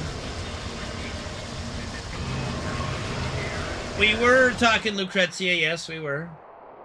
What's going on, Nick? Thank you for the raid. How's it going, buddy?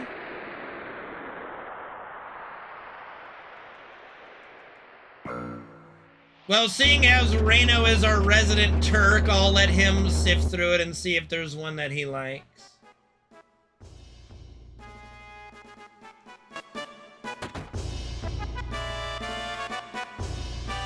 How you doing, Nick? Thank you for the raid, buddy. What are we doing? Third one gets Reno's seal of approval.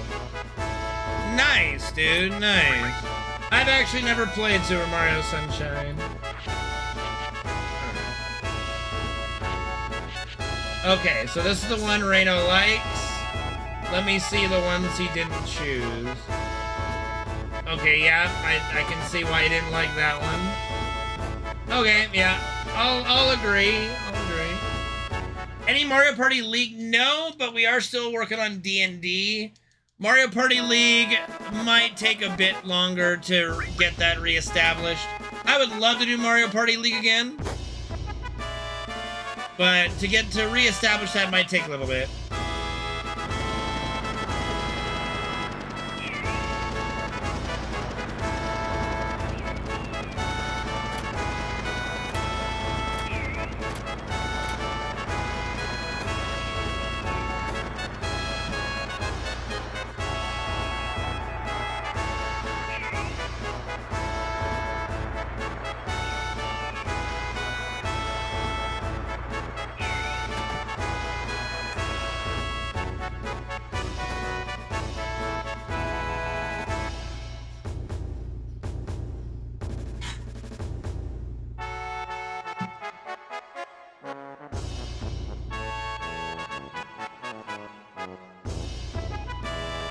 Or money? Who's bragging about money bags? Who said anything about money bags?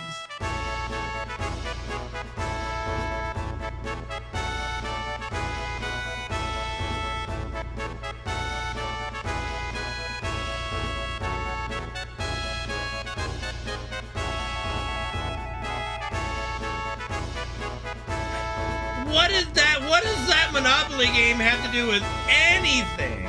And you were a poor Swede. What do you mean? You're a broke ass bitch. You were the first out. We taught you. We showed you American capitalism firsthand, dude.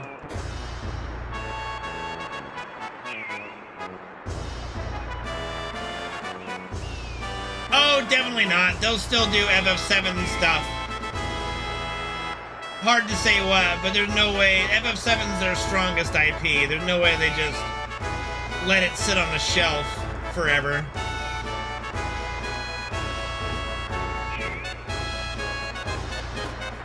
I really need that FF Tactics remaster rumor to be true. You know what I mean? I really want to play some new FF Tactics. I would love that.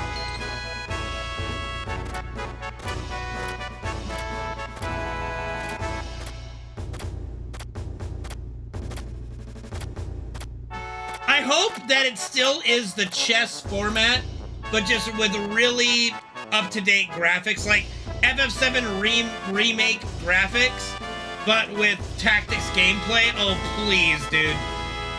Please. I will, no matter what they do with it, because it's Final Fantasy Tactics, if it's a remake, remaster, whatever, I will buy it and I will give it the benefit of the doubt.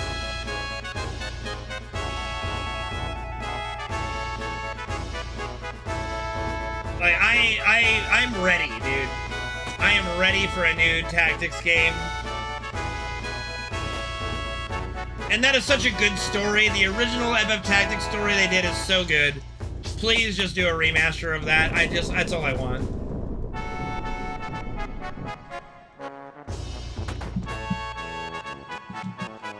Floating board? What floating board?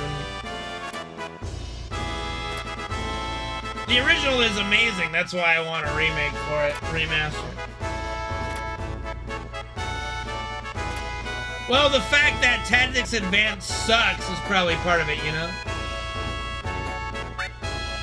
FF9 is definitely one that they've talked about. I don't think it's been debunked, you know.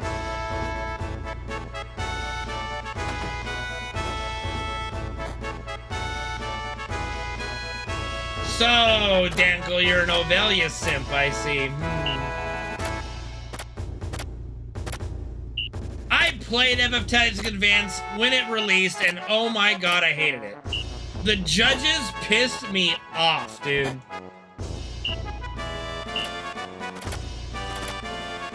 Just pissed me off so much.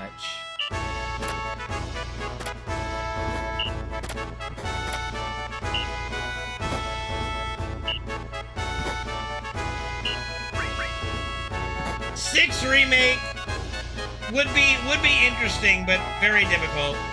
What I would love to see of a more obscure Square title get redone is Vagrant Story. I would love to see Vagrant Story redone as a Souls-like game. We talked about this the other day. But just to reiterate, I would love to see, like if Final Fantasy wants to make an actual Souls-like franchise, Vagrant Story would be perfect.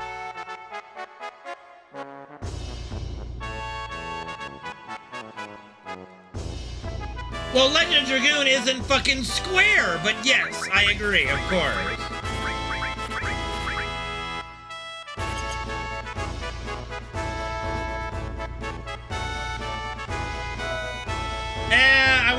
I didn't, you know what, I'll say it, Chrono Trigger to me just felt a little overrated. Hear me out! Put the pitchforks away! Okay? So hear me out! No, I said outside of Final Fantasy, basically, yeah. but still a Square game. Alright.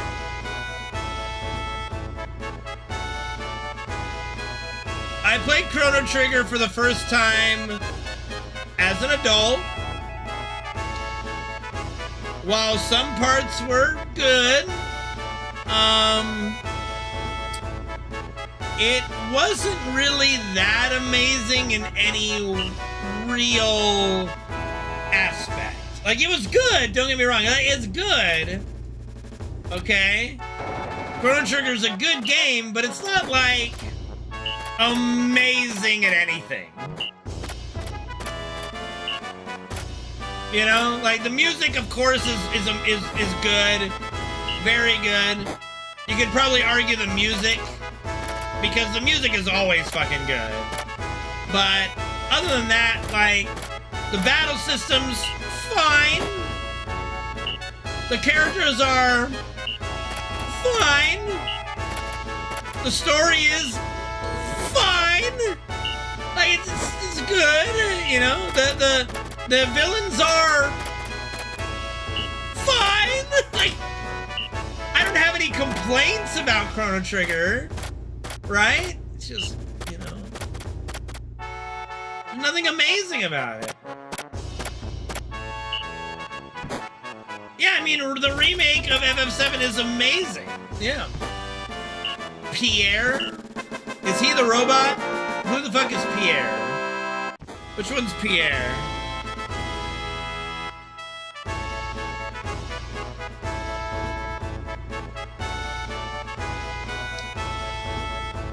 For me, I enjoy Chrono Cross more. Chrono Cross I enjoyed a lot more than Chrono Trigger. Nick is still streaming. Uh-oh. Well, good thing you got him before he did something naughty.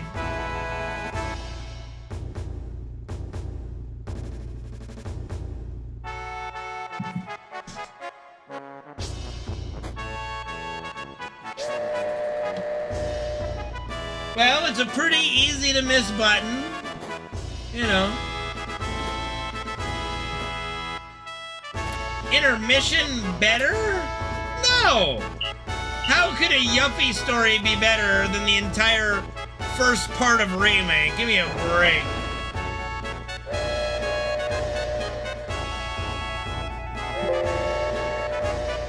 That's just silly. Parasite Eve is a game I need to do it with. That will probably be in our, Parasite Eve's a Square game, right? If it is, it'd be part of our Square Marathon.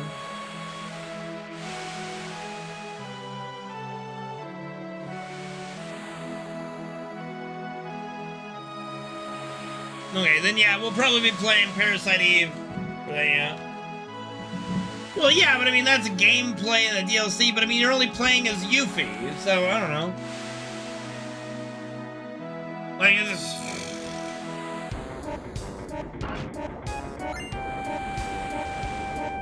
Wait, Bushido Blade are Square games?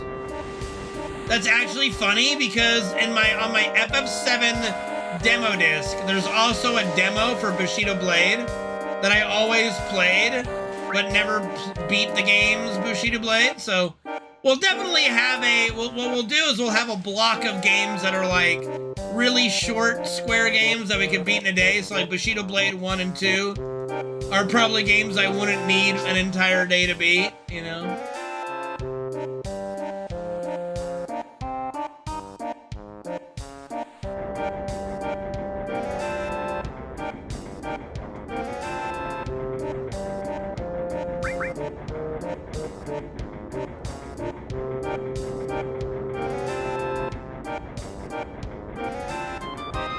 The fuck is Ninja Gaiden Black?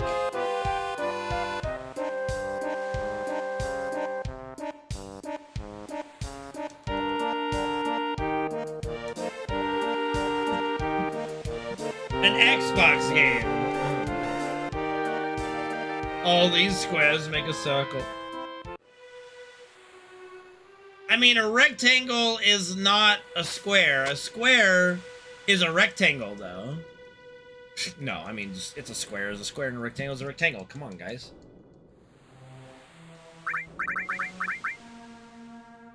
I have not ever played Blue Dragon, no.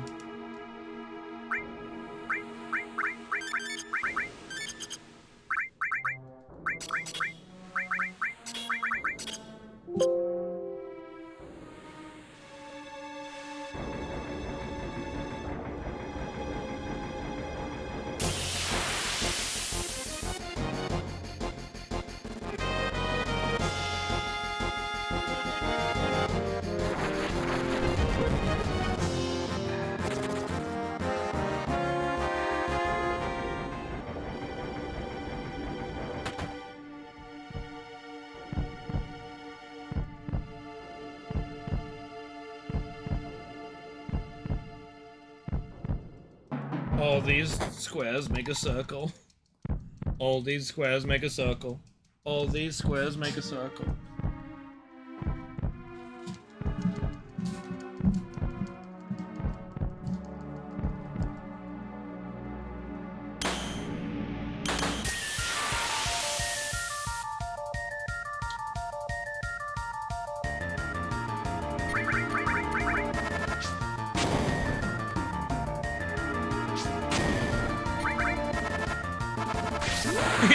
Guy's so mad he turned a triangle into a square.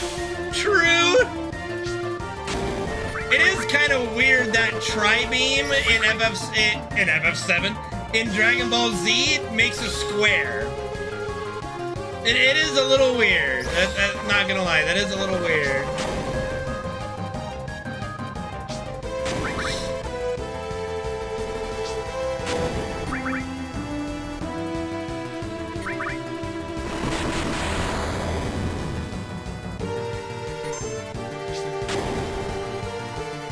That being said, I think, at least in the English dub, Tien's tri-beam will hold off of Cell in his second form. That entire scene has to be like top 10 Dragon Ball moments of all time. It's so good.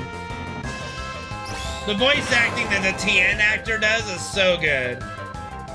And the Bruce Faulkner music playing during it, oh, it's just mwah, mwah, mwah.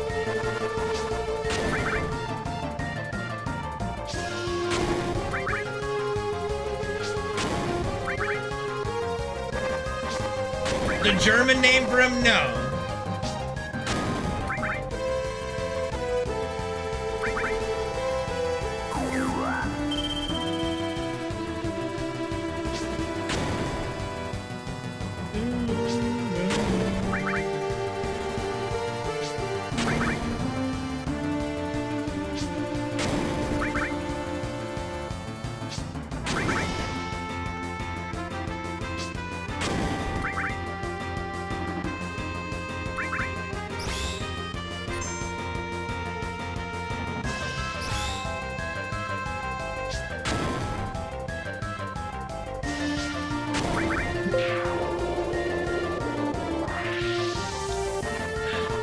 You've been watching this speedrun for this long and you still don't know the answer to that question?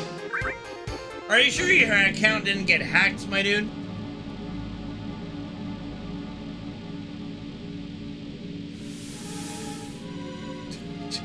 Because it's the fastest and highest damage we can do at this point.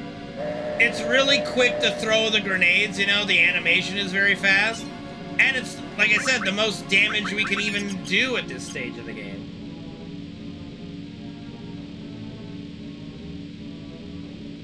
Like, there's nothing we have that's going to do 140 damage at this point, you know?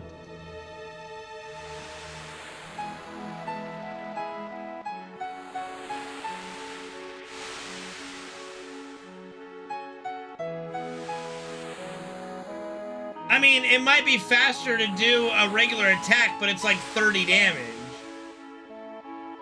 Right? So you would need to do like 4 or 5 regular attacks. Not only that, give Genova more attacks.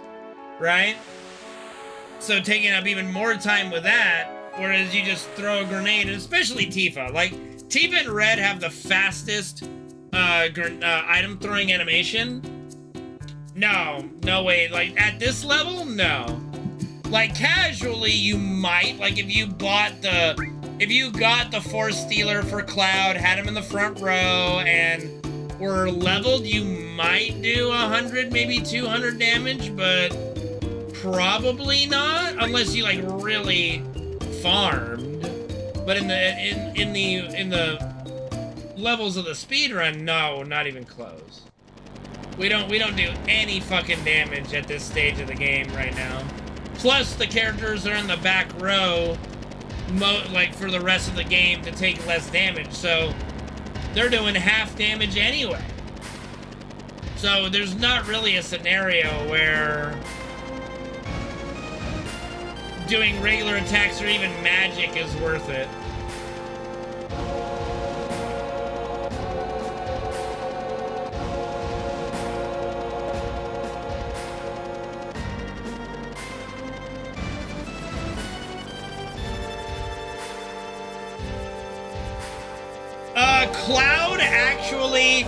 Cloud and Aerith throw the slowest. Barret actually throws mid. Cloud is the slowest person. He is awful. Cloud's throwing animation is absolutely terrible. It's painful to throw with Cloud.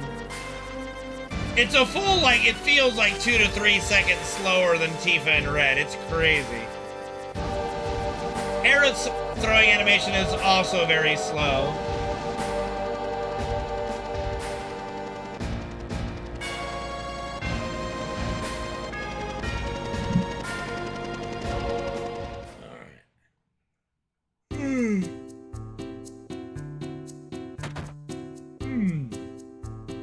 Throwing clouds.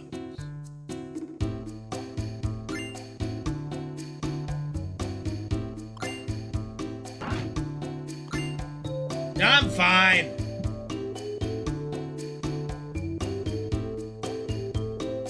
We're fine, bro. We're fine. I ain't falling up.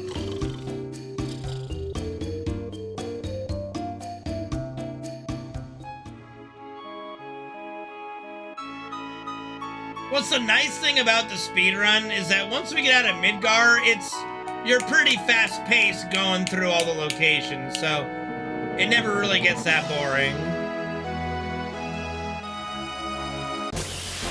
Like, once we're out of Midgar, it's pretty much just like bang, bang, bang, bang.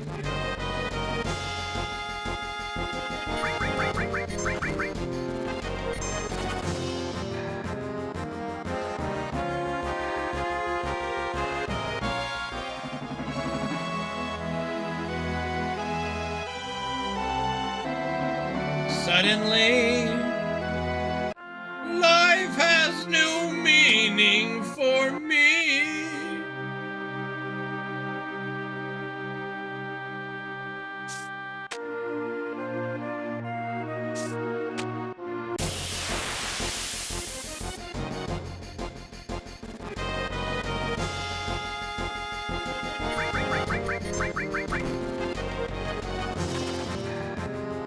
Yeah, I know, Solar, I know. 1, 2, 3, 4, 5, 6, 7. I'm working on it, I'm working on it.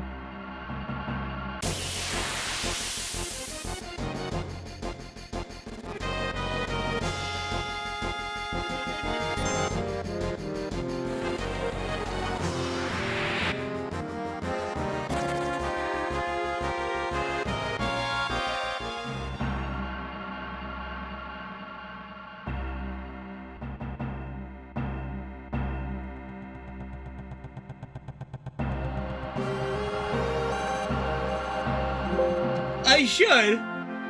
It should be fairly easy, yes, I agree.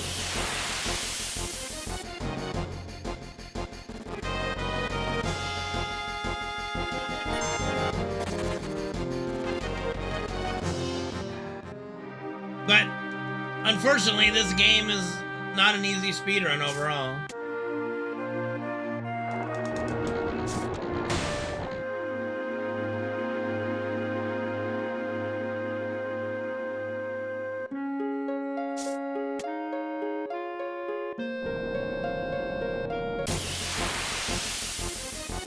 It is a very good speedrun. I don't know, like, for me, like, Ocarina of Time is always a classic. Super Mario, like, there's something special about Super Mario 64. 120 Star, Banjo-Kazooie, Hundo. There's so many really good speedruns out there.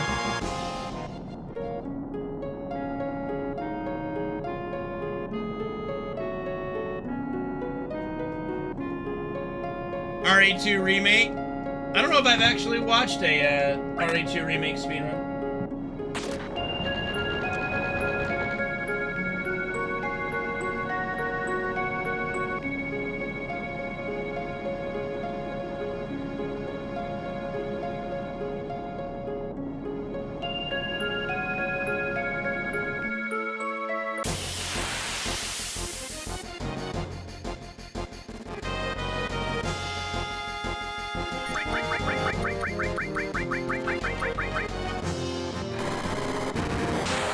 Oh, okay.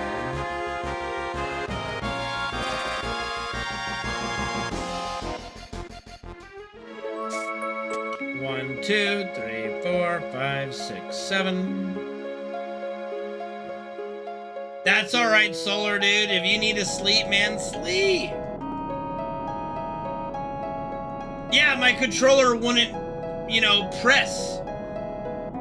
Like, you'd be spamming to, like, jump, and it just wouldn't press, even though I was spamming. It was crazy. There's weird, like, moments in FF7 that you only notice when you speedrun, really. Like, trying to grab a ladder sometimes in certain areas can be annoying, like in the reactors. I don't... Oh, there's steel. I'm retarded. Yeah, I'm like, where's my steel? There it is.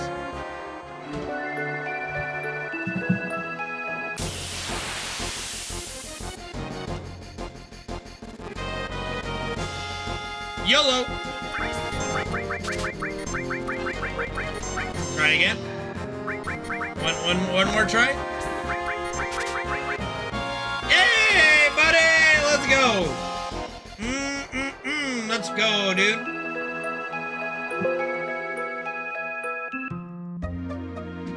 Got him.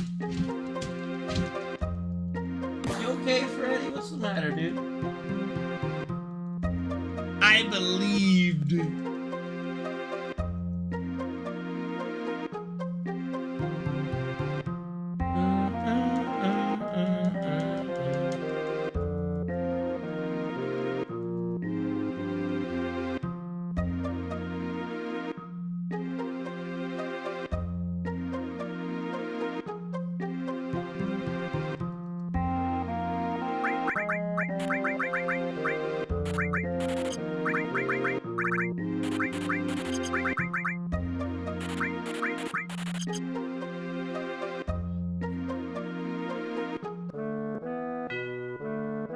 Who is Ronnie Coleman?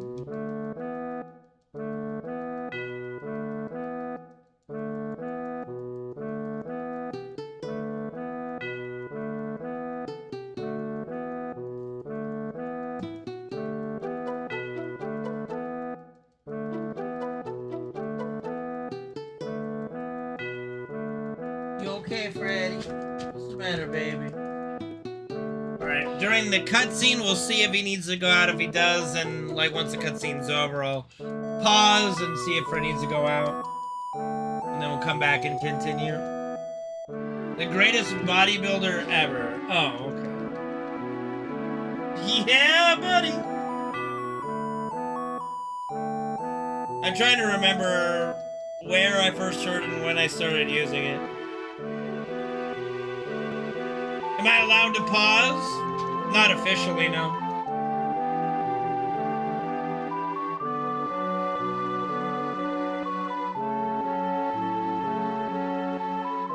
But it's that or have my dog be ignored for 4 hours, you know?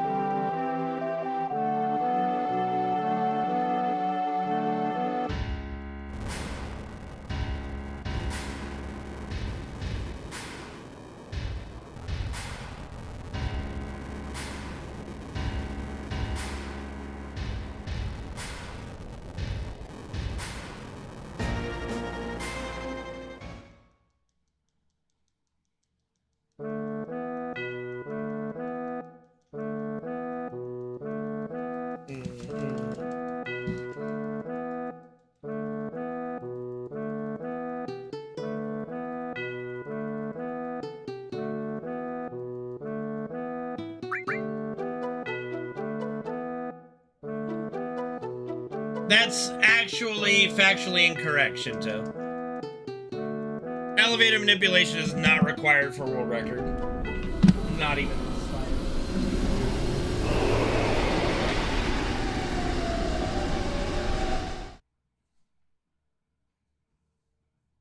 You good just laying here right now? Okay.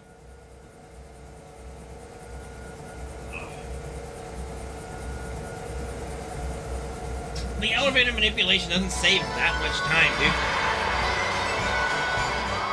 Like, I've had good and decent elevators that are only like 30 seconds slower. It's not required. Like, if you think elevator manipulation is required for world record, then you don't understand enough of the game. No offense, really, but it's not that important. Now, if you're taking the stairs against elevator manipulation, that's a different story. Like, the stairs, you're gonna lose a lot of time there, because at least with, like, a YOLO elevator, it's quite often much faster than the stairs, and then even with some decent RNG, you're not that far behind elevator manipulation.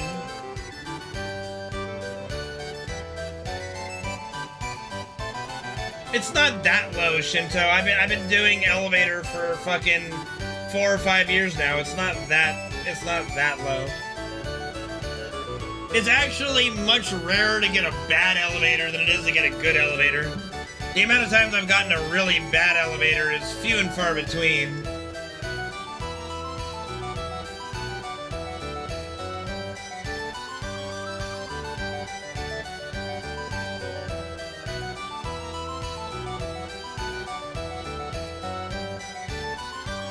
Final descent manipulation isn't too bad now. Like, as long as you do the setup correctly, the worst you're gonna get is one encounter if you were just like off a little bit.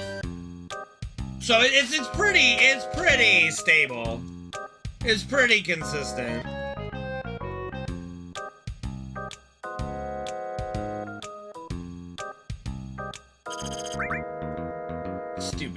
Stupid sexy cat.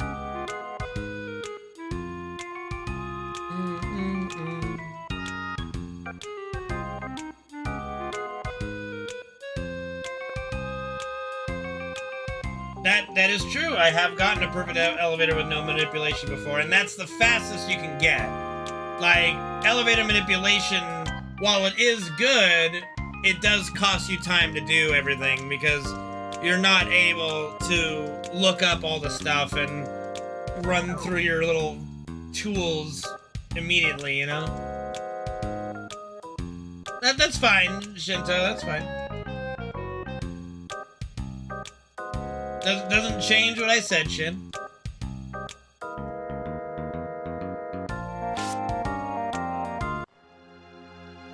Oh yeah, because automating the tools would make them way more, legal, right? Mm-hmm.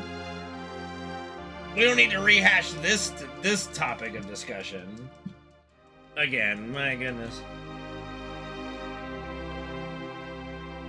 Again, like anybody, like I said, anybody that can with a straight face say that elevator manipulation is totally fine and not sus at all is just lying. It's just absolutely just lying. No, Abunin, that's not allowed. As during the debate, as a big point, that one of the gotcha points they were trying to make is, well, what if chat helps you during a run? Does it invalidate the run? What a stupid fucking argument.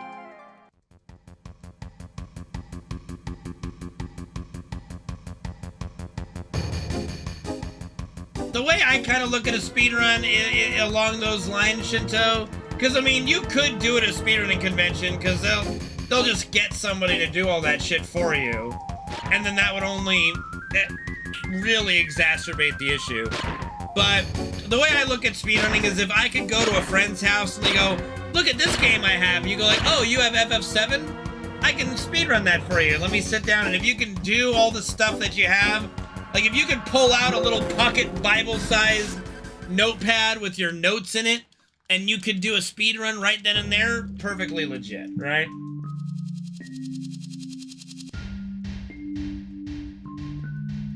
But I mean, yeah, like one of the arguments that they made was like, well, what if chat like tells you, like just randomly gives you advice to do something? I'm like, well, what am I, like, am I gonna invalidate the run because of that, you know?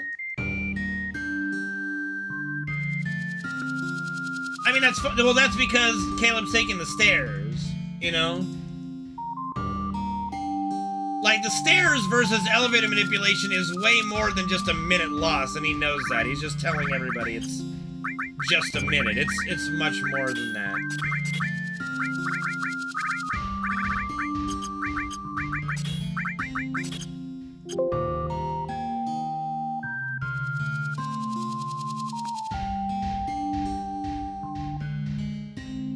Well, apparently quite a lot, Merc, because there's been a lot of cheating allegations that have come up in a lot of games, you know?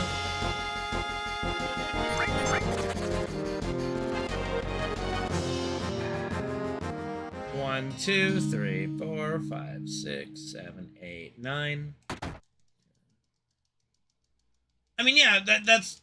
I agree, but you can take the elevator and enjoy the game, too. You just don't have to do elevator manipulation. Like I said, the elevator on average is way faster than the stairs anyway.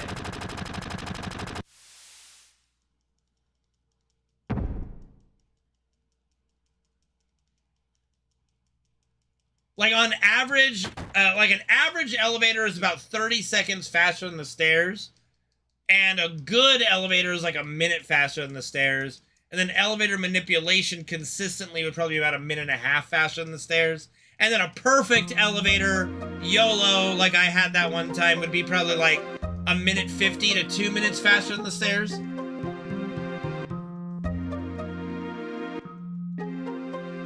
That's a good question, Johnny. I don't know. I haven't had a chance to talk to him about it.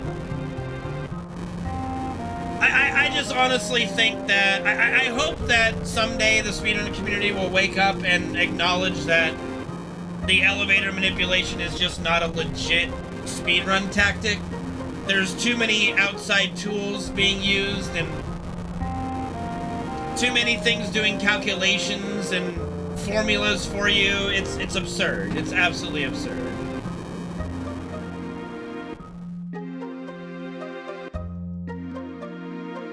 And they're actively killing the game by trying to force it on people when it's something that should just be illegal to begin with. At least in a live setting. It's not a Taz. You can use it in a Taz run. Like, it's fine. You can do a Taz FF7 run with it. Nothing wrong with that. But to call it a legit speedrun tactic is just being disingenuous and lying.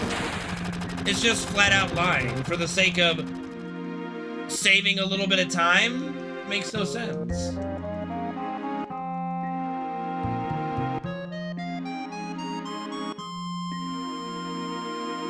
Like I said, there's a big reason why every other skip in the game only requires static handwritten notes. Easy peasy, you know? It's that, you know what I mean? The elevator manipulation takes 5 different tools to help you. It's absurd, man. It's not even a discussion, really. It shouldn't be a discussion at all. 1, 2, 3, 4, 5, 6, 7, 8, 10, 11, 12, 13, 14. All right, that should be good. Should be good. Should just be a free space, yeah.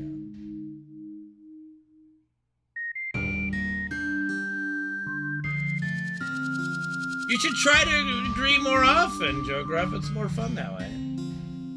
I am not, well, you know what? There's so many fucking speedruns out there. I have no idea. I can't claim for sure. But no speedrun I'm aware of has slow motion video and looking back at your VOD and shit. I've never heard of that anywhere.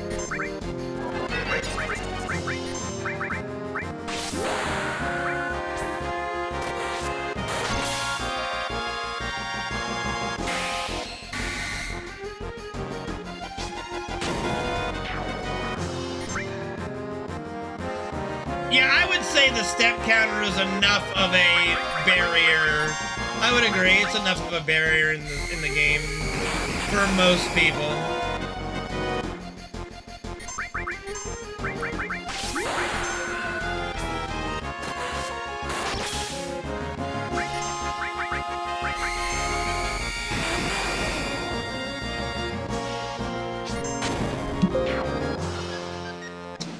Thank you, I might have forgotten the right arm, Shinto.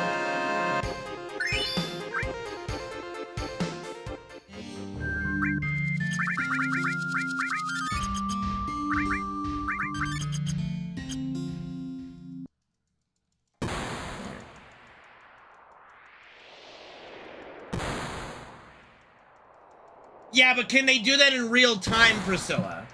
Do they need, like, here's the thing. For me, like, going back to a VOD, yeah, that's a little sketch. But if you go back to your VOD and just see something, I could let that slide. It's having to put it in slow motion to see what you need to see. Can the Silent Hill 2 speedrunner see what they need to see just with their naked eye, or do they need a slow-mo? Do you know? Like, is that is that known knowledge? Akukar, what's up, dude? Good to see you again. Thank you for subbing to the channel.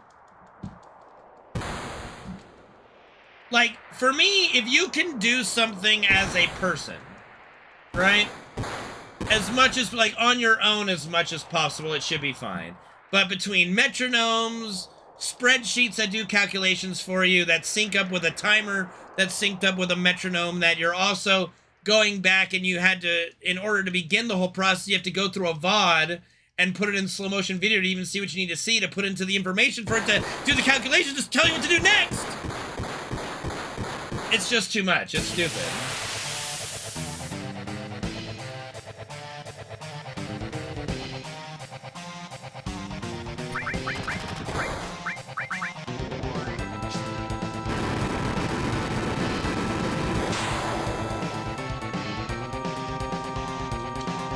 And you know what the most telling part of that whole sequence was that like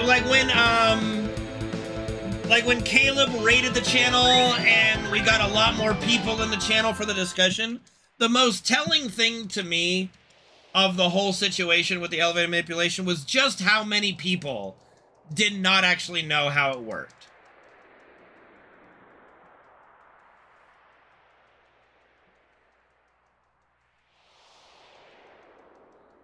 You know what I mean? They just flat out, they were being educated by me rather than by the people who were actually performing the skips on their stream. You know. What's a DA tool?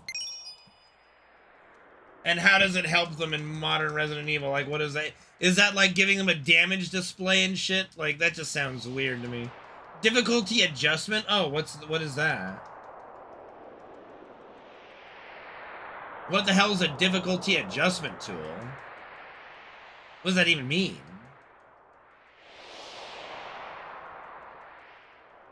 Correct, Barely Awake. That's why, like, to the average streamer, they don't know everything that's going into it. But something like that should be explained, you know? Oh, I see. So what they've done for the Resident Evil 4 speedrun is they do this difficulty adjuster that keeps the game's difficulty stagnant. Is that fair to say?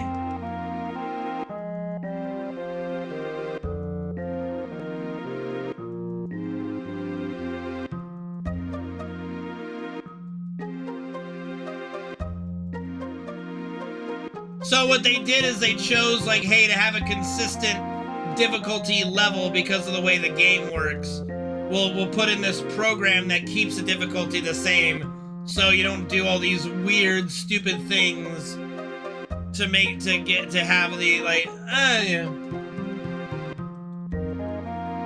It doesn't make it the same? Oh, well then, I don't know. They can just see the value? So all it does is show how difficult you've made the game on yourself?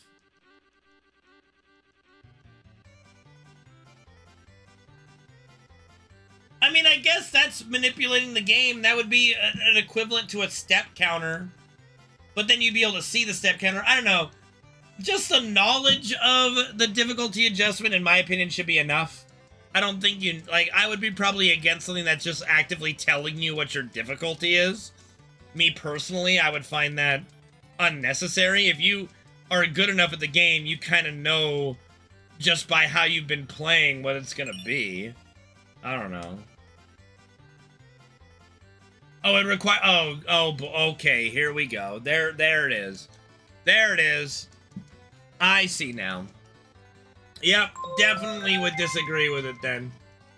I would 100% disagree with it. And then, like, for the sake of, oh, to make a skip, we need to know the exact value. Uh-huh. Really? You don't say. Mm-hmm.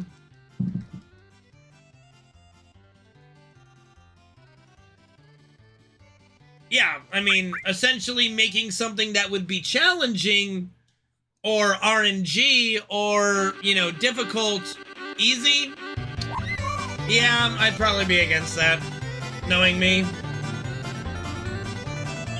I'd probably be against that. If you care that much, like, here's what I would say. If you can use it for practice. So if you're going through a Resident Evil 4 run and you're using it to figure out, okay, what do I need to do? Like, what does my run look like to create that value? And then you do it live without that tool telling you where you're at. That would be like me running the program that tracks my step counter live, you know? Yeah, so then, you know, don't get hit or don't be inaccurate. You know, yeah, sorry, sucks to suck. Like, what? Like, I'm sorry. Don't suck, don't miss, don't, you know, whatever the fuck. I'm sorry. What can I say about that?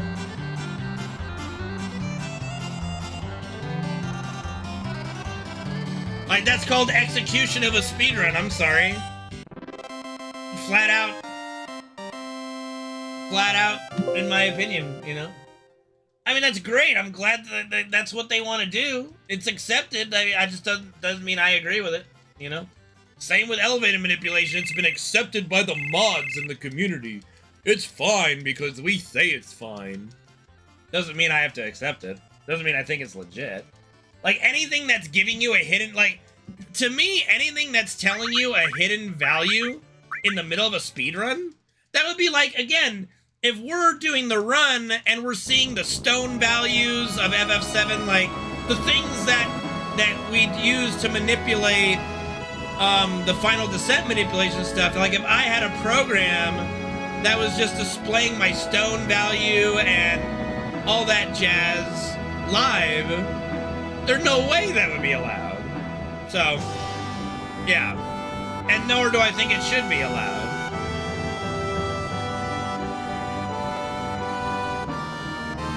Intro? What's the intro skip? Do you just, like, run around and leave during, like, you do something, you know? It's not that's not an ease of access thing, though. It's not an ease of access thing. I would disagree.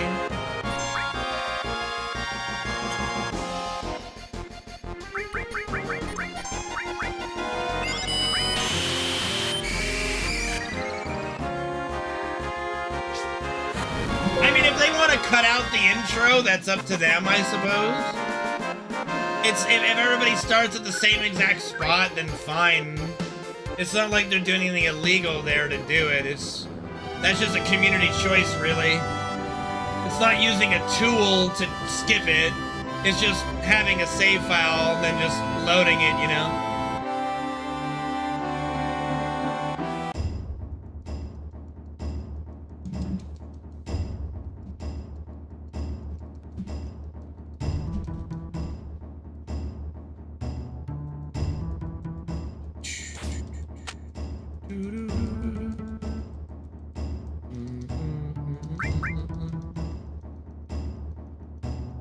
well, there'd be no way to really do that aside from opening and closing your PlayStation for a cutscene skip, and that's not allowed, so...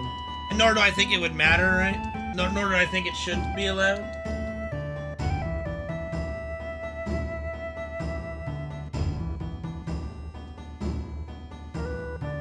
Good question, I don't know.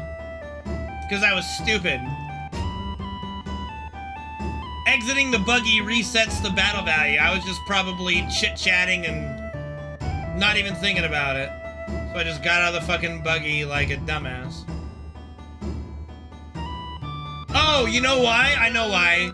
Because I was so used to the Cosmos skip where you have to get out of the buggy because you're trying to save the buggy location. So I just did it by that's just a muscle memory thing.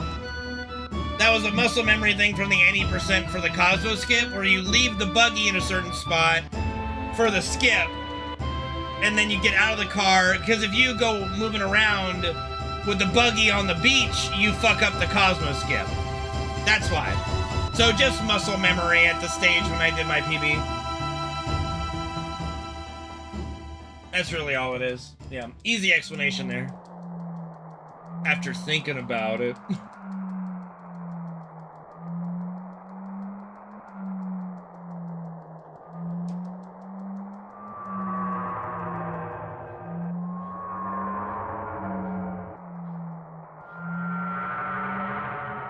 Like, the ease of access argument for that, Holy, would be the same as if, like, so look at so the hidden value is the same. So, step manipulation exists in the game, right?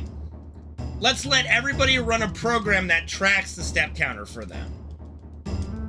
Right? That would be the equivalent of what Resident Evil 2 Remake does. And I just disagree with that. I wouldn't. I disagree. It's not necessary. You learn the step manipulation and you execute it. Don't be a fucking pussy, you know? That's where I'm at. Don't be a fucking bitch. Step manipulation is learnable. It's easy to learn. You do it, and that's it.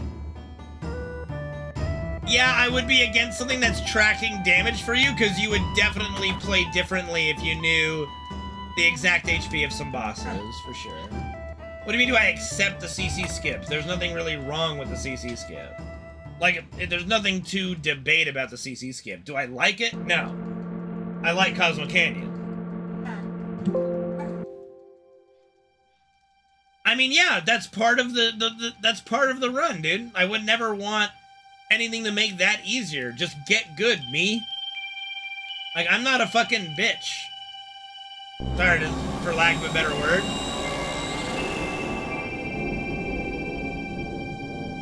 Have they talked about damage in chat? I haven't noticed any damage in chat.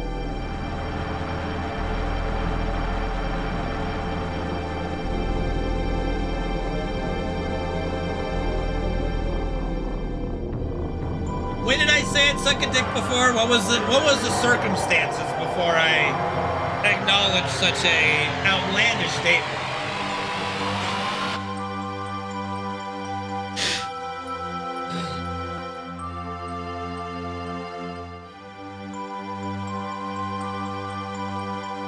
Meanwhile, my mom's probably hearing all this, so thank you, Gabe. Oh, really? Thanks, Barely Awake. Thanks, Kudo. Thank you, buddy.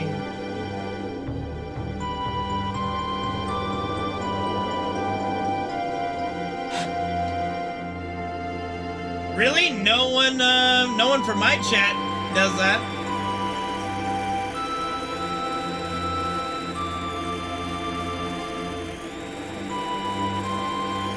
Well, I mean, yeah, like, if I have a choice between death or sucking a dick, I mean, depends on what part of my life I'm at. If I'm, like, 90 and lived a good life, just kill me.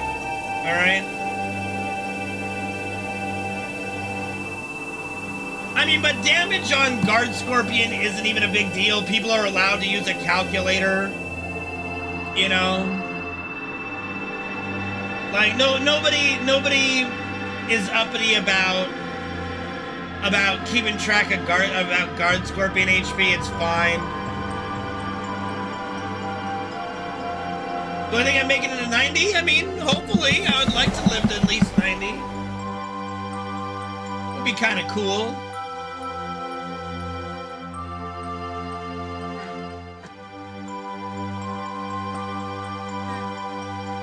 What's the matter, Freddy? Are you stressing? What's the matter, baby?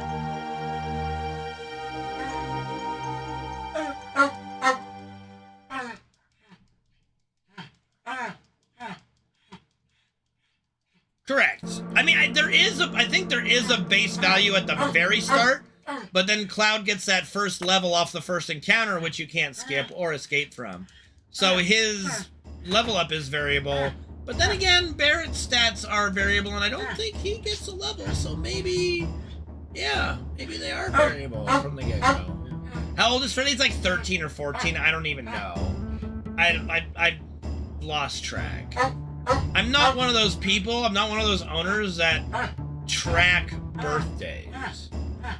Yeah, I think you're right, Holy, actually. I think you might be right on that. Because I just thought about it, like, I don't think Barrett gets passive XP, a passive XP level up from Cloud's first battle. Like, maybe? Like, oh, like, here's maybe? Like maybe Barrett gets a value at the beginning, and then Cloud levels up, and then Barrett joins the party, therefore Barrett levels up.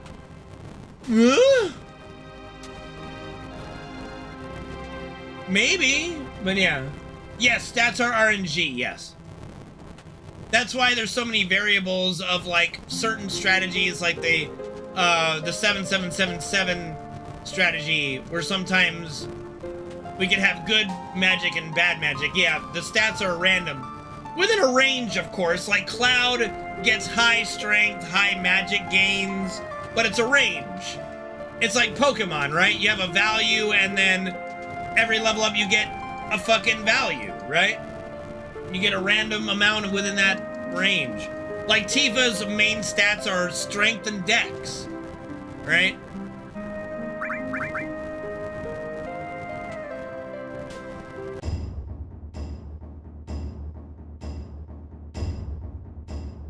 But yeah, there is RNG variable to character stats.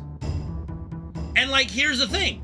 What if a program was made that tracked all your character stats, or at least Cloud's or whoever you're using to poison Materia Keeper, so you could see the magic and never have to open your menu? Well, I don't do that. I YOLO and just go with a build and hope and risk it, while the other runners waste time checking the magic value. So that's a strat choice. It shouldn't be something that is given to us. It's a distinctly different model of thinking. Why should I get punished but for YOLOing beyond the fact that I'm YOLOing, right?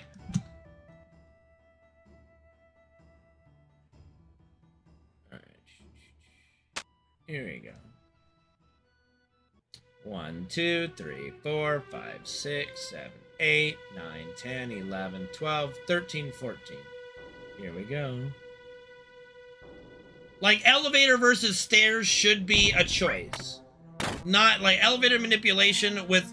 Like, elevator manipulation, again, as I've said, I don't dislike the idea. Like, the concept is what? Manipulate the elevator to get managers. Okay, the concept is fine. It's the way you go about it that I have a problem with.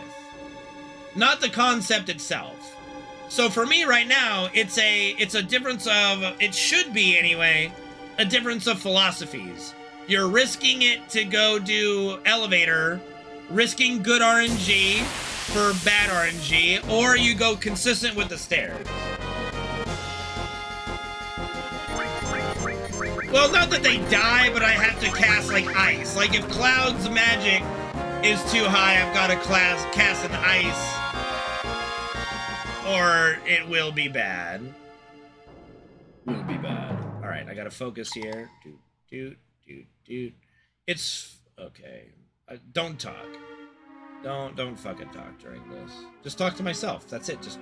Here I am. I'm sitting by myself and talking to myself. That's chaos theory. It's funny how much I've memorized. Like, just getting back to doing the stinger skip a little bit, it's so amazing how quickly I've just re-memorized it.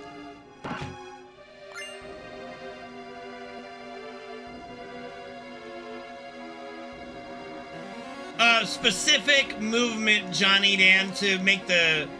Basically what I'm doing is I'm doing a certain set of step movements to get an encounter, like a regular random encounter on the exact same frame as you run through the webbing, and it cancels the both encounters. All right, take it easy, Merc. Thanks for hanging out, and thank you, Zura So Cute, for the follow. Appreciate it. Well, we've had perfect enemy skills today, you know.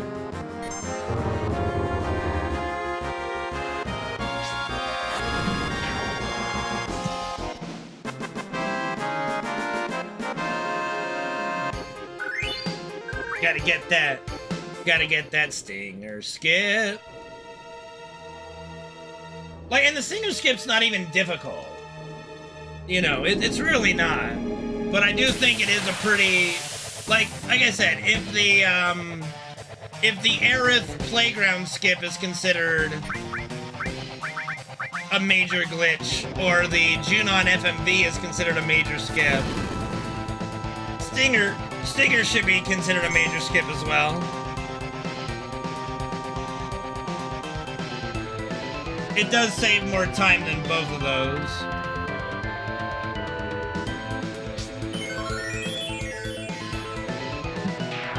Have I... What's DT?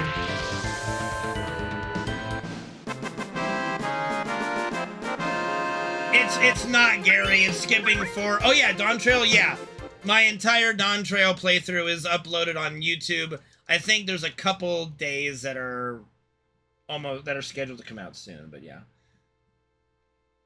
And no, Gary, it's actually 4 encounters, because think about what I said. We're doing step manipulation to have an encounter that would normally happen on the exact same frame as a stinger encounter. So you're canceling 2 encounters each webbing, therefore 4 encounters. Plus, they are mini bosses that are unique, that you don't fight anywhere else. It's supposed to be a forced encounter, which is a big criteria in my opinion. But also, it's a long. Both those fights are long. So yeah, it skips a lot of time. Like, not doing the stinger skip would cost a lot of time. It was about a 2-minute skip when we first found it. For reference, it's a big skip. It is a glitch. That's what FF7. It's called no major skips, but it's no major glitches as well, because there are a few glitches, like I said, that are disallowed, that are not like major skips at all.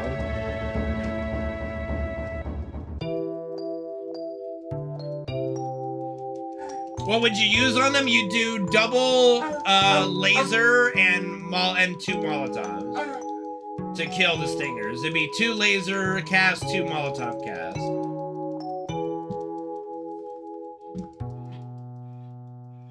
I have told the mods they're wrong. They don't care.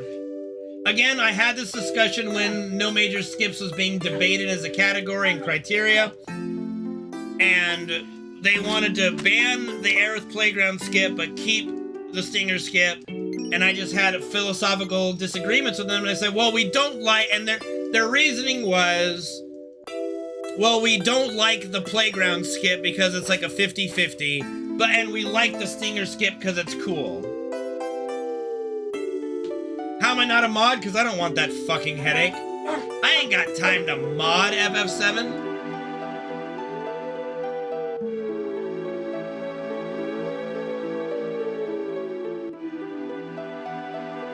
And it's not BS, Gabe. I mean, I still would disagree with the mods. It doesn't mean that I want every run I do to be invalid. You know what I mean? Like, I would like to do some runs that are valid if that's okay with you, Gabe. Just saying. That I might be dumb, but that is kind of important to me for that. I don't even know, Johnny. I want to be able to tell you. I wouldn't know. I've never cared to be a mod for the FF7 community. Do you need... Okay, I think Fred does need to go out again, so I will take this moment to pause the run. Let me wait till a text box appears, so I'm not saving any time. Okay. I'll be right back, and then we'll continue from here. With Luzbel, dude, Luzbel hates my guts more than anybody else because I find him absolutely annoying. Alright. Where are we going? Are we going out, Freddy? Here, babe. Okay, he's being a pill again, so I kinda gotta wait for him. Like, no offense to Luz, I love the bastard in his own way, but he is the most insufferable person. He is the most insufferable person on the face of this planet that I ever knew.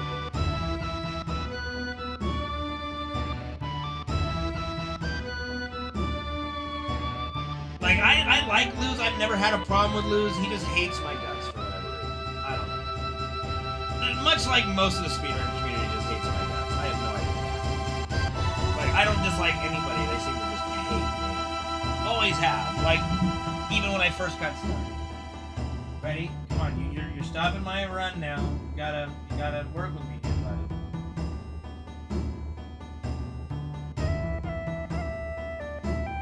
What you doing? Water? No,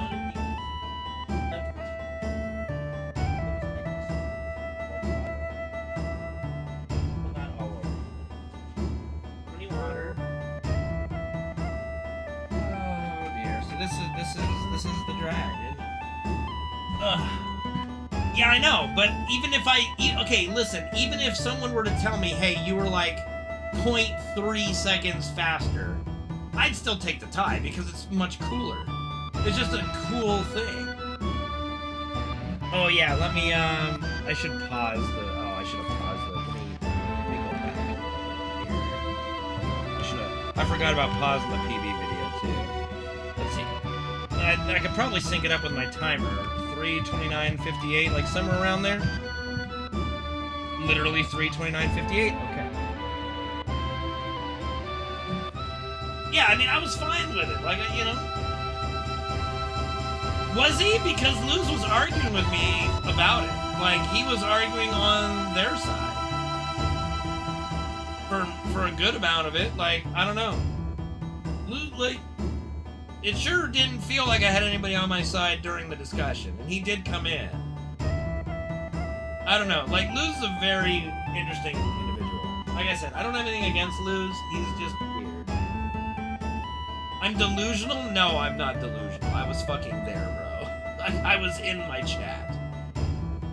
You know, he was literally disagreeing with my take that it should be banned. What are you talking about?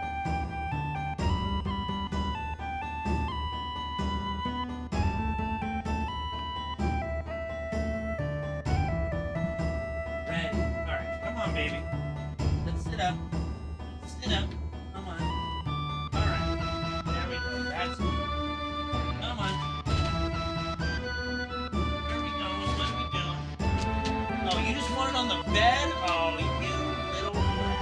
Okay. Up on the bed we go. That's fine. Alright.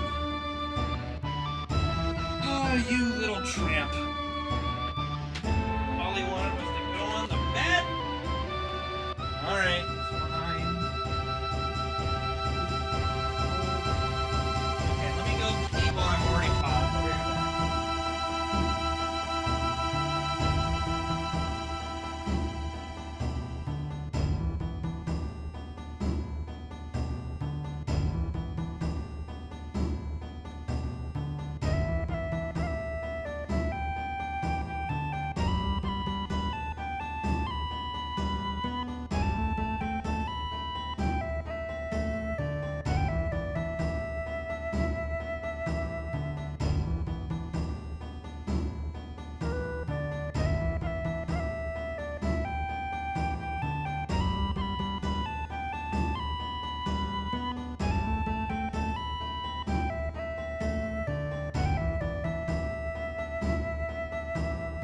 Okay, so I will start the timer first. So I lose time, technically. Okay. So technically lost about a second there, second or two.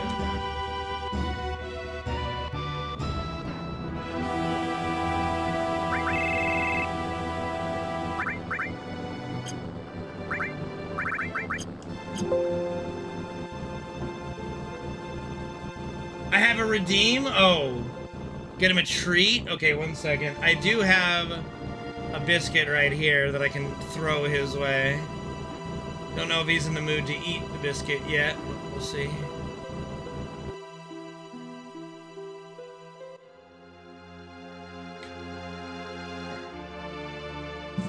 Yeah, Freddy, there you go, baby.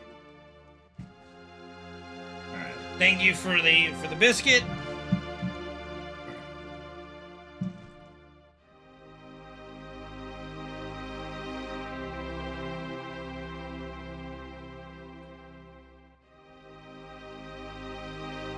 Oh my goodness, I'm holding up. What's he doing? Go. That was weird.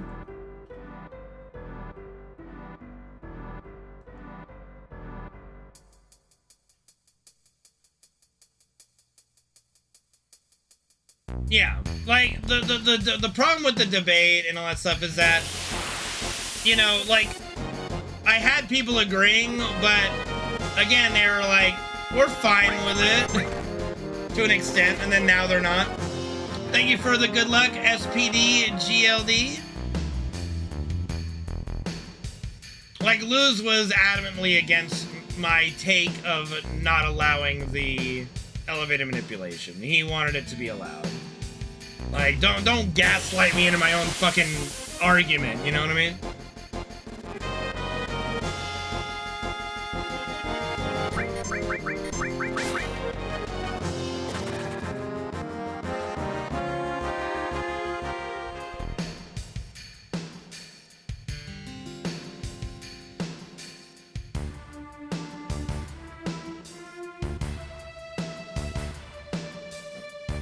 Alright.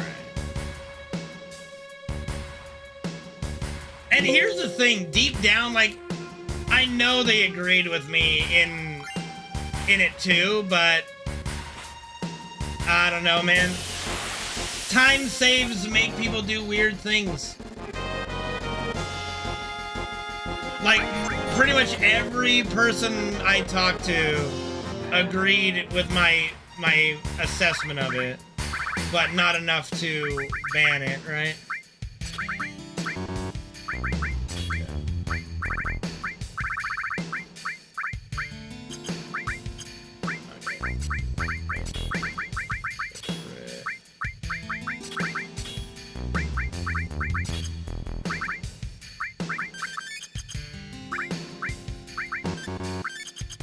Alright, let's see how this goes.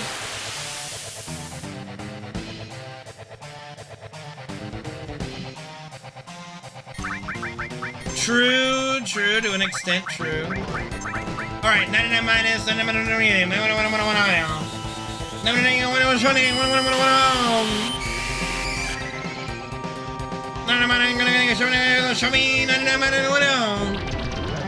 95, okay. 95, 95, I see 95. 95, 95. That was a crit mini, that's pretty cool.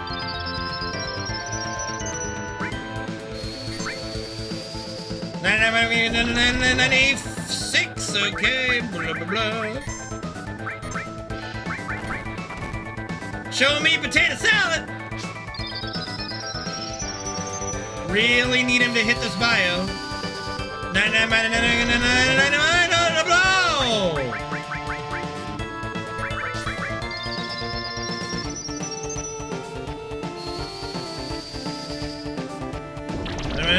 96, okay.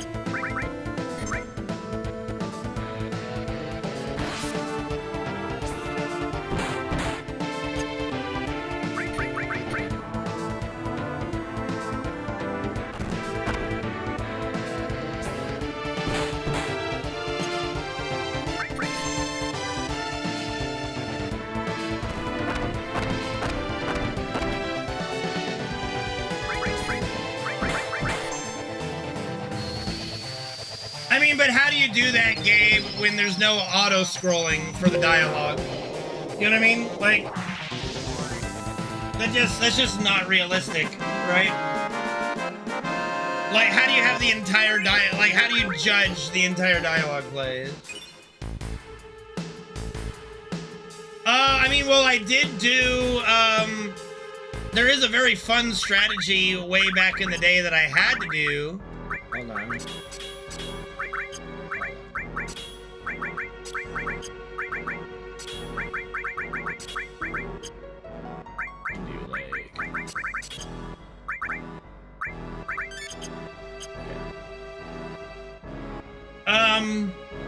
There was a very old strategy that I made. I made a very good Materia Keeper strategy that involves cross slash and death blows. Yeah, like there's a very old strat that I had to do. I don't know if I have any VODs of old world records. Like if my 8 hour and 52 second world record video exists anywhere, you would see the Bioless Materia Keeper fight.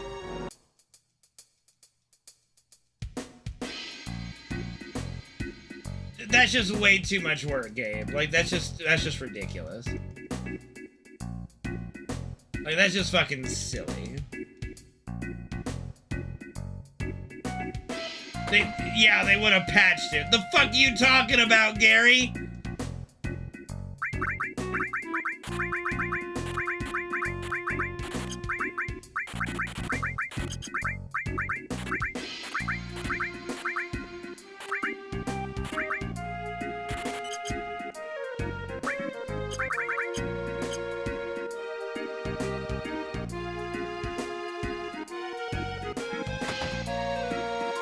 Dude, the PC version is so lazily done. You think they bothered to do anything with that PC version? Like, that is such a terrible port. Like, that is not a basis of intent or not. Like, the amount of bugs that are in the PC version, you know, is not any indication of anything. Like, I would definitely say, like, if something is in the PC version, they didn't patch out the PC version, that is not a basis for anything intent, right? Wise, right? Like, the PC port is so poor, and they just don't care. It's a quick cash grab, you know what I mean?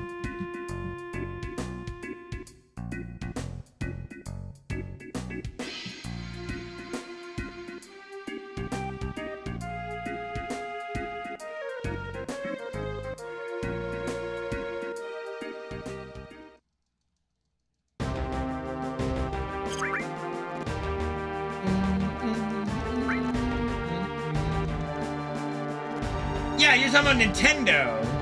Like, that's Nintendo. Like, you're trying to compare Nintendo and Square Enix. Like, hello?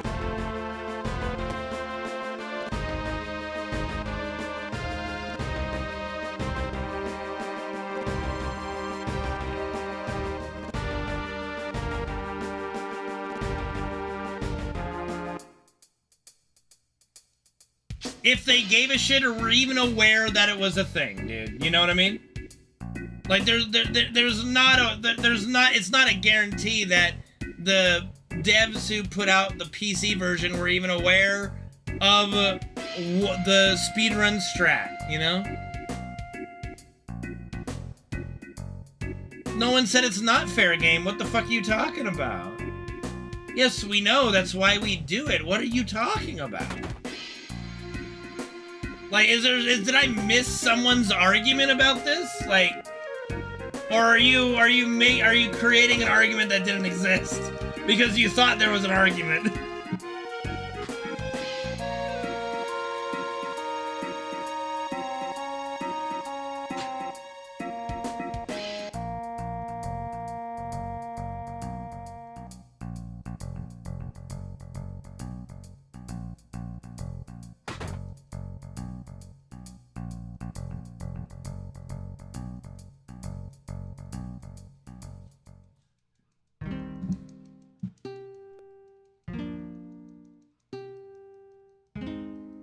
I mean, maybe, I don't know about that. Like, there's a lot of unintended things that go unaddressed in games, because, like, glitches happen, right? Especially in games that you can't fix a glitch for. I wouldn't say that just because something exists, you know, that it's intended by default. I wouldn't go that far. Like, I don't think the devs intended to write poison damage as self-inflicted physical attacks with the idea in mind to be able to one-shot with Lucky Sevens and interact with Lucky Sevens, you know? I think they definitely intended to code it to be... Like, I think they intended to code the poison the way they did, but not have it interact with Lucky Sevens the way they did. That's my personal belief. But again, I'm not a dev. And that just reminded me of another dumbass question. If I ever got to sit down with, like, developer of battle systems for FF7 OG, I would ask this really dumb question.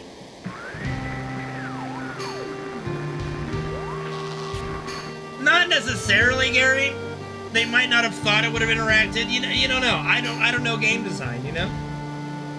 I'm not a game developer, so I have no idea.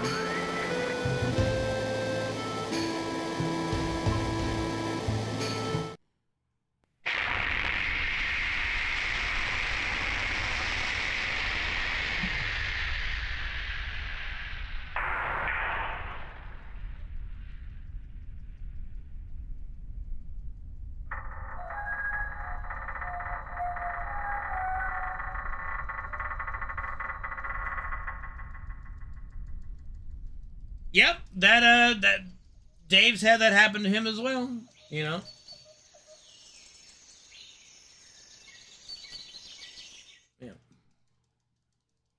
Yeah, I didn't run into... I had one Lucky Sevens happen my entire life casually playing, and it happened to occur on Emerald Weapon.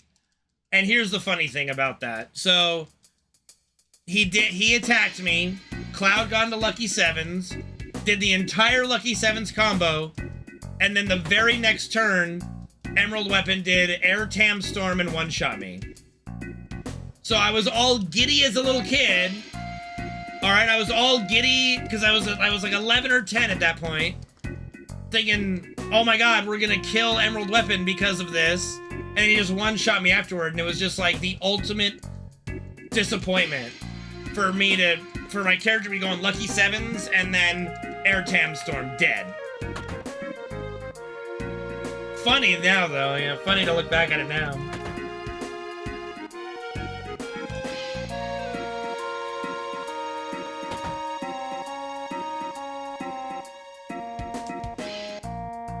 Now, see, here's the thing. Like, I have no idea what kind of person Morningcraft is. I've never talked to him. Never seen him in my chat, and never been around him, so... Obviously, I welcome him to the fold.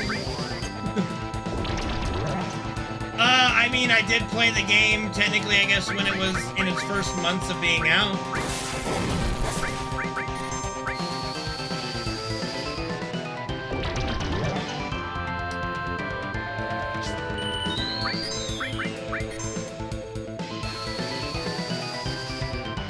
I mean, who the fuck doesn't like hot dogs? That's just fucking weird, man. Alright, we gotta start getting, like... So my manipulation RNG was really good. Poison RNG really bad.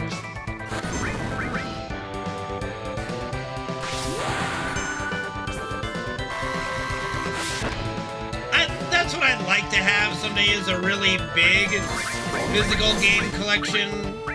I've got a decent game collection, but nothing that would be considered huge.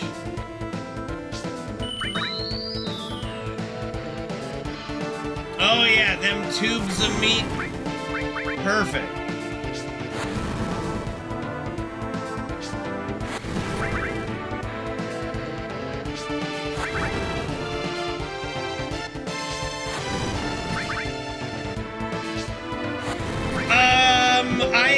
actually grown to this. I have leveled up, if you will, to the point where I don't need condiments on my hot dogs. But if I do get a different kind of hot dog, it's a chili cheese dog. Like chili and cheese, or I just eat them plain. Because I don't need condiments to enjoy my hot dogs. No, a hot dog is not a fucking sandwich. Ugh, not a fan of relish. Not a fan of relish. And no, a hot dog is not a fucking sandwich. Let me ask you a question. You go into Subway, sandwich shop. Is there a hot dog on the menu? No. You go to Jersey Mike's, sandwich shop. Is there a hot dog on the menu? No. It's not a sandwich.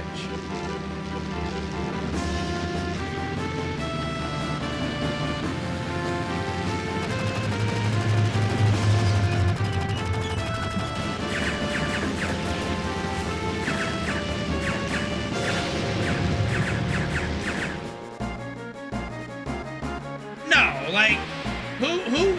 That's about as insane as people who eat pizza with a knife and a fork. Okay?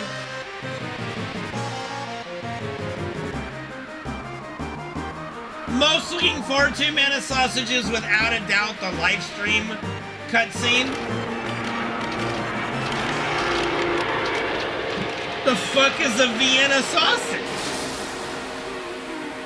How do you not know what a hot dog is? Are you serious? Are you real? Gourmet pizza does not need knife and a fork. If a pizza needs a knife and a fork to eat, it's not gourmet and it's not pizza.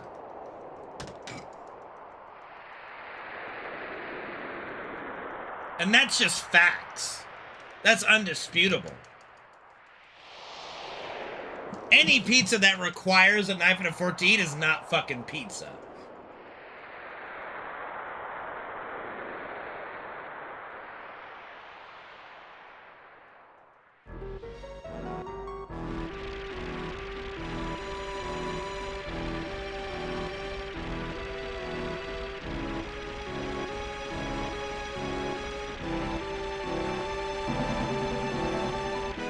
Don't be stalking my fucking viewers like that, Gabe, you creep.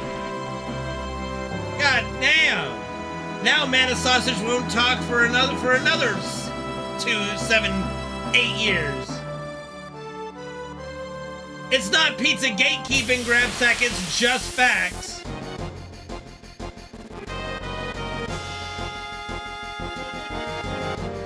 I don't need my lurkers to chat, they can lurk if they want. I saw what it was. Come on now, don't do this. Miss. Thank you, Jesus. Okay.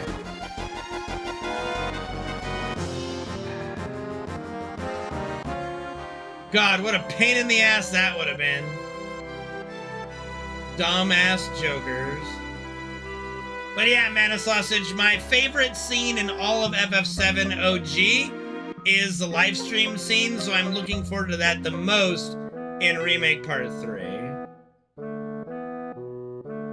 Dude, the Joker, yeah, dude, they were fucking AIDS, man. Hell yeah, brother, woo! That's right, Goat Mutation. Leave them lurkers alone. Like Goat Mutation over here.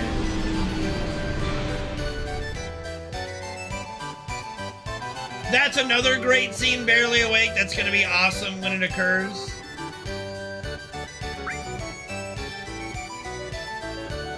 I think it's like 740 something. If I remember right. About Tree Bitty.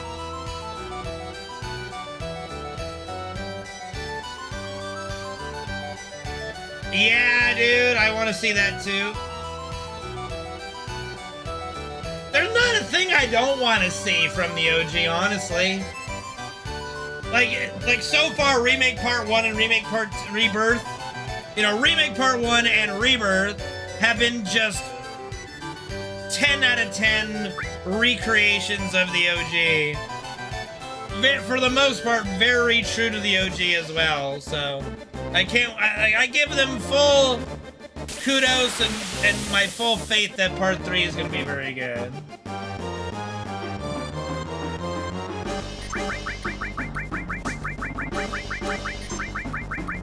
I mean, we're not gonna get. What we might get is at most as hard.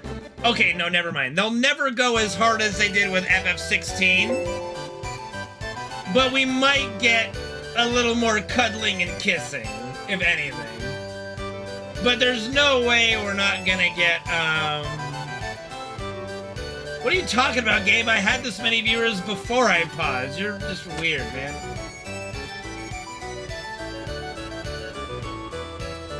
Like, there's no way we get a Jill is fucking naked and Clive is fucking naked scene like for Cloud and Tifa. There's no way. There's no way. There's no way they do that. You get a dude, there's no way. There's no fucking way. There's just no way, man.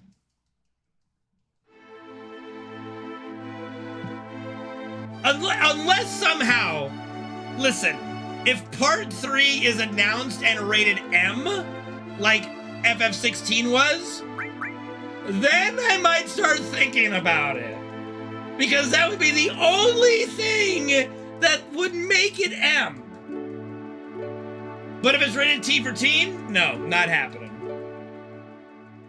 And I don't think we're gonna get an M-rated FF7 part 3, okay? I just don't think we're gonna get that.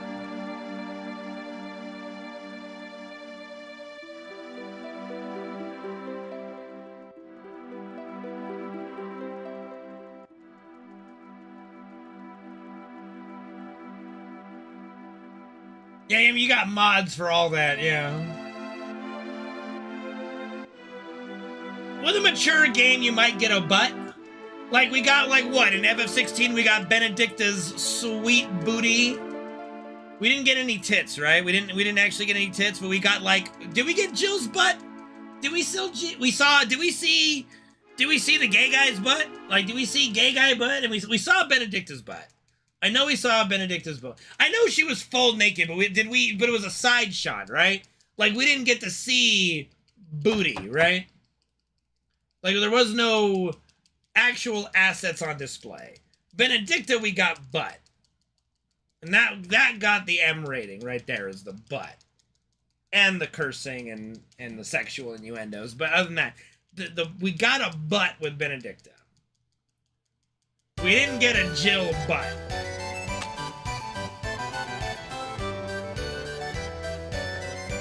Well, they could do that in, you know, with mods and stuff. And you know what? Pornhub's a thing, and I'm sure there's plenty of porn out there for you. Oh, I don't worry. I've seen what Stellar Blade has to offer, and I don't know if my chat can handle me playing that, honestly. Besides, I can't afford to pick it up right now, nor would I have time to play it. So.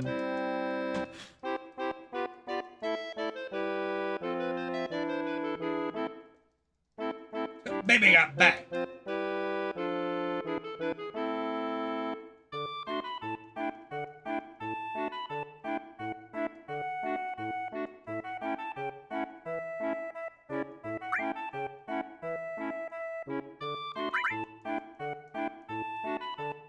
It's gonna be a long wait, probably still, Shin, but it's really good. Really good. I haven't played Nier yet, but that's coming in the Square Marathon in September. But I don't know when we'll get to Nier, because we'll probably start, like, realistically. We'll start with Super Mario RPG. I don't know how long that'll take me to beat. Then, probably after Super Mario RPG would be Nier. Probably Nier. I don't know. We have to see. I haven't planned out the exact order of games yet.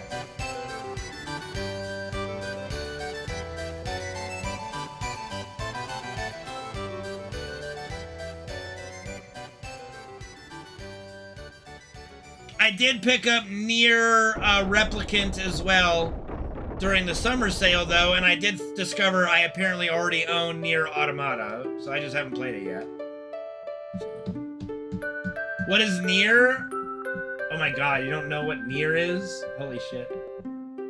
It would be the original owning Rampage. I don't own a Switch, and I can't afford to buy a Switch just to play one game for the marathon. Well, yeah, I would play Nier Automata first, of course.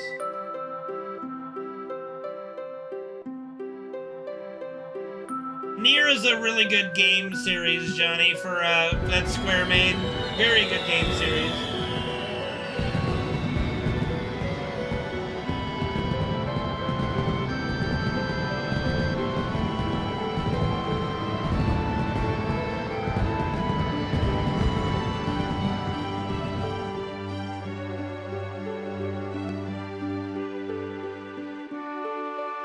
Can it be emulated? I'm sure?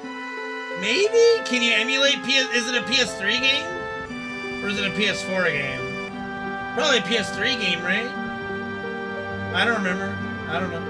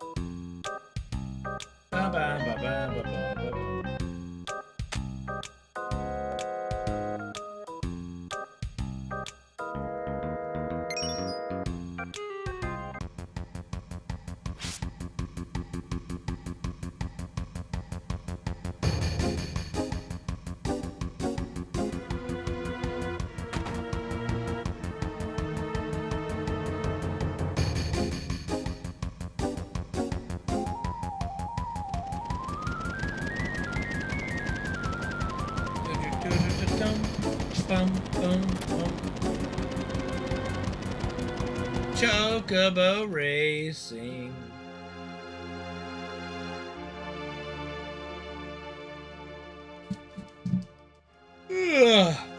Pardon me. A little stretch here, a little stretch there. Here a stretch, there a stretch, everywhere a stretch, stretch.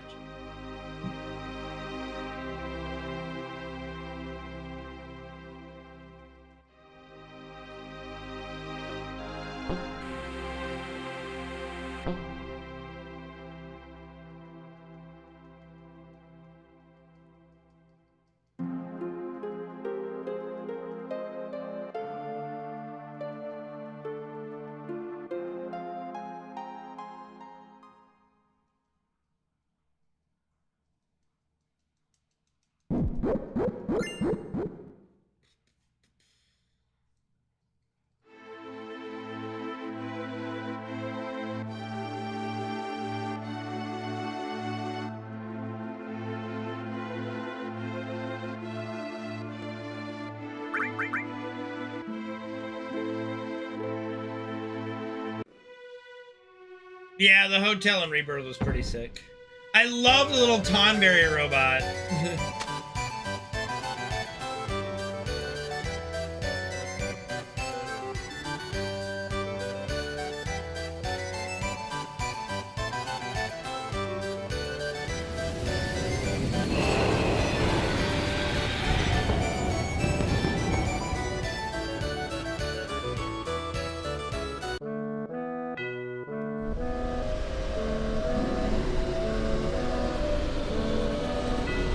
Yeah, the guild hits will come after my stream. Trust me, I'm on top of that shit.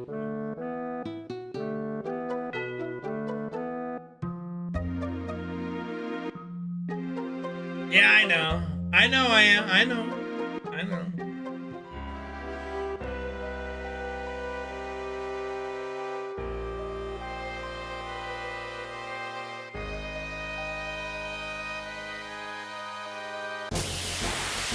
I hope the next guild battle is an ice enemy. Then I really kick its ass.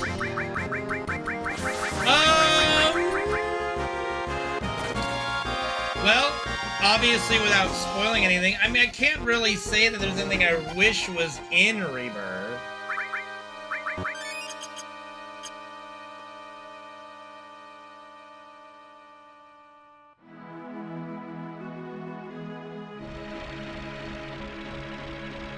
Maybe.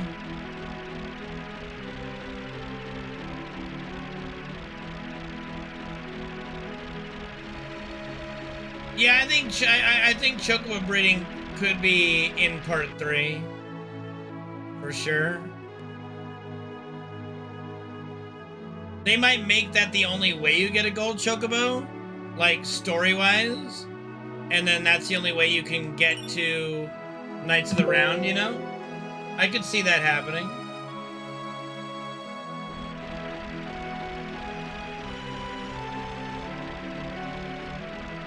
Yeah, it was really nice of them to put Tifa's ice weapon in the regular ticket, so I ended up getting that maxed out pretty quick too.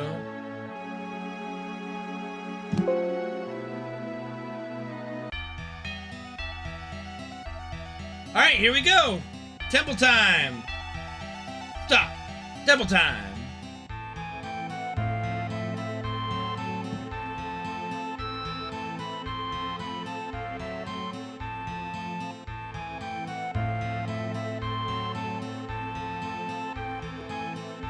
Now keep in mind, no matter what happens here at the temple, you know, knock on wood, we get through, I am still doing another FF7 run tomorrow and Monday. Just in case people see me die or something and just bounce before I can say anything. Rebirth goes up to about the point where I thought it would, which is the end of Disc 1.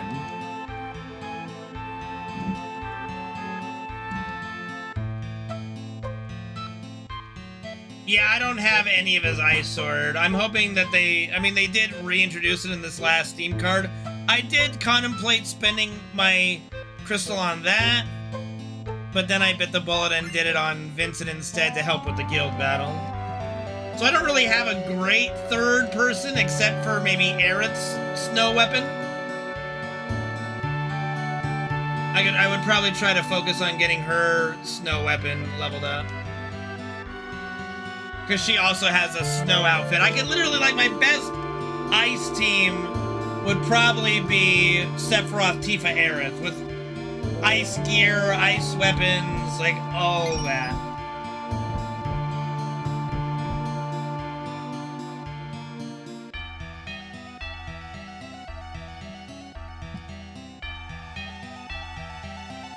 Alright, but anyway, focusing on the run right now and not Ever Crisis.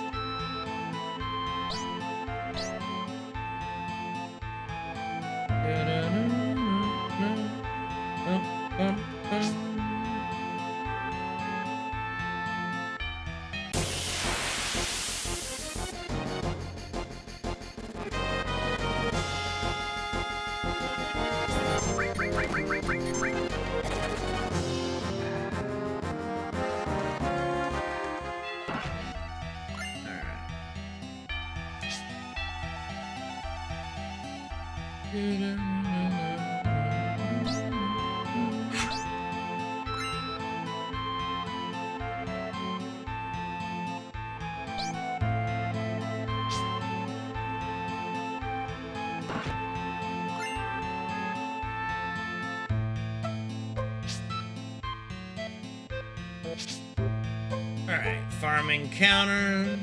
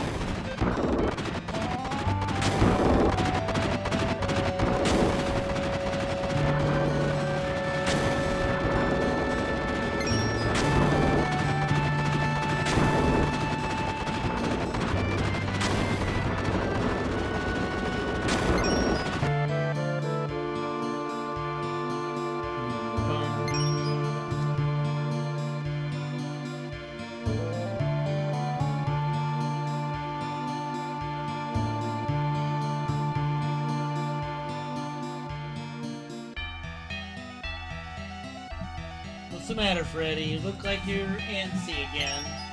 What's going on? Sure you okay? Huh?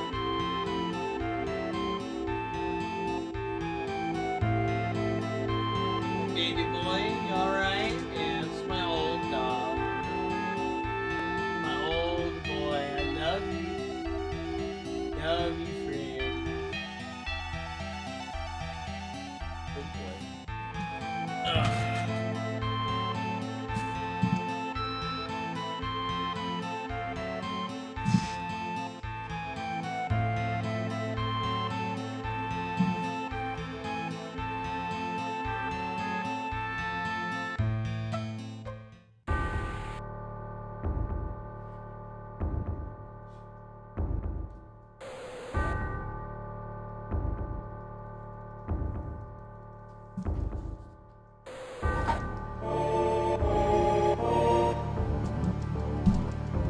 Big chillin'.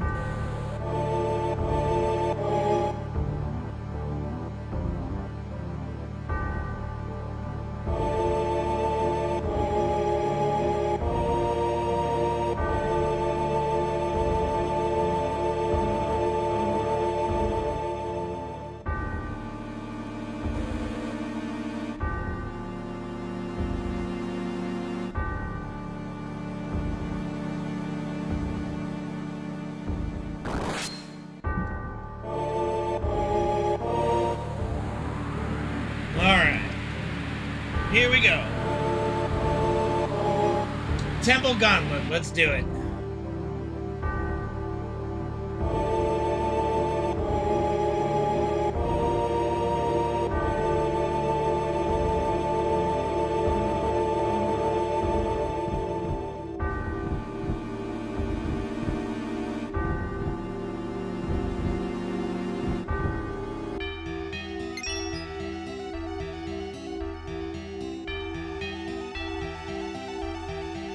Everything is excellent in Rebirth, Gary.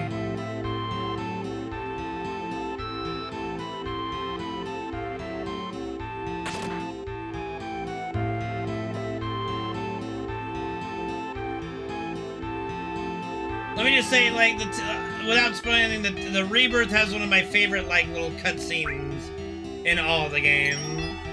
But again, I'm a very huge lore nerd, so really enjoyed it, yeah.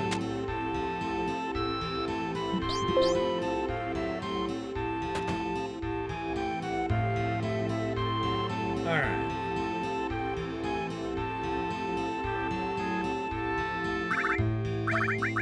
Shit, forgot to... I was gonna do a save on... Never mind. I was gonna do a save on Red Dragon for practice if I die, but it's okay. Alright, enemy skill...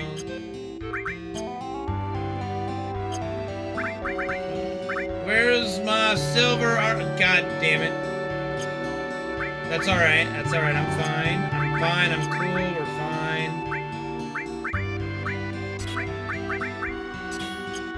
Oh, god damn it. Get so flustered and thrown off.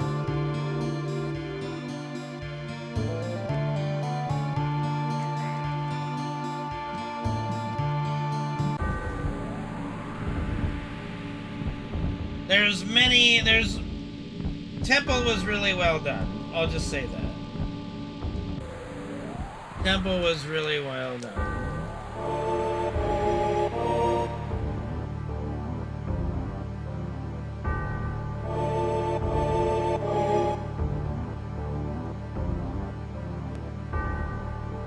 He's practicing.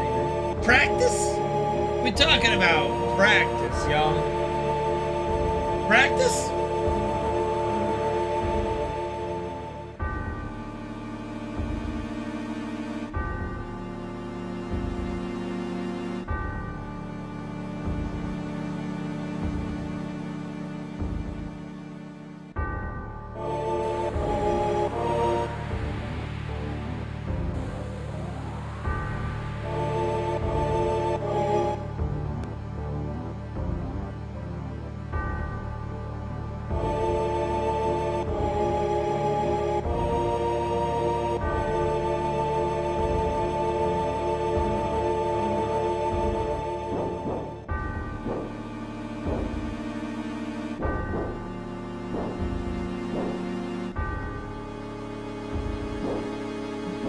Now there's an option I've been toying around with, but probably won't do.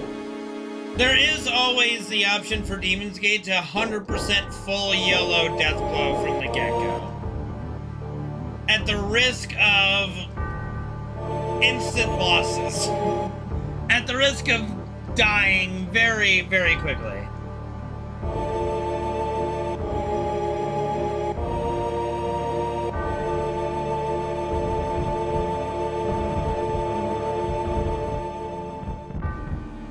But it might be a fun enough strat to do. No, I'm not doing it today. Just throwing out the idea.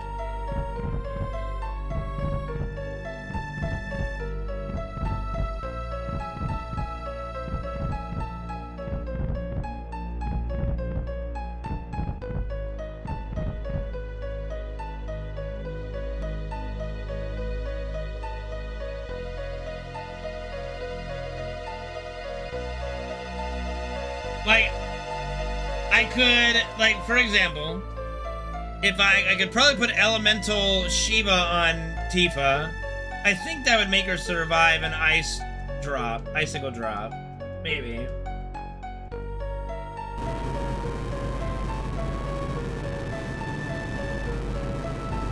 The only thing that would kill her would be a rock drop. I have to toy around with it. It's definitely something I've thought about.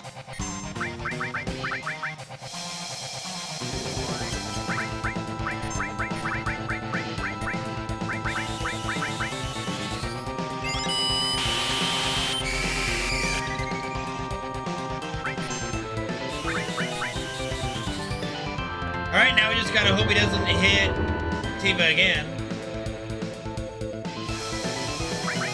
Like that. Yeah, just like that. Just like that.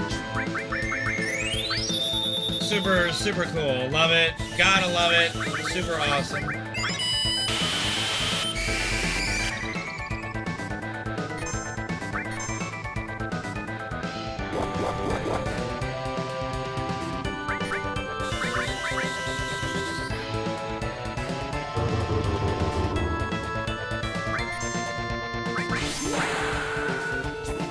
You're right. You're right, I am.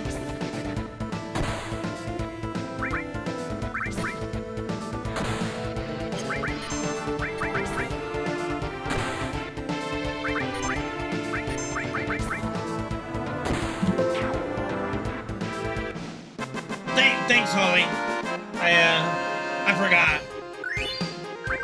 I forgot about that.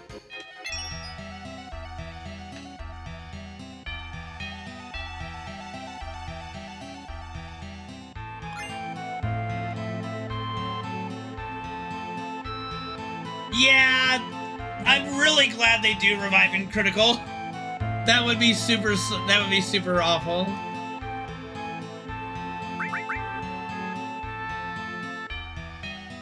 Alright, here we go. Demons time. Time for me to fight the demon gate right now. Demon time. Gotta hope that he doesn't crit me to death.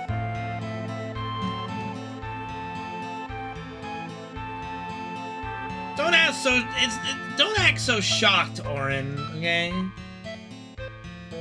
Well, it's not meant to be good, Gary. God damn.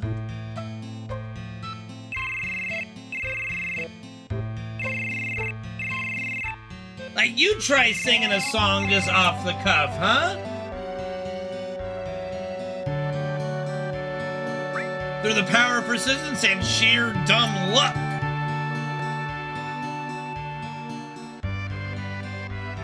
One, 2, 3, 4, 5, 6.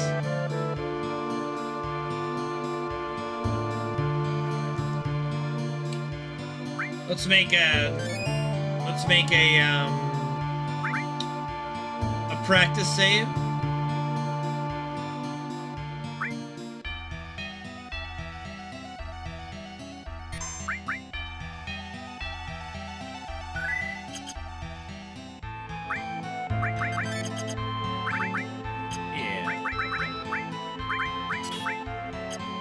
Let's go.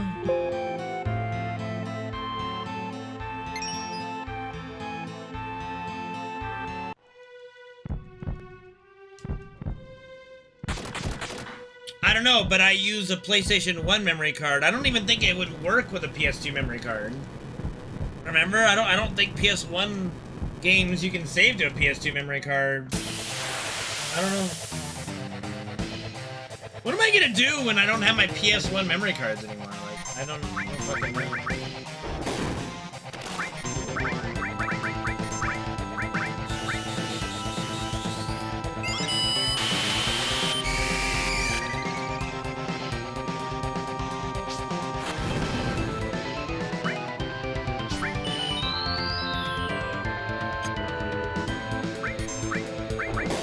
Get the fuck out of here with that goddamn bullshit!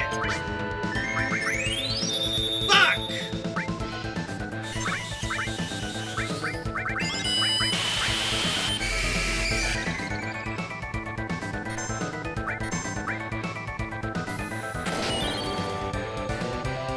Nice dodge, girl. Nice dodge.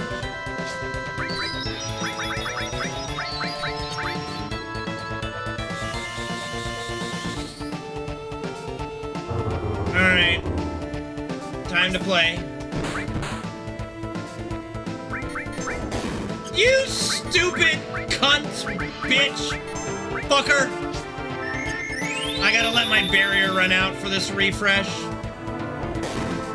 Why do you only crit and double drop?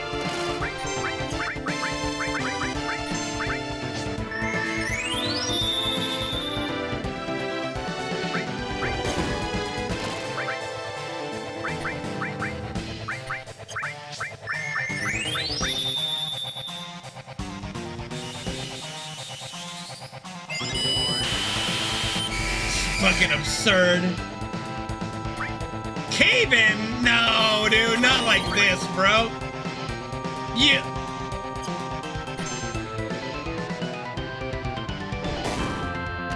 He remains the final boss. Nice dodge. Okay, you convinced. Never mind. He did a double drop. Never mind. Okay, so. Oh, I'm stupid. I made the save after I healed, didn't I? I can't even test what I wanted to test! Well, there's always next time. There's always tomorrow.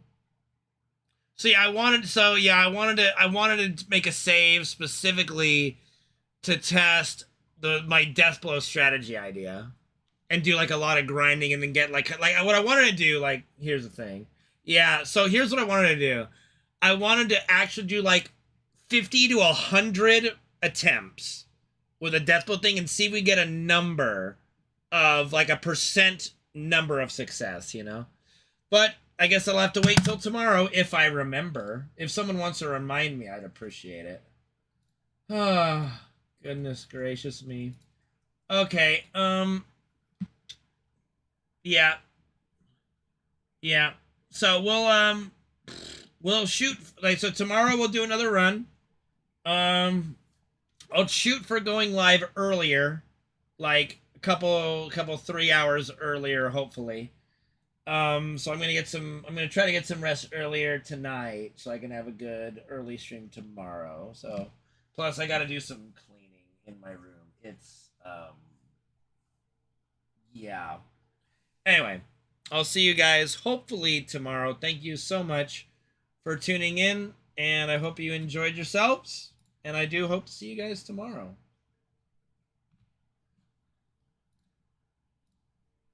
Yeah, I know, guild hits.